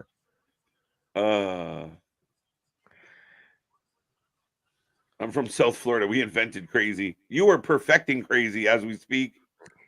That's true. Yeah. If you just Google Florida man, Yeah. you'll find some crazy stuff. That's the test track for crazy. As here comes Speedball in Trent 7. Right. How Layla Hirsch could have a knee brace but no knee pads? Come on, son. I barely could tell she had knees. Damn it. Welcome to the point where we got late in the evening and we just are just talking shit. Happy 420, y'all. Right. For anyone wondering what Solo's meaning with MFT, it's Milo to, I'm not going to try and pronounce that, homage to one of the greatest warriors in Tongan history. No, I haven't seen that. I've seen it go for my family tree where he's claiming that it's, he was the one that was anointed to be the next in line. He was the Simba to fucking, Mufasa out here. When did this channel become ancestry.com? I don't know. It's family trees for the last 10 minutes. What is that? Well, we are not 23andMe. Again, hashtag not sponsored by ancestry.com. None of that.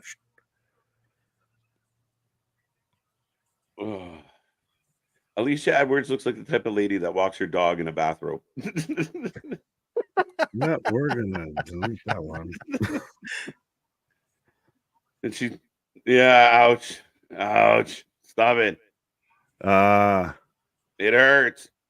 I'm glad Florida and California don't border each other. Well, if things keep going the way they go, California may not border the U.S. anymore here. True. Earthquakes, my guy. You think little Jimmy's going to TNA? He's sticking with the champ. Wherever the champ is, Jimmy's hanging out. Right. Does he have an invisible shitty World Tag Team Championship belt as well?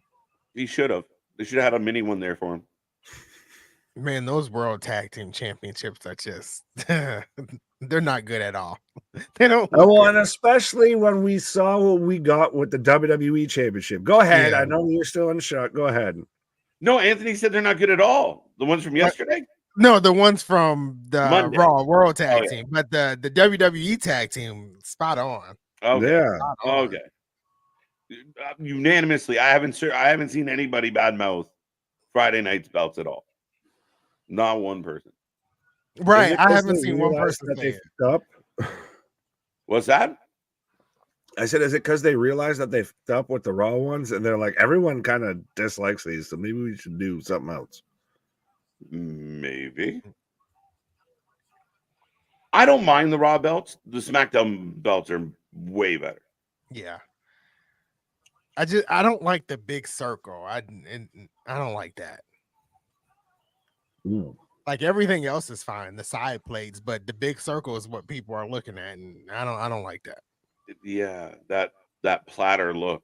Yeah. Well, is it interesting that the WWE belts are the ones that have broken the cycle of they've got to just look like every other title on the same brand, that they actually look unique? Yeah, I'm with that for sure. I think that's a good play. Both belts look distinct. They're not. We were worried we were just going to get the blue version of the the belt. So Right. yeah, switching it up is nice.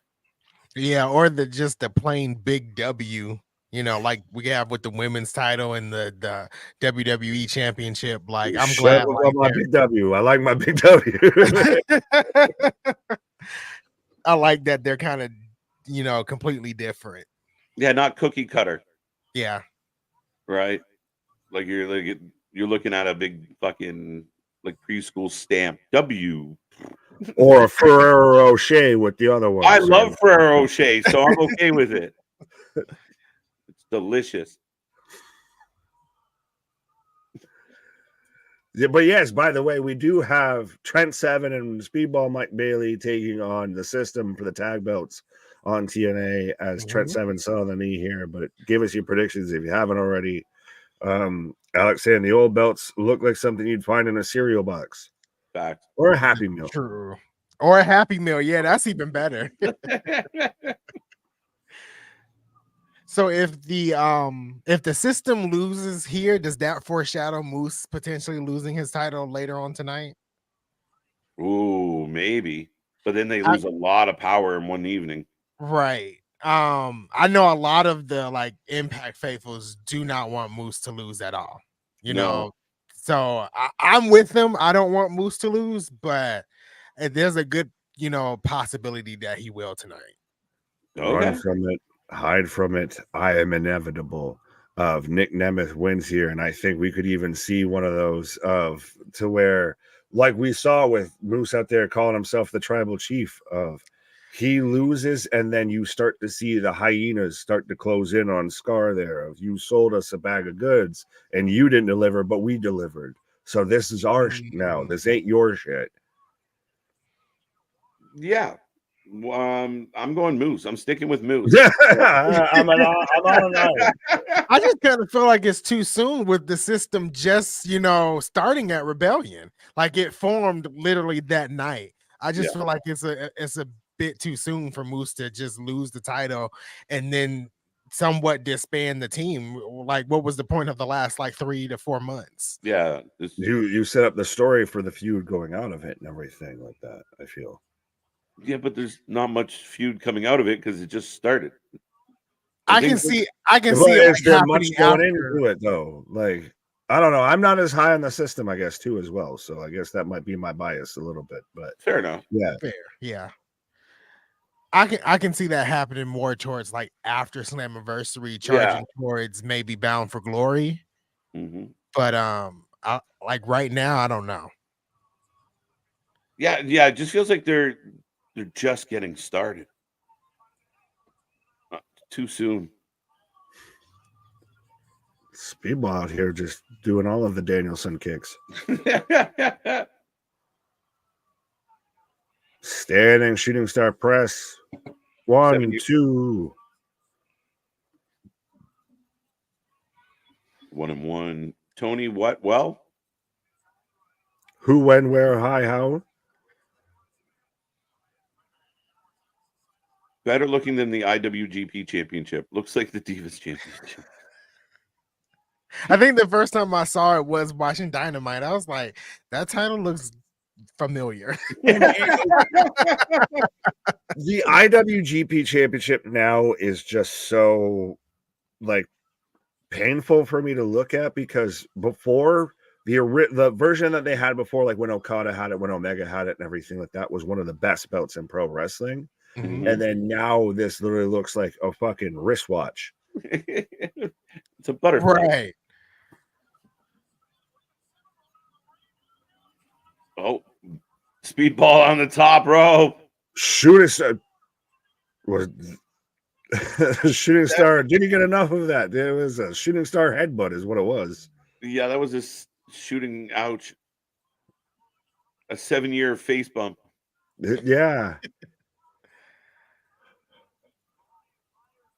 And well, interesting. I'm noticing this of how everybody talks about how with WWE had advertisements on the canvas and everything like that, and how we might have that. Yeah, That's all we've got on TNA right now. Is it super distracting to anybody? Is it pulling you away from watching the match or anything? No. I'm going to be honest. Until you pointed it out, it hadn't really registered at all. Right. Exactly. I'm not going to lie. I know, like when it was first announced that the Prime logo was going to be in the middle of the ring, I'm like, well, that happens weekly on TNA. Like, there's something in the middle of the ring weekly. Yeah. I won't deny there is a bit of seeing the nice clean canvas is, visually, nice to see, but I get it. I mean, Christ, we watch the UFC and all of that to where there's as much advertisements as you can slap on something. Right. Oh, yeah. I think for WWE's purpose, though, like I didn't mind like the Prime logo being in the ring, but I think it was the type of advertisements like dude wipes. I'm never gonna forget that. Dude wipes, gin and juice, Wingstop. Right. Like, do you really want to be in the dude wipes match? Like, if they tell you, they come to you, your match 3, the dude wipes match. Ugh. I mean, if you're Austin Theory and Grace Waller, maybe. Right. They are the dude wipes. That's their name. The dude wipes. That's what they're. Yeah, the dude wipes. Instead of the douche canoes. All right. One you can see on TV, the other you can't. Gin and juice. Ooh. Eddie Edwards just spit in his face. Hot tui, hot tui.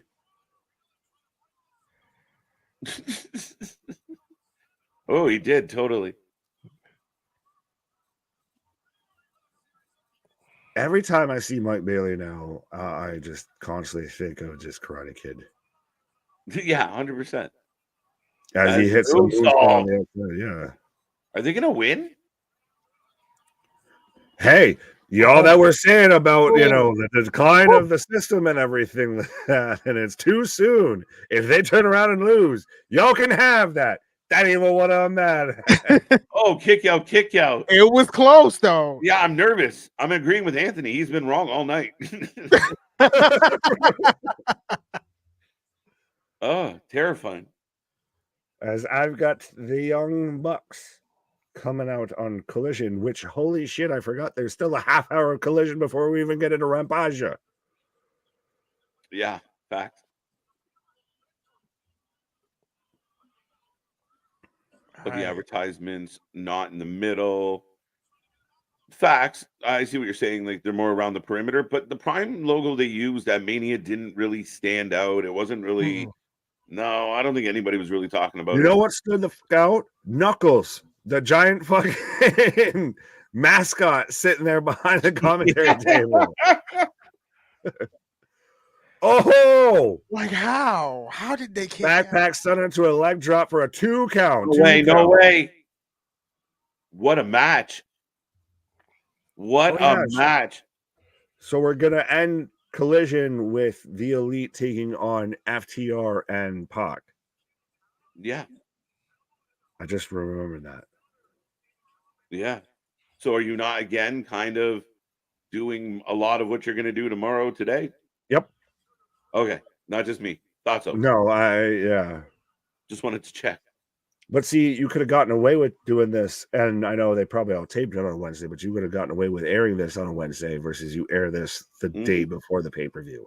You can do it a week out, a week and a half out. I could say you could even do it the as your go-home show on a Wednesday, but when you're airing it the day before the pay-per-view. It's a little too close. Too close to the vest. A little bit. This match Burning Hammer. Oh. I was scared. One. That was so close. So if you're just tuning in, we got a tag match between the System against Speedball and Trent Seven, and it's cooking. Who would have thunk it that this might be one of my favorite matches of the night? Oh, I think we got plenty much more room to go here because we've still got Alexander versus Hammerstone in a last man standing match. Mm-hmm. Absolutely. And This folks, match I know we were great. sorry, I was going to say, I know we've been halfway paying attention to Collision, but when that match happens, I don't give a shit what's on Rampage. I don't give a shit what else is happening. You can have your hockey games. Oh, that I'm paying attention to that match. Right. You think we're ignoring Collision? Wait till you see what happens to Rampage. Right. The way he caught Speedball with the spear. Oh, unreal. Well, I mean, what is it? Figures that an edge head hits a spear well. Right. That's true. Yeah. I mean, if you know one move, it's the spear.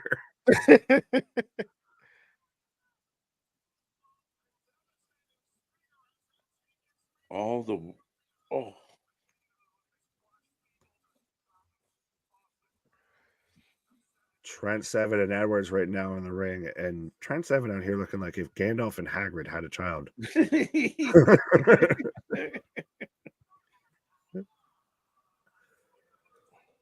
If Gandalf was in Van Halen. Right. Oh, go for the pump handle. Eddie Van Gandalf right now. Oh. Right. Clothesline. Shiniest wizard. Well, shining wizard. The way these shiniest is Tegan. 3. So the System wins. I'm still holding out for Zigglypuff. Moves. You're only doing that because you're Canadian. I don't know why Anthony's doing it. You just know if you don't cheer for a moose, one's going to show up on your doorstep here. Right. My neighbors might have some issues with me. Right. No, big win for the System. Man, the way they were transitioning those moves, like one into the other, it was like what a surprisingly great match. Absolutely. They really, and you had, and what we've even seen, and we talked about even like with SmackDown, it's where moments just kind of happen into the camera shot and everything and into the match. Like you had, all of a sudden we're damn near think we're going to get a 3 count. All of a sudden, Brian Myers is tackling, somebody to break up the pinfall and everything like that. Yeah. Oh, absolutely. And last man standing up next. Speak of the Devils. Oh. I know exactly where your brain went. Right. Sprint, my guy. I'm gonna try. I'm gonna try. And oh. All right, Anthony, we're rolling along. So far, so good with Rebellion. And this match coming up next, last man standing, 2 big boys, Josh and Hammerstone. I don't know who you pick. Yeah, I think on Thursday I chose Hammerstone, and I'm sticking to it. I feel like because Josh Alexander is about to be out the door, next February. If you're going to build your new main eventers, this has to go to Hammerstone. Okay. Now, Hammerstone won the first time, no? Right, he did. I'm going to go Josh. Did he win the first time? I don't know. Now I have to look. I'm trying to remember. Was that hard to kill? Or did Josh get that win? If Josh won, whoever won the first one's losing this one. Let's see. Boston, you might be right, man. If this is a first round exit again for the Leafs, you're going to question your big 4 and the coach real quick. So Josh Alexander won the first one. So Hammerstone, hard to kill. Yeah, Hammerstone. I'm going to go Hammerstone. Yeah. Sets up that third one. Yeah, which probably could be at Slammiversary, I would assume. Yeah, could be. Yeah. As here comes the god of thunder and war, Alex Hammerstone. Still rocking the headgear on his arm.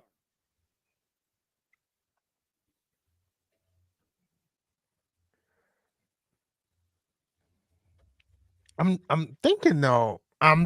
Josh Alexander said this was going to be the end though. Yeah, I really? feel like he tweeted that Okay. out. I feel like he tweeted that out. All right. Uh-oh.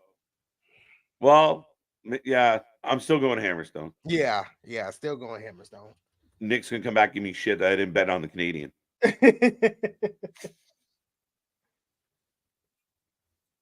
It's so hard to bet against Josh Alexander, though. It really is. Yeah. So Josh Alexander said, "I put down Alex Hammerstone and take back what's mine. Last man standing. One way or another, this ends tonight." Okay. So Okay. yeah. Rumor has it that Ruby Soho is going to reveal that she's pregnant on Rampage. That has been leaked. We did actually put a short up about it. So yeah, on Rampage tonight there will be an announcement. Spoiler alert. We don't like them, but it happened. And we're off and running. Get your predictions in, folks. Did the bell even ring? Because I didn't hear it. I think it did. Last call for the predictions. Who you got? Who you got? Who you got? Oof. He was already going for the C4 spike. Quick pace to open this match for two big fellas.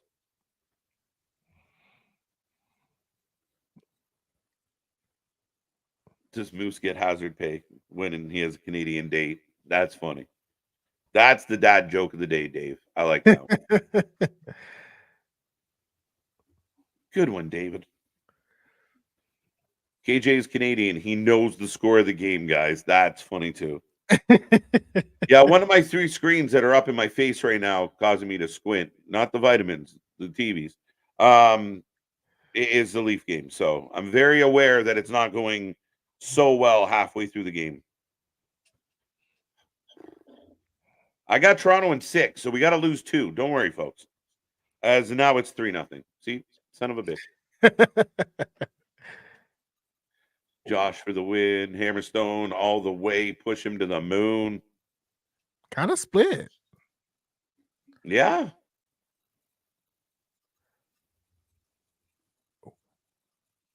This is the third match. They had 1-1-1. There you go. There you go. Yeah, so I'm still. What was the second one? I don't even recall the second one. Was it at Sacrifice? I don't know. Yeah, no, I don't know. I thought it was only one. Hammerstone Mania, right? Now I gotta go research because I need to know. Give me the walking weapon. There you go. Time for the first cake. Down, boy. 3. Yes. This is the second or the third one. Okay. Hammerstone defeated Alexander at Sacrifice. That's right, because he cheated. He cheated to win. Oh, that's right. Yep. It's enough out of you, Noel.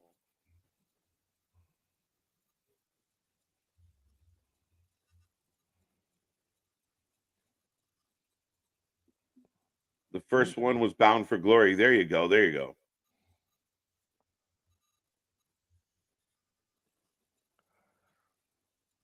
Oh, I know how Anthony feels about this one, Byron. Oh, yeah. Please let Alexa Bliss return. Alexa Bliss, I'm a huge fan of her. Please let it happen. I mean, even the A on the women's world title, the lighting is signaling that Alexa Bliss is returning. 19 women in the ring. Lights go out, lights come back on, and Alexa's in the ring. Oh, man. Perfect. Perfect. Apparently, that's what we're going to go with. Thank you. 8 months. Jeez. Hammerstone. The Fatal 4-Way match with Rob Van Dam is an elimination match. Oh, goody. Hammerstone has slowed this match down drastically. Yes, absolutely.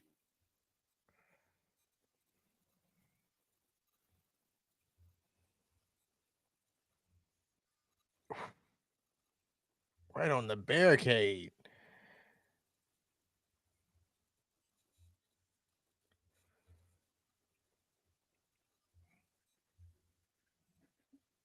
Dun, dun, dun. Alex Shelley should interfere so we can have Alex versus Alex versus Alex.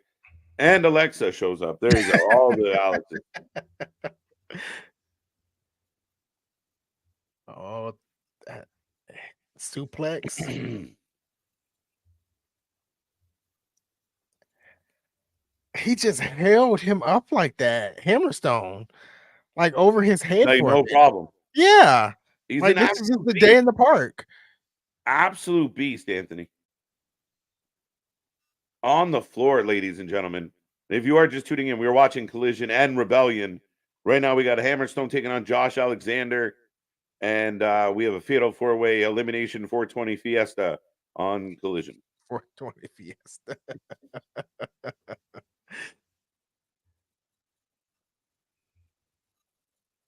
Like, are weapons gonna be involved here? I know they can be, but I don't know. the way they're going, it's just gonna be fist to face. The ref was counting. Oh, it's last man standing. That's right. So Josh gets back up before the 10 count. Speaking of a 10 count. Speaking of getting up before the 10 count, but yeah, is an elimination match on 420 just exiting the cipher? Just you exit the smoke circle. Why I just can't hang anymore? Why would you make the 420 match the most complicated one? You know everyone's gonna fuck up the rules. No one can do math when it comes to that shit. Bro, am I still in or you in? I don't know, bro. I don't even know, man. Where are my feet? Where are my feet? That escalated quickly. Right. 100%. Like a 420 match on AEW escalates quickly. Yeah, no, we've got the triple trios match of FTR and Pac versus the Elite right now, and we've got last man standing. When it comes crashing down and it hurts inside. Dude, where's my belt? Dude, where's my belt? RPG gonna use a glass. You see that? That's real glass.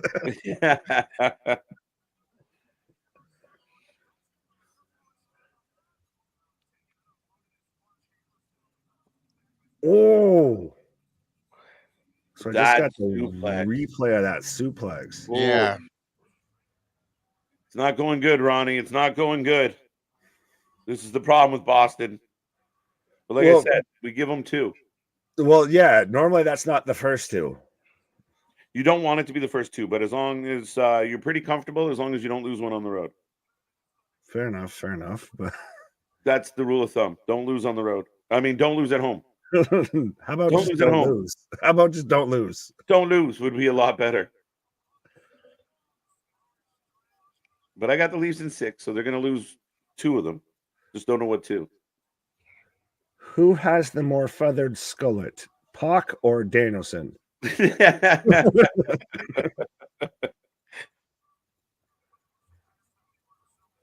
Alexander's looking to take out the legs.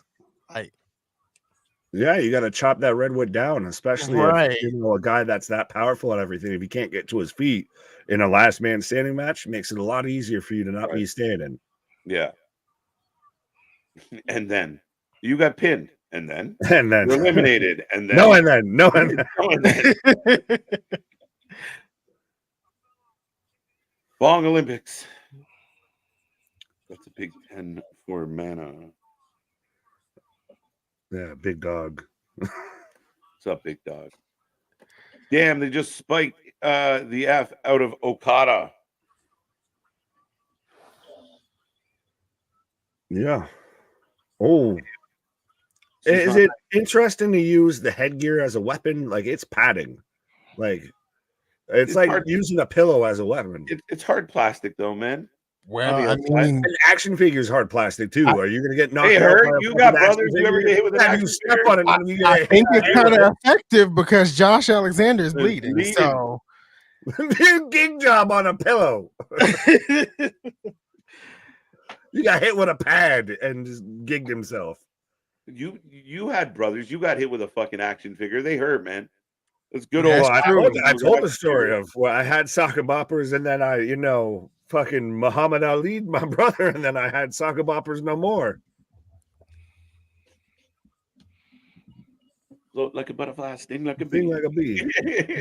I done Sorry, wrestle with an Taylor. alligator. I done tussle with a whale. I done handcuff lightning, thrown thunder in jail. Oh, is that's gross with him with Alexander, because it's like the cauliflower ear popped. Yeah. That's Right. what it is. It's not like he actually like, blade job or anything. Like cauliflower ear popped, and that's gross. So you watch that in the UFC and everything. It's gross. It is definitely gross. Is anyone else having collision issues? Stop driving, bro. Honestly. Right. What is Tama Tonga and Kevin Owens? I was just about to say, like, that could go either They way. have big collision issues. Um, I did it for the Rock. Hammerstone all over Alexander. Boston all over the Maple Leafs. Right. It's depressing. Does this not, though, set up of heel strong over the babyface now, so babyface come back and wins it? That's how I feel about the Leafs, yes. Right. And you pick the anti-Canadian. You're cheering for Canadians and pick the Canadian. That's it. And I heard you even say it. I was going to come back and say this. So double Q. Right? Oh. Oh. Man's head against the ring post here. No. I'm going to pop him like a pimple. Am I the only one that thought that looked graceful and elegant as shit? That was supposed to look intimidating and painful, and it looked like the softest swan kick of all time. Yeah. It was given by Ash by Elegance. Well, it looked like ass by Elegance. It was a delicate. He's a pretty little flower.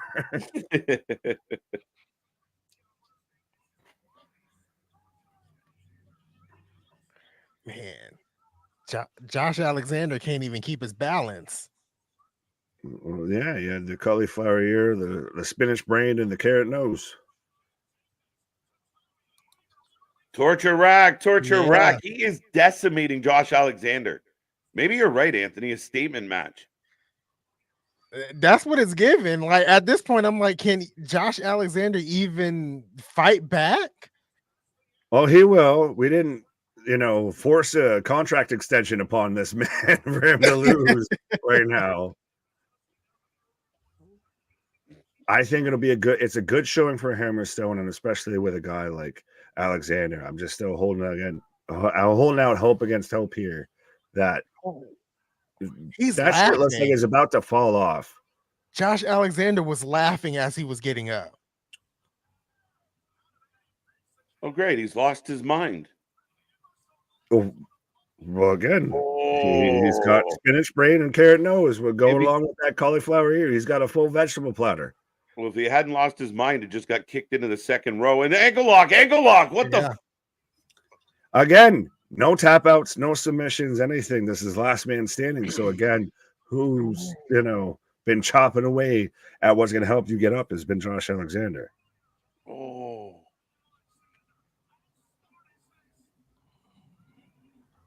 And now just stomping on his ankle, drops the knee on it too. Bloodbath and Beyond. What is a Moxley match? Bloodbath and Beyond.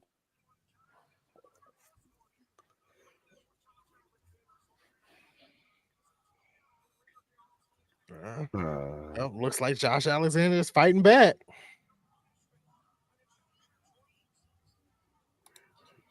Oh, yeah. When Kimbo popped the cauliflower on that one guy, yeah. It's a name I haven't heard in a hot minute.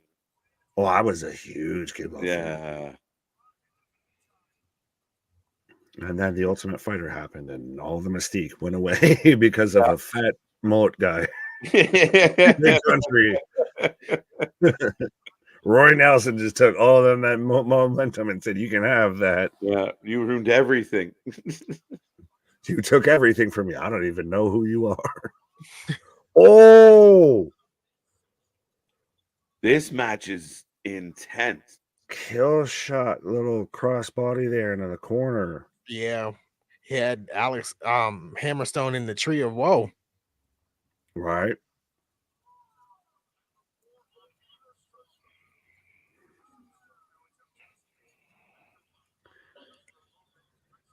Trying to go for C4 Spike.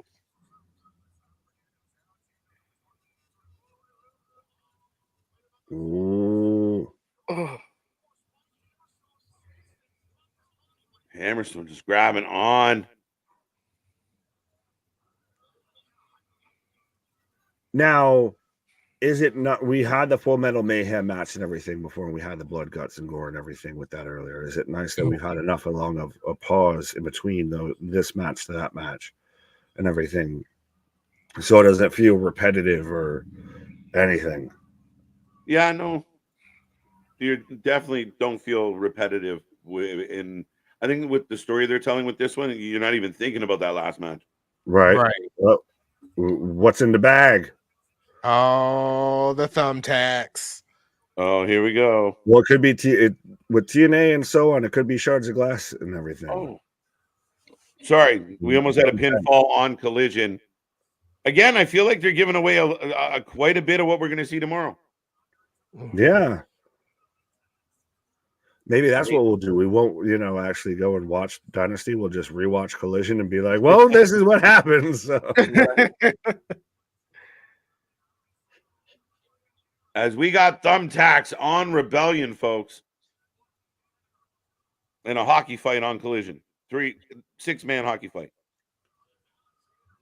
Ooh, setting up a superplex. What you got in that bag?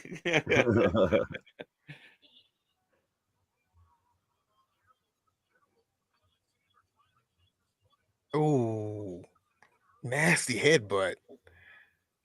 Oh. Ooh. Again, does this follow the rules of wrestling of he don't like this. must go through it? Josh is going through him for sure. sure. Look Suspended at this suplex on the middle rope. Look at this. Oh! And then it looked like he was reversing it, but just turns it into like a goddamn flatliner almost. Yeah. Wow. In the butt. Pause. I'm just recording, folks.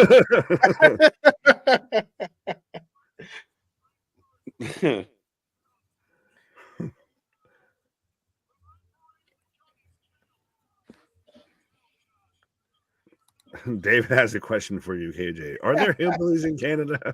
They're called flatbillies. There's no hills in Canada. They're called flatbillies. We got lots of hills. You're crazy, man. But the short answer is yes. There's a funny answer there, but yeah, I'm not gonna throw that out there yet. Go ahead. Come on. Don't tease us. I just like. Should I guess? I'll guess provinces and everything. Nova Scotia.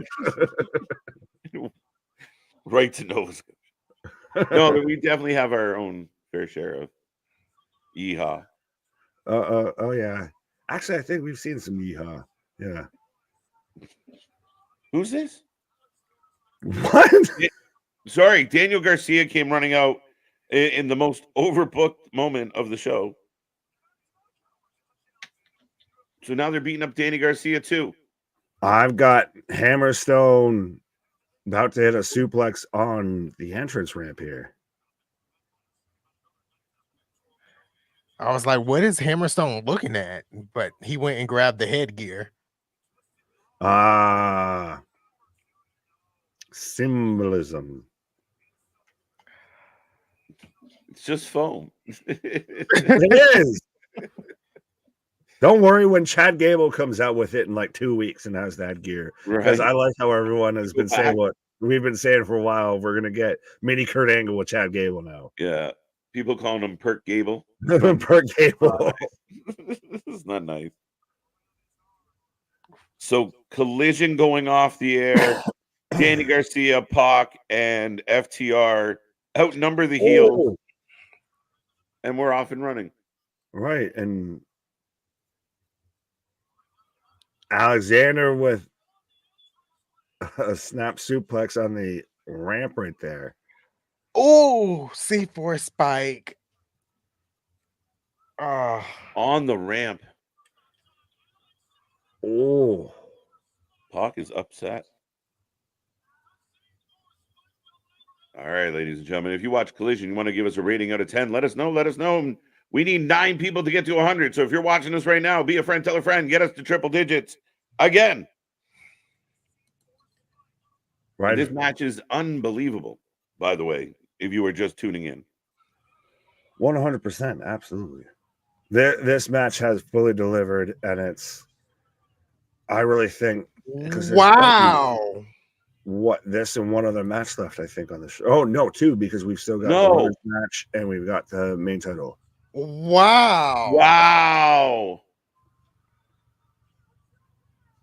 Josh Alexander is I don't know how I'm supposed to feel about that. What a match. What? Josh says, give me my helmet.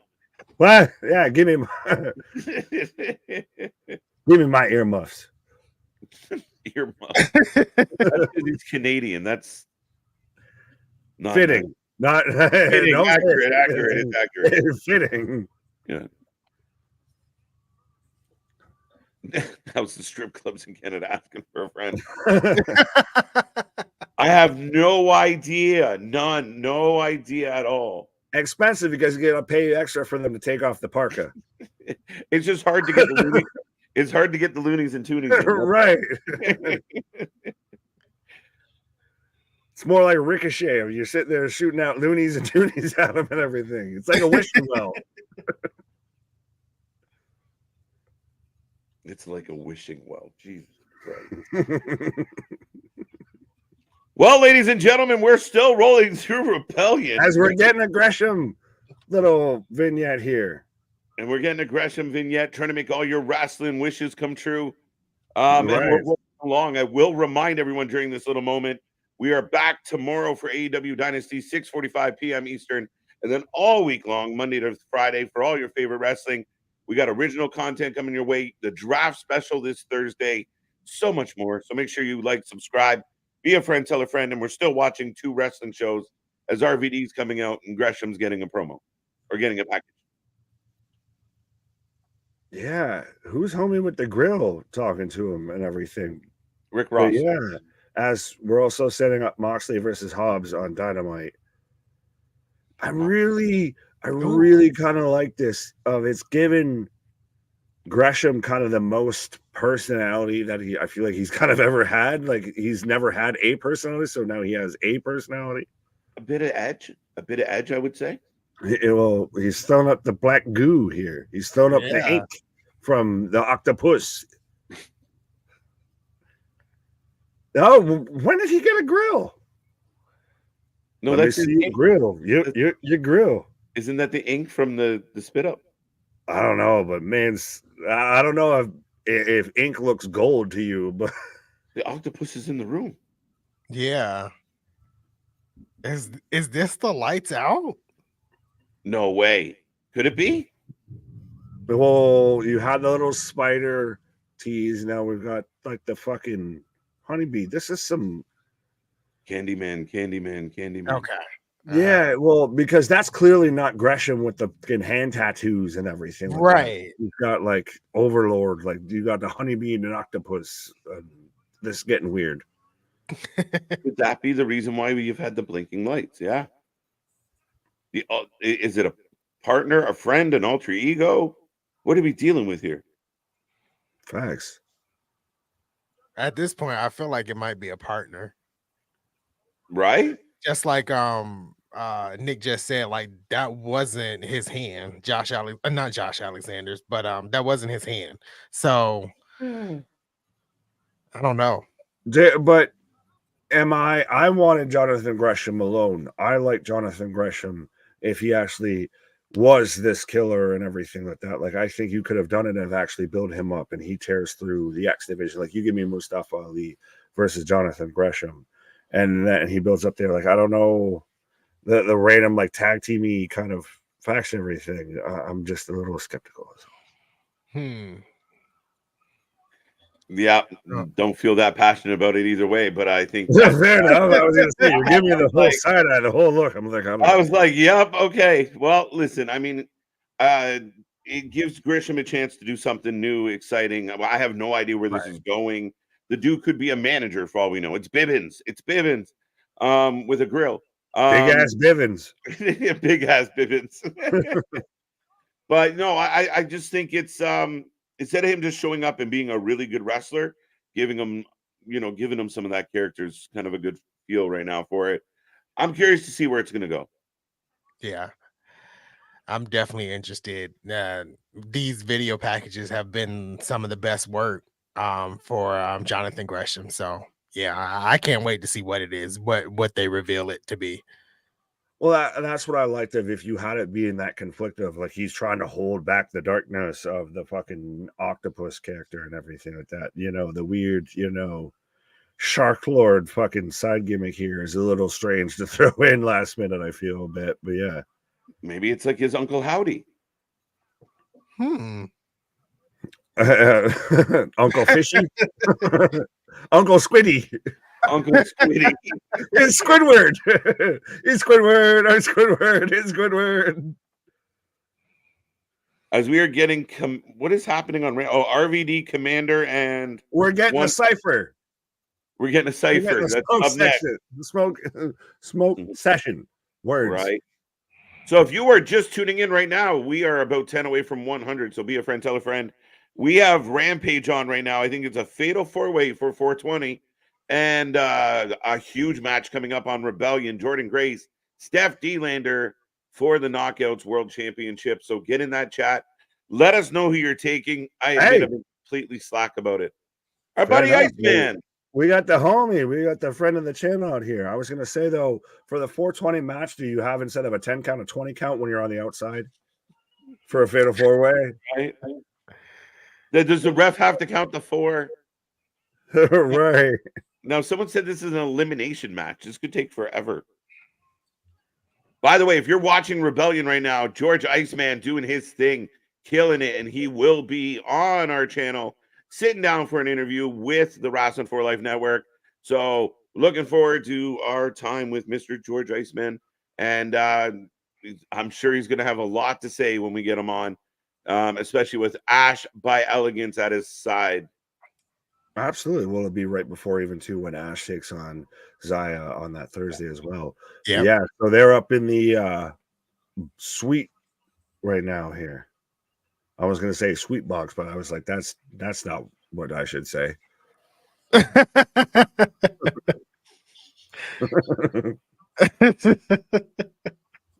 No.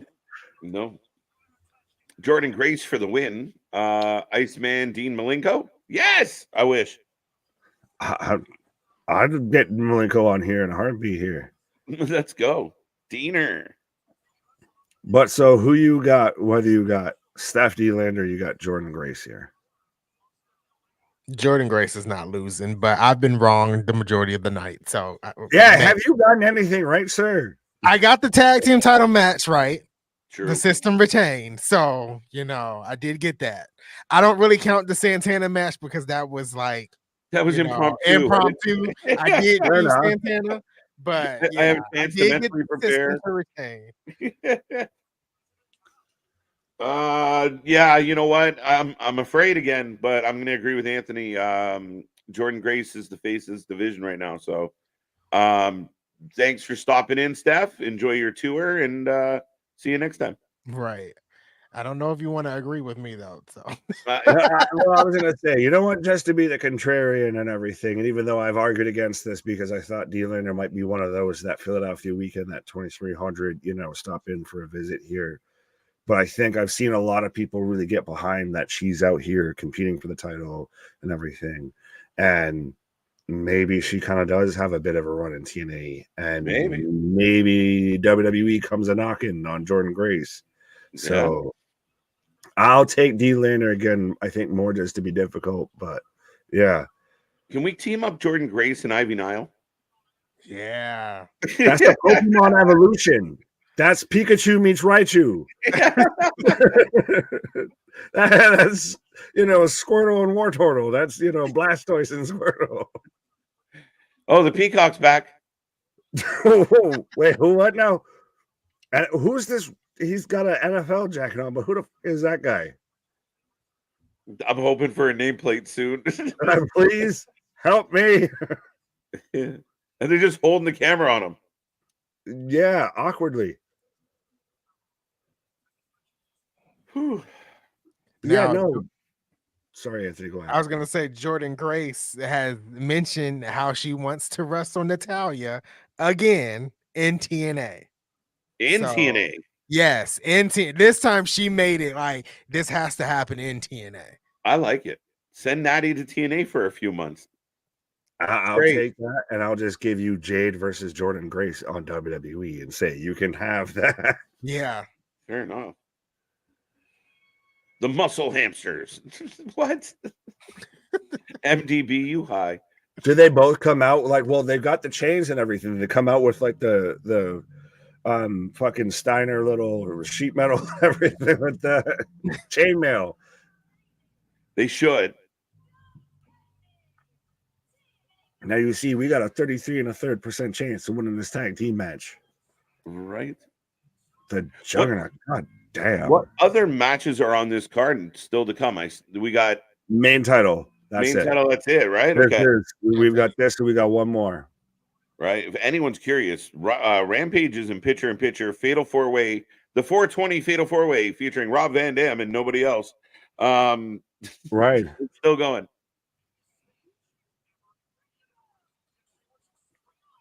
God. And it's so interesting because D-Lander looks so imposing even still next to Jordan Grace because she's so much taller. Like, it's so surprising when she was Persia Parada, like we talked about in NXT. Yeah. And she was just kind of Indy's friend, and she was out there hanging out with Duke Hudson. Mm-hmm. Yeah, shit. And all of that. And now she's here, and she's very much established herself as much like Matt Cardona, one of the top female on the independent scene.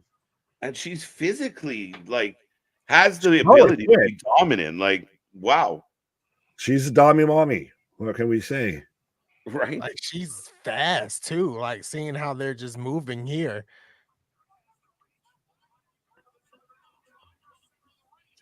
Ooh. Gracious. Flew through the ropes. Goodbye. Oh, Tope. Oh. It's so interesting whenever you see stuff like that on TNA because it's like you got all of like a 2-foot landing spot of like you're either gonna go straight above and into the barricade or you're gonna hit your shit perfectly. There is no miss. There is no in between. Yeah. No, like there's no room for error. It's crazy. I thought that the last match with the both over the top, the helos coming up over, like you have this much room. Yeah, facts. RVD kicks Commander, by the way. Right. As D-Lander right now in control over Jordan Grace. D-Lander versus Nia Jax. Shit, D-Lander versus Jade just in who's taller. I'm liking the height competition. Nia Jax, though. I think that'd be great.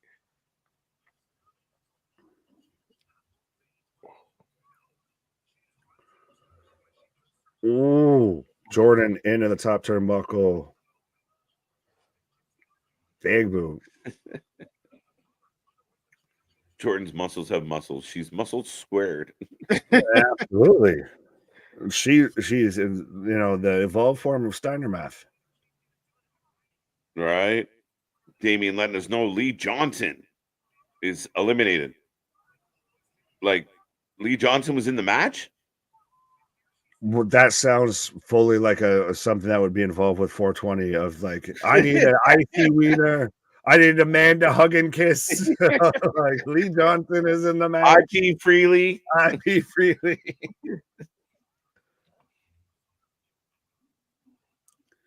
I'm gonna get a Mo Sislak in this match, I feel. Right.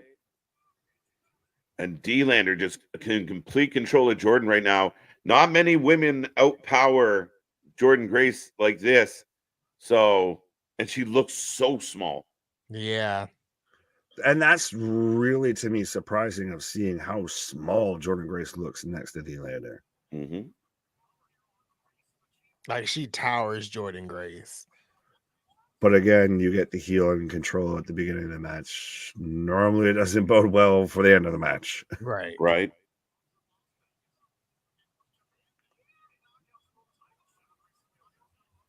Ooh, rear naked. They got the Hajime. She holding on for dear life. For D-Lander life.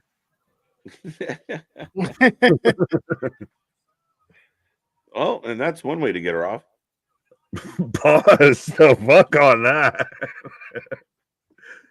Of your back. Even worse. You gotta finish that statement. Didn't help. No. So D-Lander chucks. How much wood could a D-Lander chuck? If a D-Lander could chuck wood. Oh, Things have broken down here, folks, at the rest of the by the minute. All right. Sorry. This RVD match has been on forever. I thought we were still in the Bunkhouse Brawl match at this point. That shit went on for far too long. Hey, yo. Hey, yo.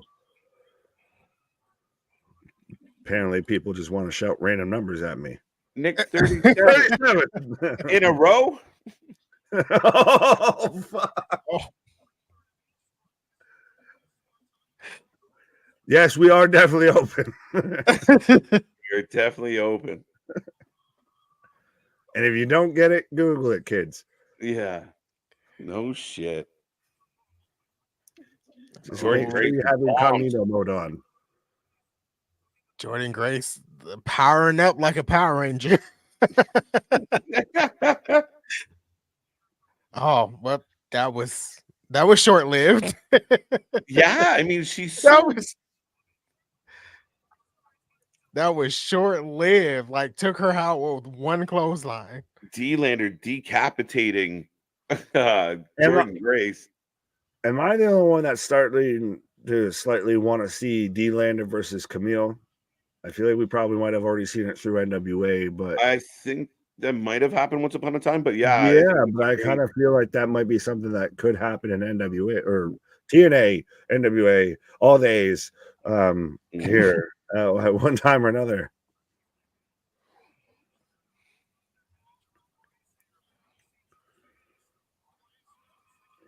It's so funny that Jordan Grace has to literally like hop up onto her back, like has to like pop herself. Yeah. Like, let me just hop up here.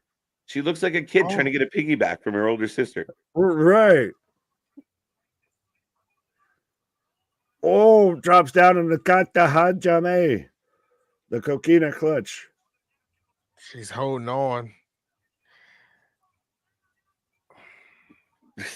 Steph D-Lander isn't the tallest Australian woman I've seen. I met one who was 6'8". He went up on her. Climb that shit like the Money in the Bank ladder. Mm-hmm. Oh, the ref's been knocked out. What? Who's what? Are we gonna get Cardona? Oh, that was so like awkwardly blatant. Like she just sat there like, all right, you good? Back elbow. Oh.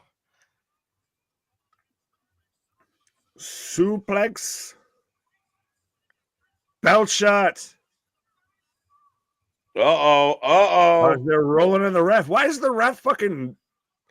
He looks like a fish out of water. He's flopping like a fish out of water. Out there. Is he good? One of the members of the Good Hand is putting on the ref shirt. Count. Oh, the lights go out. The lights go out. Light here? Emma? 1, 2. Now I got the lights out. Anthony's ahead of us. He's from the future. Just a couple.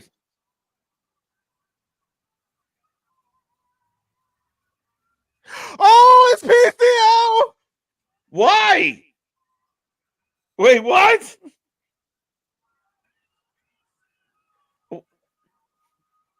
PCO. I second that statement from the commentary team of what the hell.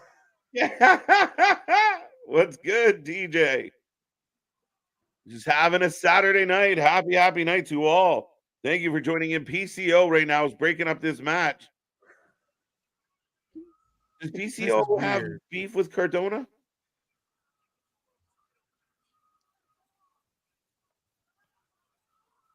Get up. No, I'll stay down. I'm good. Right. No, you can have that. No, sir. I'm all set. I'll just lay down here. I'll take a nap right now. Bro, D-Lander's the same height as PCO, if not taller. Right. I think she might be a little bit taller. She got to slam the shit out of PCO. Yo, are we gonna get a romance between PCO and hey, well, she's twirling the hair.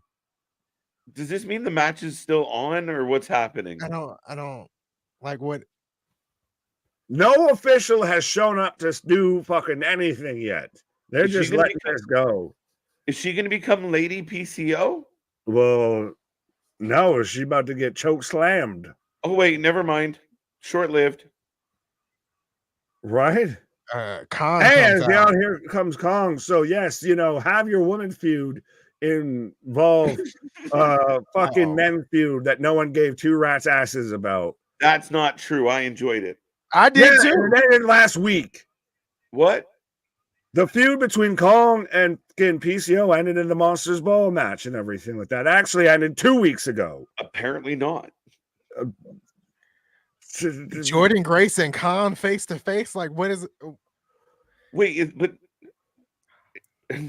why am I supposed to care? It's a weird placement of this feud. It really is. It's a weird spot to do the spot in the middle of the minute, like the bro. This is such an Impact thing. Respectfully, this is like you. What is this man about to do? Why do you just hike up your britches? Oh, bro. There you go. Get him, Jordy. Jingle balls. Jingle. How does she have him up? Why is this involved here, though? We don't know. You're not wrong. So overbooked, but I'm enjoying it. The good hands are back. Wait. Okay, wait. Oh no, that's not the actual ref. Where's the actual ref? That's again. No one has shown up to help anything. There was no one backstage to fucking try and intervene here. The lights go out again. Like, what is happening? Who's working the production truck? Who paid the electric bill? And are the good hands as they were going to break her neck for everybody? Oh, what the fuck? Sami Callihan! Ah, why here? What is happening? Why here? Did anyone remember we had a women's match going on? Yeah, let's take this women's match, the women's world title match, and just make it an angle. For everyone else, make it a men's angle. Like the lights went out, I thought we were gonna get like a woman. Normally, the phrase is you turn chicken shit into chicken salad. This is the first time I've seen chicken salad turned into chicken shit. Pile driver. So Sami Callihan is back.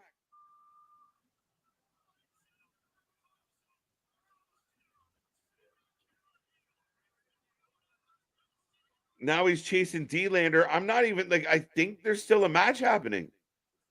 There goes the ref. There goes the ref. Topless ref waking up. Yeah.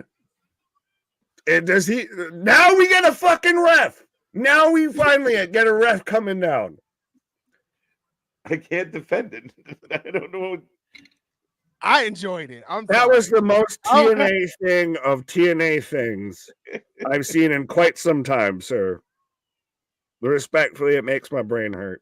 It makes my brain hurt. It was a lot. I don't understand why all that happened during this particular match. Yeah, fuck. Like there's so many other places. Like, am I missing the connective tissue as to why Sami Callihan's mad at Steph D-Lander or why PCO's, on the side of Jordan Grace? Any of this shit. Finally, Sammy's back. I liked it. Like, I had fun. I wasn't mad at it, but man, did it make little to no sense. But I was just along for the ride. I'm not mad. I'm confused at it. Upset, troubled, angered. Beside myself, I feel. Did TK book this match?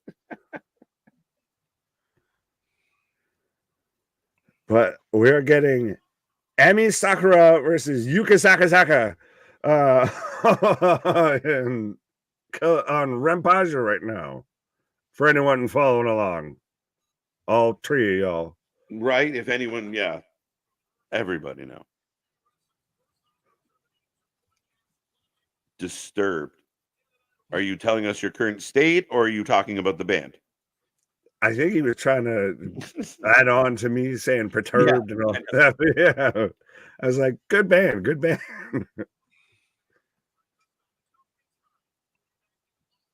Dun, dun, dun. All right, we got a main event to have, folks. Right. Well, that match was something. It was so weird that they just ran that angle right in the middle of that match. And then, like you said, at least have the ref that got bumped get up and make the count to explain why there's been an absence of a human being. If you could have sent one out the whole time, what were you waiting for? Literally, like it was so long in between there. Like, you're not sending a ref out, and then that ref takes a fucking bump, and then this ref comes out, and they take a bump, and even then, still, can anyone please explain to me the connection between anything we saw with that to the women's match? Like, outside of it happened together. Like, what the backstory? Why did that happen there? Yeah. So I can't explain it, but I mean, I liked it. So. Well, no, then I'm very much on the polar. So what did you like about it, sir? I mean, I just like the surprises. Like, sometimes in wrestling, things happen that you can't explain, but you enjoy it, and that's kind of how I felt. Fair enough. I mean, none of it made, and it didn't connect to Jordan Grace. It didn't connect to Steph D-Lander, but I mean, I was here for it. I mean, Jordan Grace said it was going to be surprises. She didn't say it was going to be during her match, but it happened during her match. Or good ones. So, yeah. Hey, maybe PCO and Sami Callihan are a team now.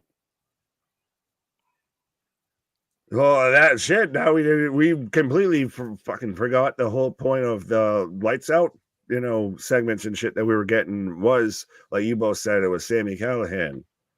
Yeah, but I partly thought if Sammy was going to be the guy coming back, it would maybe be, during the Moose Dolph match. Yeah, I can't wait for that Jordan Grace versus, Sami Callihan match that's coming up here and everything. It could happen. I feel like it probably has happened, honestly. The main event of Rampage is Kyle O'Reilly, Rocky Romero, Angela Parker, his sister's coming to fight. And the versus Undisputed Kingdom. Fair enough. Random, but fair. Slammiversary will be in Montreal, Canada. I did not know that. Yeah, they just announced it. Yeah. What the fuck do we have on Rampage? We have Ring Around the Rosie, and she literally got caught up. She got thrown off by the camera. That was fucking staring at her the 3 other times she had ran around the goddamn ring. What the fuck is going on at times in pro wrestling? Respectfully. So did Jordan Grace win or what? That's my favorite question. I don't know. It's the best question of the night, Mike. Yes, Jordan Grace did get the win. Yes. We think. And Sami Callihan might be the Knockouts Women's Champion right now. I don't know. Right. And Ollie did not retain. Ollie? Yeah, he retained. He retained. Yeah. Crazy Steve did not retain. Fair enough. Unfortunately. I still can't believe Laredo Kid's the champion. Like, where did that come from? That's your big surprise, not everything we just witnessed. That's your big surprise. That's what you're stuck on. Or on was Laredo even your Kid? big surprise? It's Laredo Kid still. Ryan it and Dom Nemeth. There you go. There you go.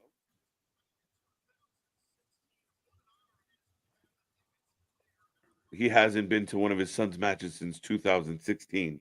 Oh, he's 100% winning. Bro, Daddy's here. He's 100%. Disappointment in front of the dad. No, this ain't Chad Gable. He's 100% winning. Right. As here comes the most wanted man in wrestling, Dolph Ziggler. Nick Nemeth. There you go. It's not Zigglypuff anymore. All right, this is it. Does Moose lose tonight? Does Nick Nemeth become the new world champ? I'm still sticking with Moose. I'm still sticking with Moose. If I'm gonna be wrong, let me be wrong throughout the entirety of the night. Man, I hate this. I'm going Moose. I'm like, damn, Anthony. You can have that. The whole night long, the same pattern's been happening. Right.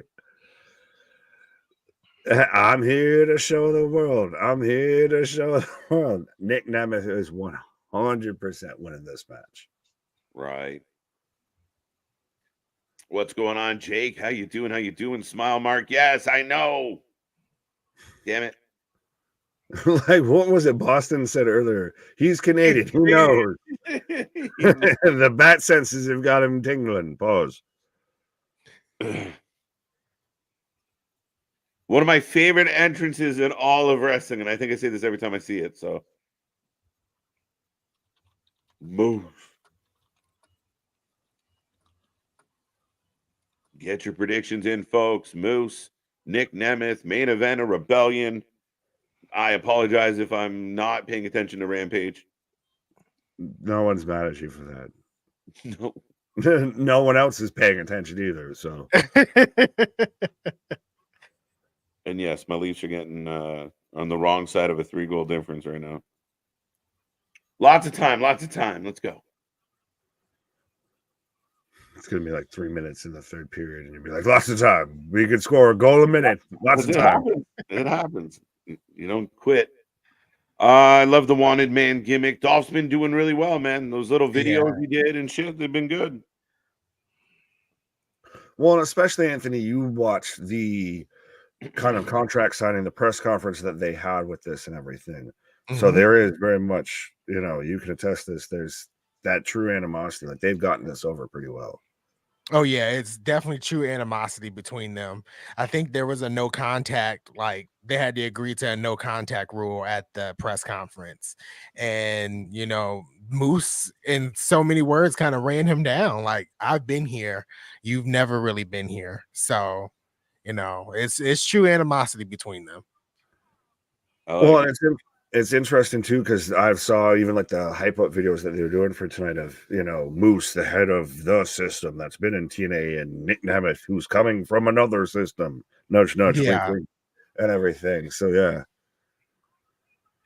I want to point out that Alicia Edwards is on my TV again tonight. That's a record 5 times this evening. 6, who, what, and where? What? Alicia. Oh God, yeah. Sorry. She's the MVP tonight. Rollins only showed up twice at WrestleMania. She showed up 5 times at Rebellion in high heels. Who's the true MVP of pro wrestling? Right. Is that including the pre-show? Damned. Is that including? It might be 7, including the pre-show. Oh shit.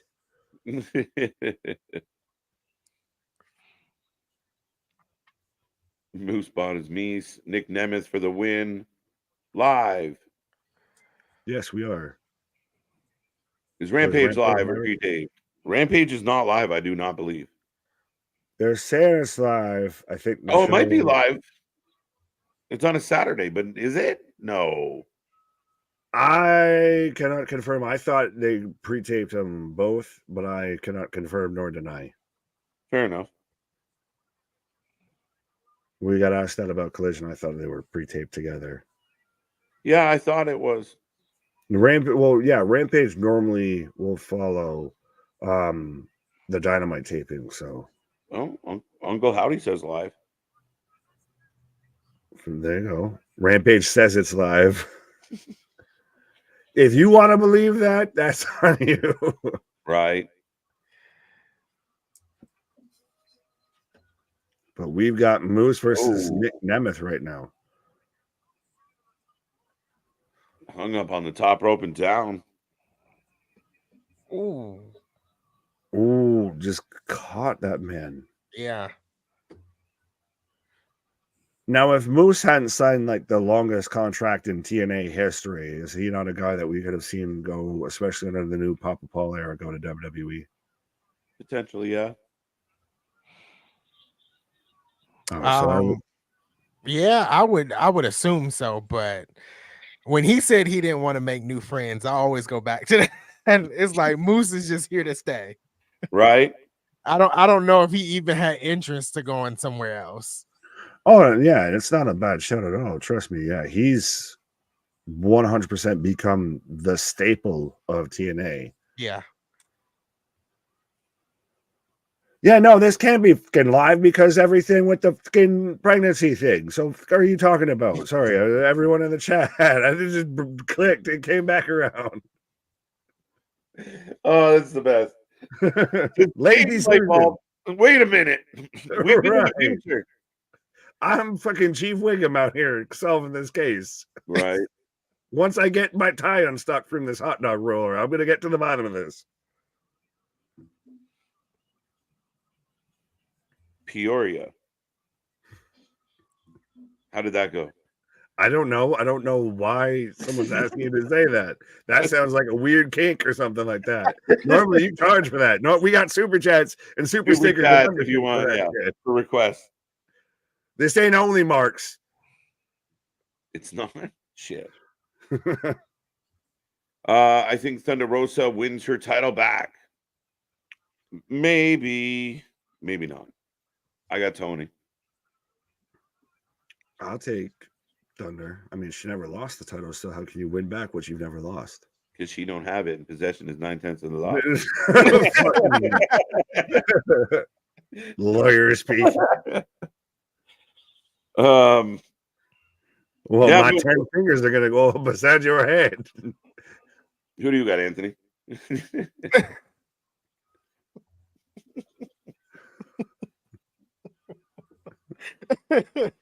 Don't worry, we'll get there. We broke him. All right. Yes, now we're getting Ruby coming out here. Yeah, saying I am with child. Oh, you're getting, yeah, I'm not watching. I gave up. This Rampage match is good. What can I say? This Rampage match is good. What? Getting his child versus Ruby's lady parts? What? What match is happening right now? Exactly, right? But Nick Nemeth and Moose are tearing it down right now. Yeah, right, yeah. Alicia Edwards got involved. Oh, god damn it. Random. Shocker. Alicia Edwards is like the terrible buzzword of TNA. She's like the Dom Mysterio of TNA. Because he got over and actually has talent. Oh. That's your only right. Why would you say something so bold yet so true? Well, the system's been removed from ringside. Myers just hightailing out of there. Eddie's the only one actually trying to like have to contest this. Is we're getting a no. Have we seen a lot of similar chants? And we've seen a lot of "you deserve it," a lot of no lately. Like this week in pro wrestling, I feel. One chant that I didn't think we would hear this week is "We want Roman." That was a random chant. You know, I want more of it. 1 week, Anthony. It took 1 week for people to forget they hated him for 3 years. 1 week. 1 week. This fan base always threatening to disappear. Yeah, okay. But then again, I think that Fast and the Furious going by. But I do think that also does play into how well Solo's done instantly in all of this. He has fully fucking blossomed into a top guy here. Yeah. And basically, being the new tribal chief in a way. Like, that was real interesting last night on SmackDown. Well, Yeah. and we got the goddamn hit and run. Yeah. So talk about up in the ante. Right. We won't show it, but we'll show the aftermath. Like, that escalated quickly. Right?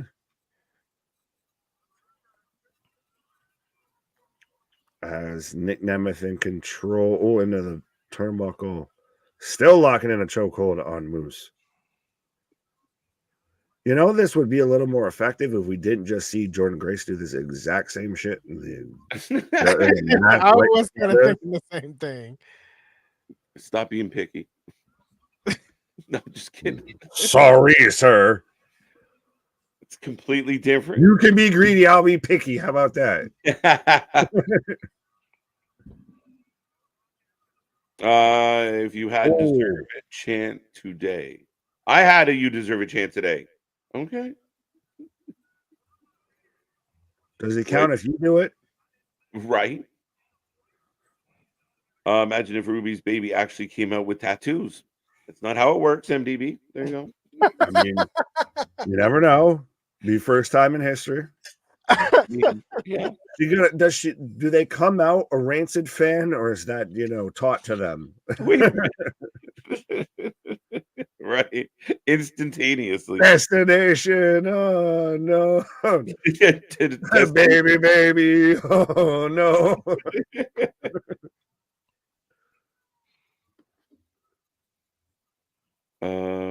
I take one of the team. The Rock could be my dad.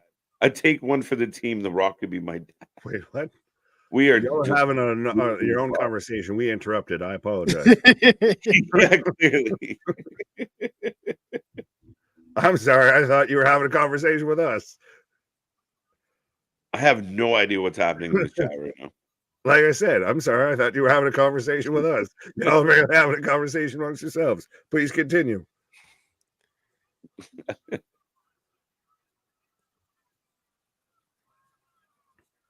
Oh, Moose is about to powerbomb this man onto the sideways stairs.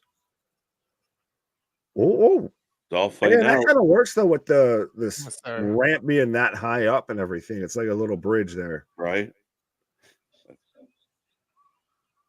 Faymaster off the ramp on a Moose.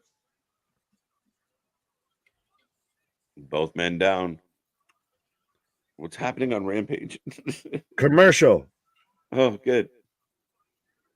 I could tell you it would be a commercial. It would be like the middle of a match or something. You'd be like, yeah, good. But no, it is a commercial. It's a Kia commercial. Hashtag not sponsored. Right. We did get love on 420. Okay. All you need is love. All you need is love. I'm getting the Undisputed Kingdom coming out right now of Taven, Bennett, and Roddy. So the Dad Brigade coming out here on Rampage.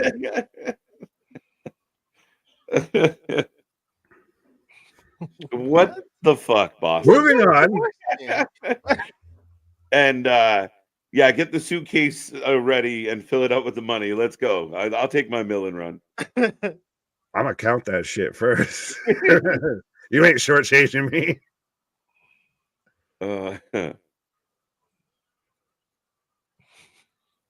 Now time has passed. Did they ever officially explain why Scott D'Amore left TNA? No, and they don't have to. As kind of cold, I guess it is to say with that, if they don't really have to explain that. Like they don't have to come out and explain why Jinder's no longer in WWE.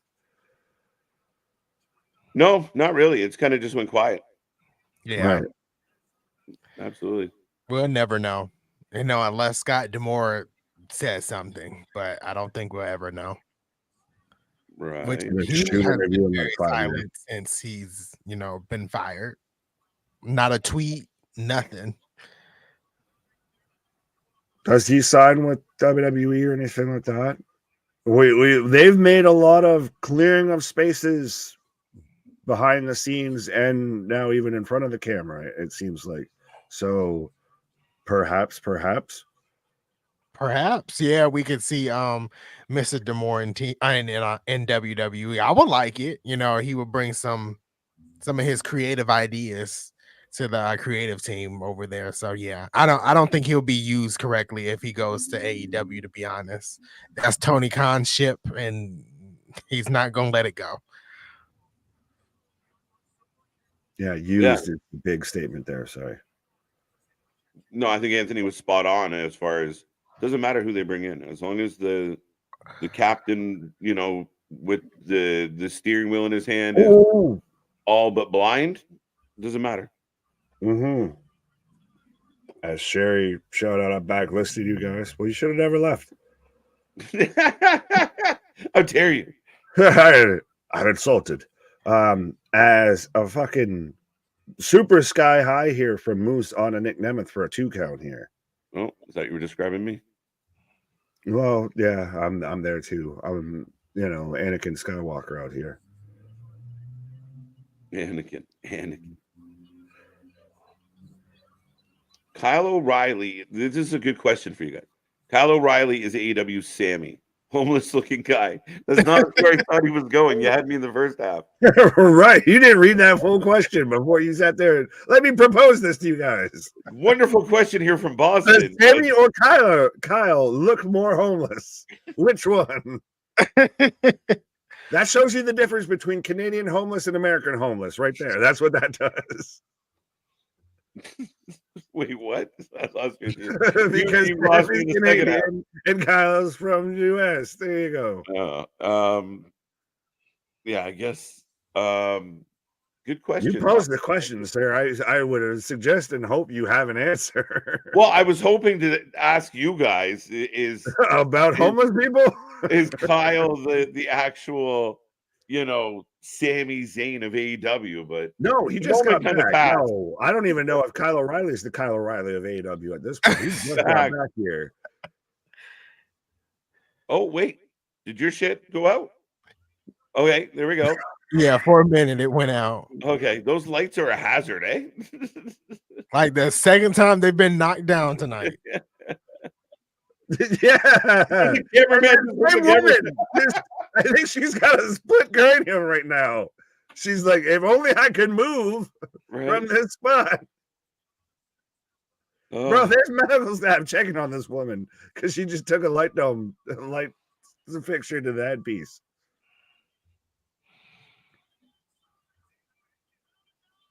Nine, and how convenient. You didn't need to crawl up into the ring. You just needed to slide across to it. Ooh, big power bomb by Moose for a 2. I don't know what Moose was trying to do there, but what the fuck? I don't know what Moose was trying to do there. I don't know if he was trying to be the new Tiffany Stratton, but shittiest moonsault ever.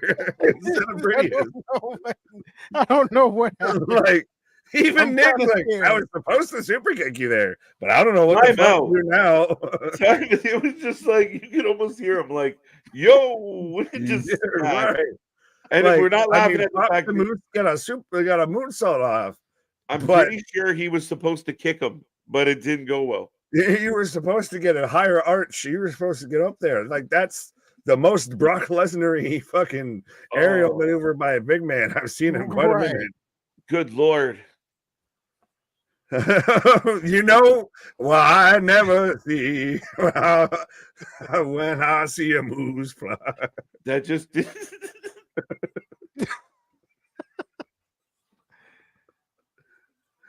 Shut up, Nick. Them just throwing a hockey fight here. Just all shit has broken loose out here, literally and figuratively. Oh, I'm sorry. That bump looks so funny. It just was so. What the? You hit a better moonsault off that clothesline than you did off a turnbuckle walking, my guy. Huge spot into a Faymaster. This match is all over the place. He sold that. He did a roll right over top of him like a fucking Right. A weeble wobble, just fucking roll over.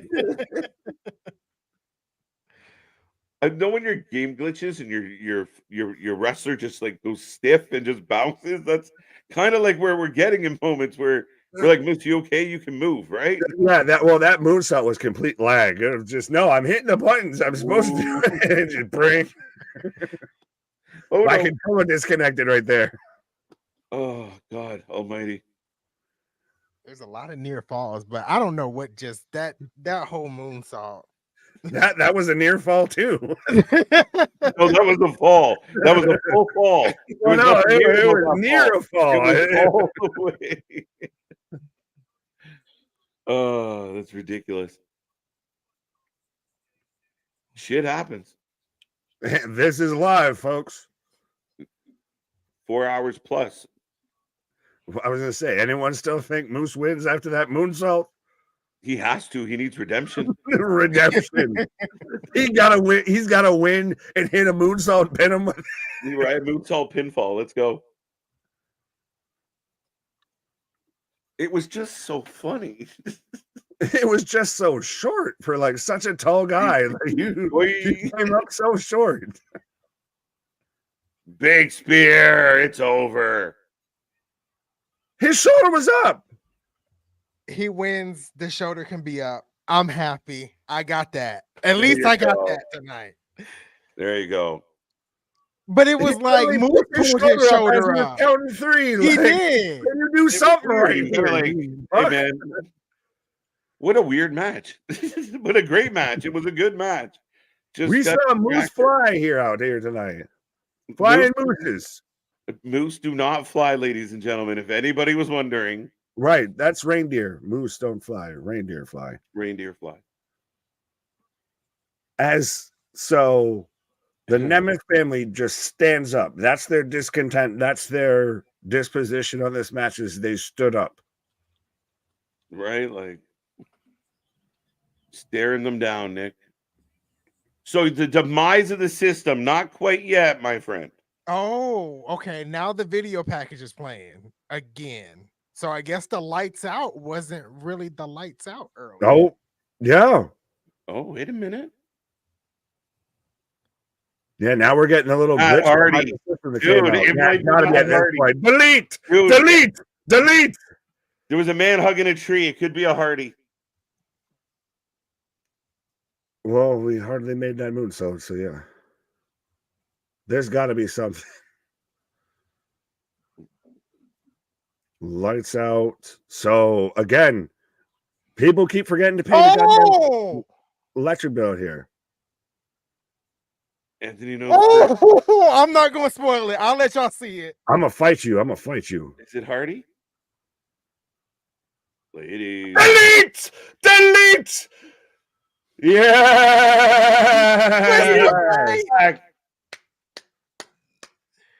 Broken One is back in TNA. Twist of fate. Delete. Delete. Delete. Delete. The minute they started showing the trees and shit in the video there, like, oh, that's the Hardy compound. Let's go. Well, we talked about it earlier. If like spooky shit's going on in wrestling, Matt Hardy's got to be involved somewhere. Matt Hardy.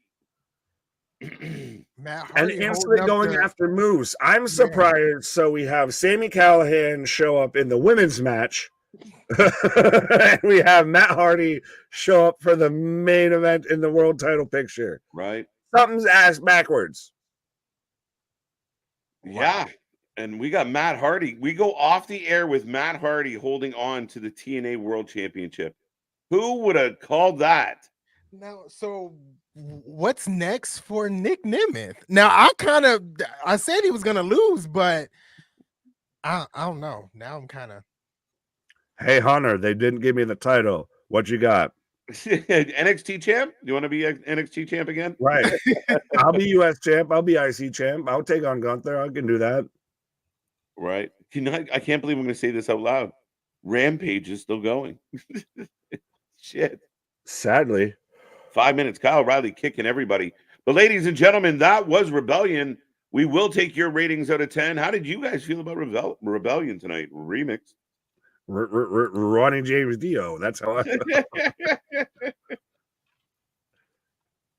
I thought Rebellion was solid, really, from start to finish. I mean, you can have your thoughts and opinions about the women's match that was everywhere, but I mean, I enjoyed it. I enjoyed the entirety of the show tonight.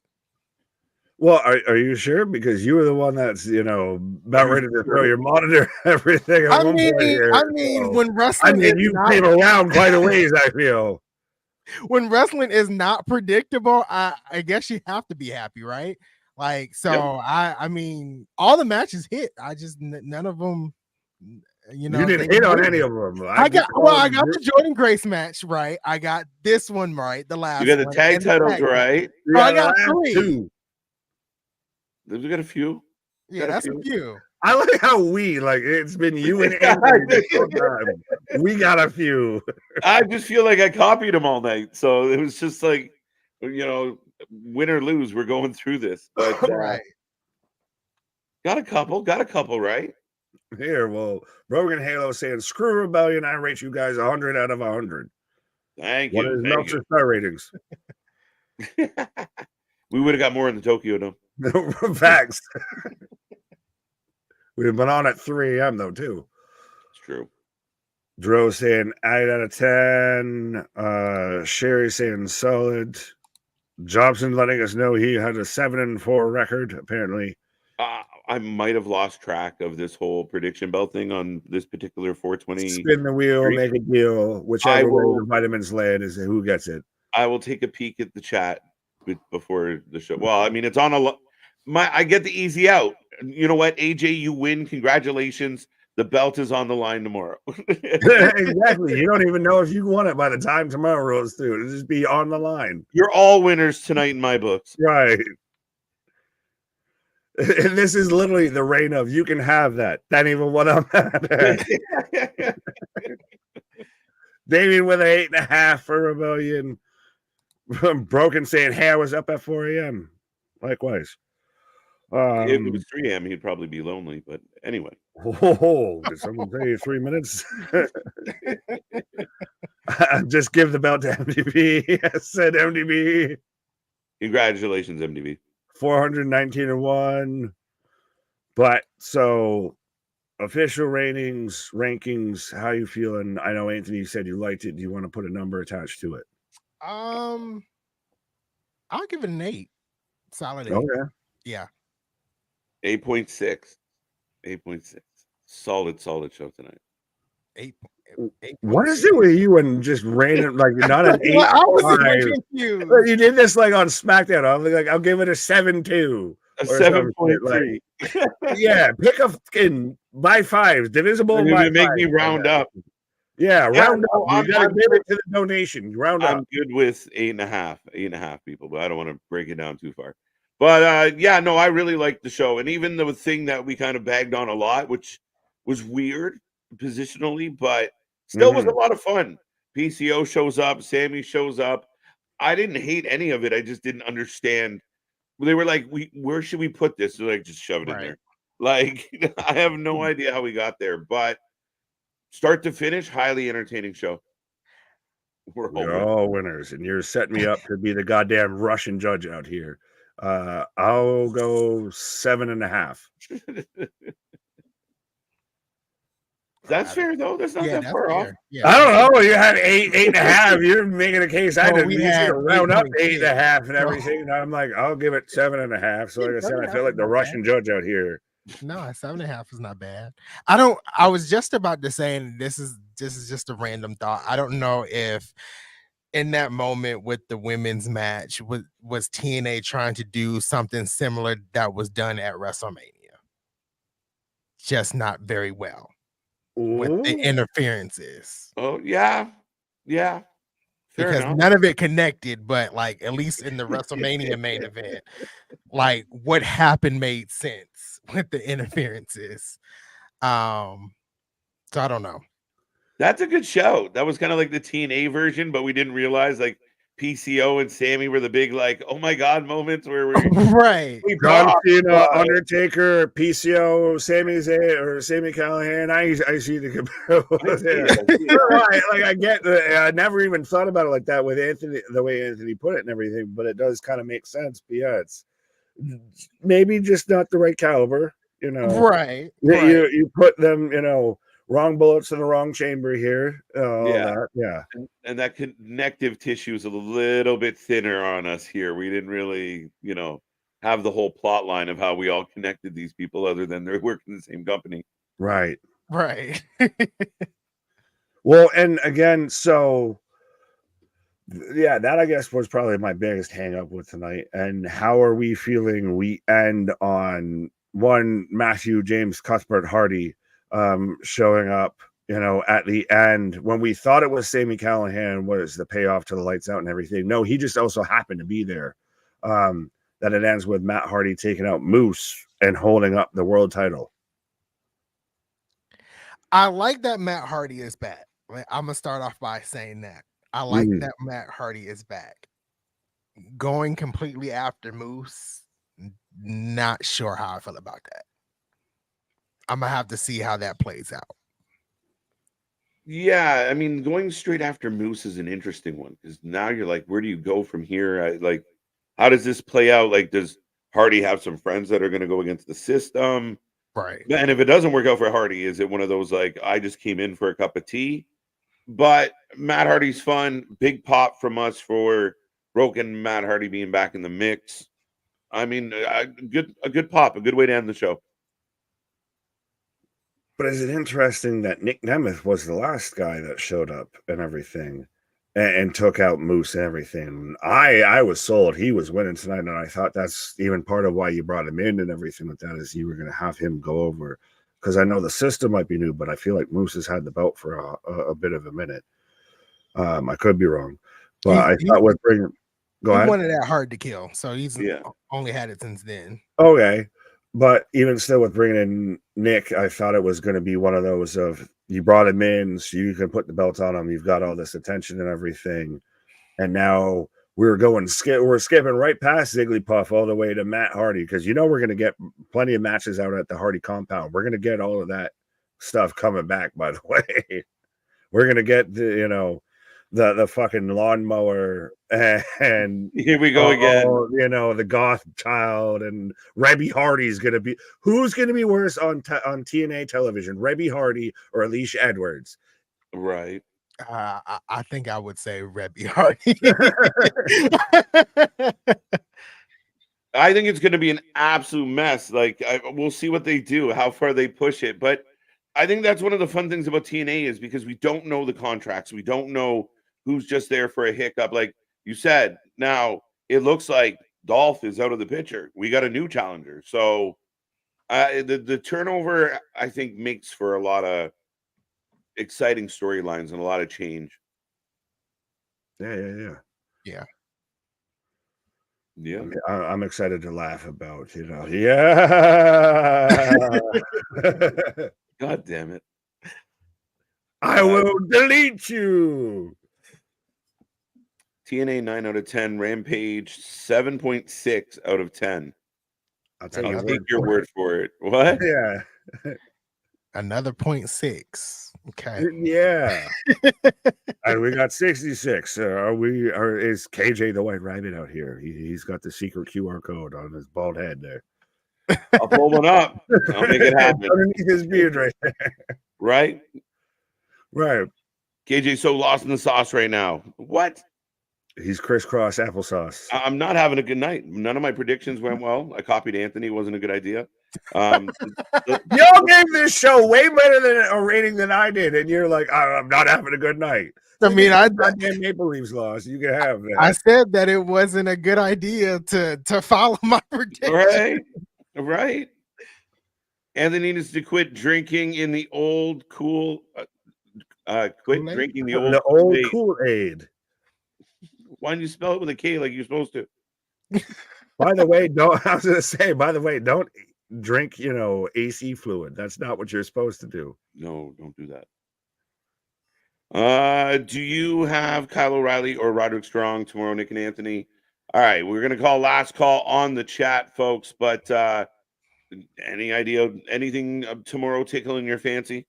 I don't even know if I'm watching tomorrow. So Oh, old strategy, Cotton. Anger from House Left. Well, I guess speaking of tickling your fancy, I'll take the mustache tickler there, Roderick Strong. So Yeah, he's got mustache power, so I guess I'll go with that. And I don't know what the fuck they're doing with Kyle O'Reilly.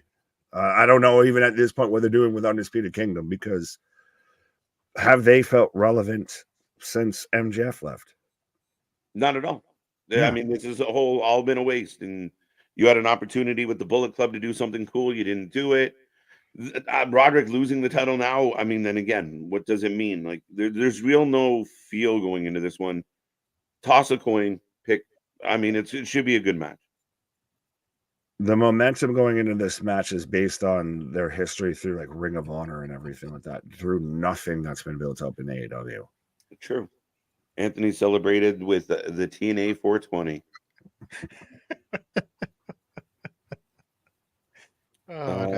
yes. Devin, dude, Matt Hardy being back in TNA can only mean one thing. ... Which... We're getting Jeff. We're gonna get it. On that wonderful note, Wrestling for Life Network over, everybody. We will fade away and be obsolete. Sooner than later. I'm trying to do the Jeff Hardy thing.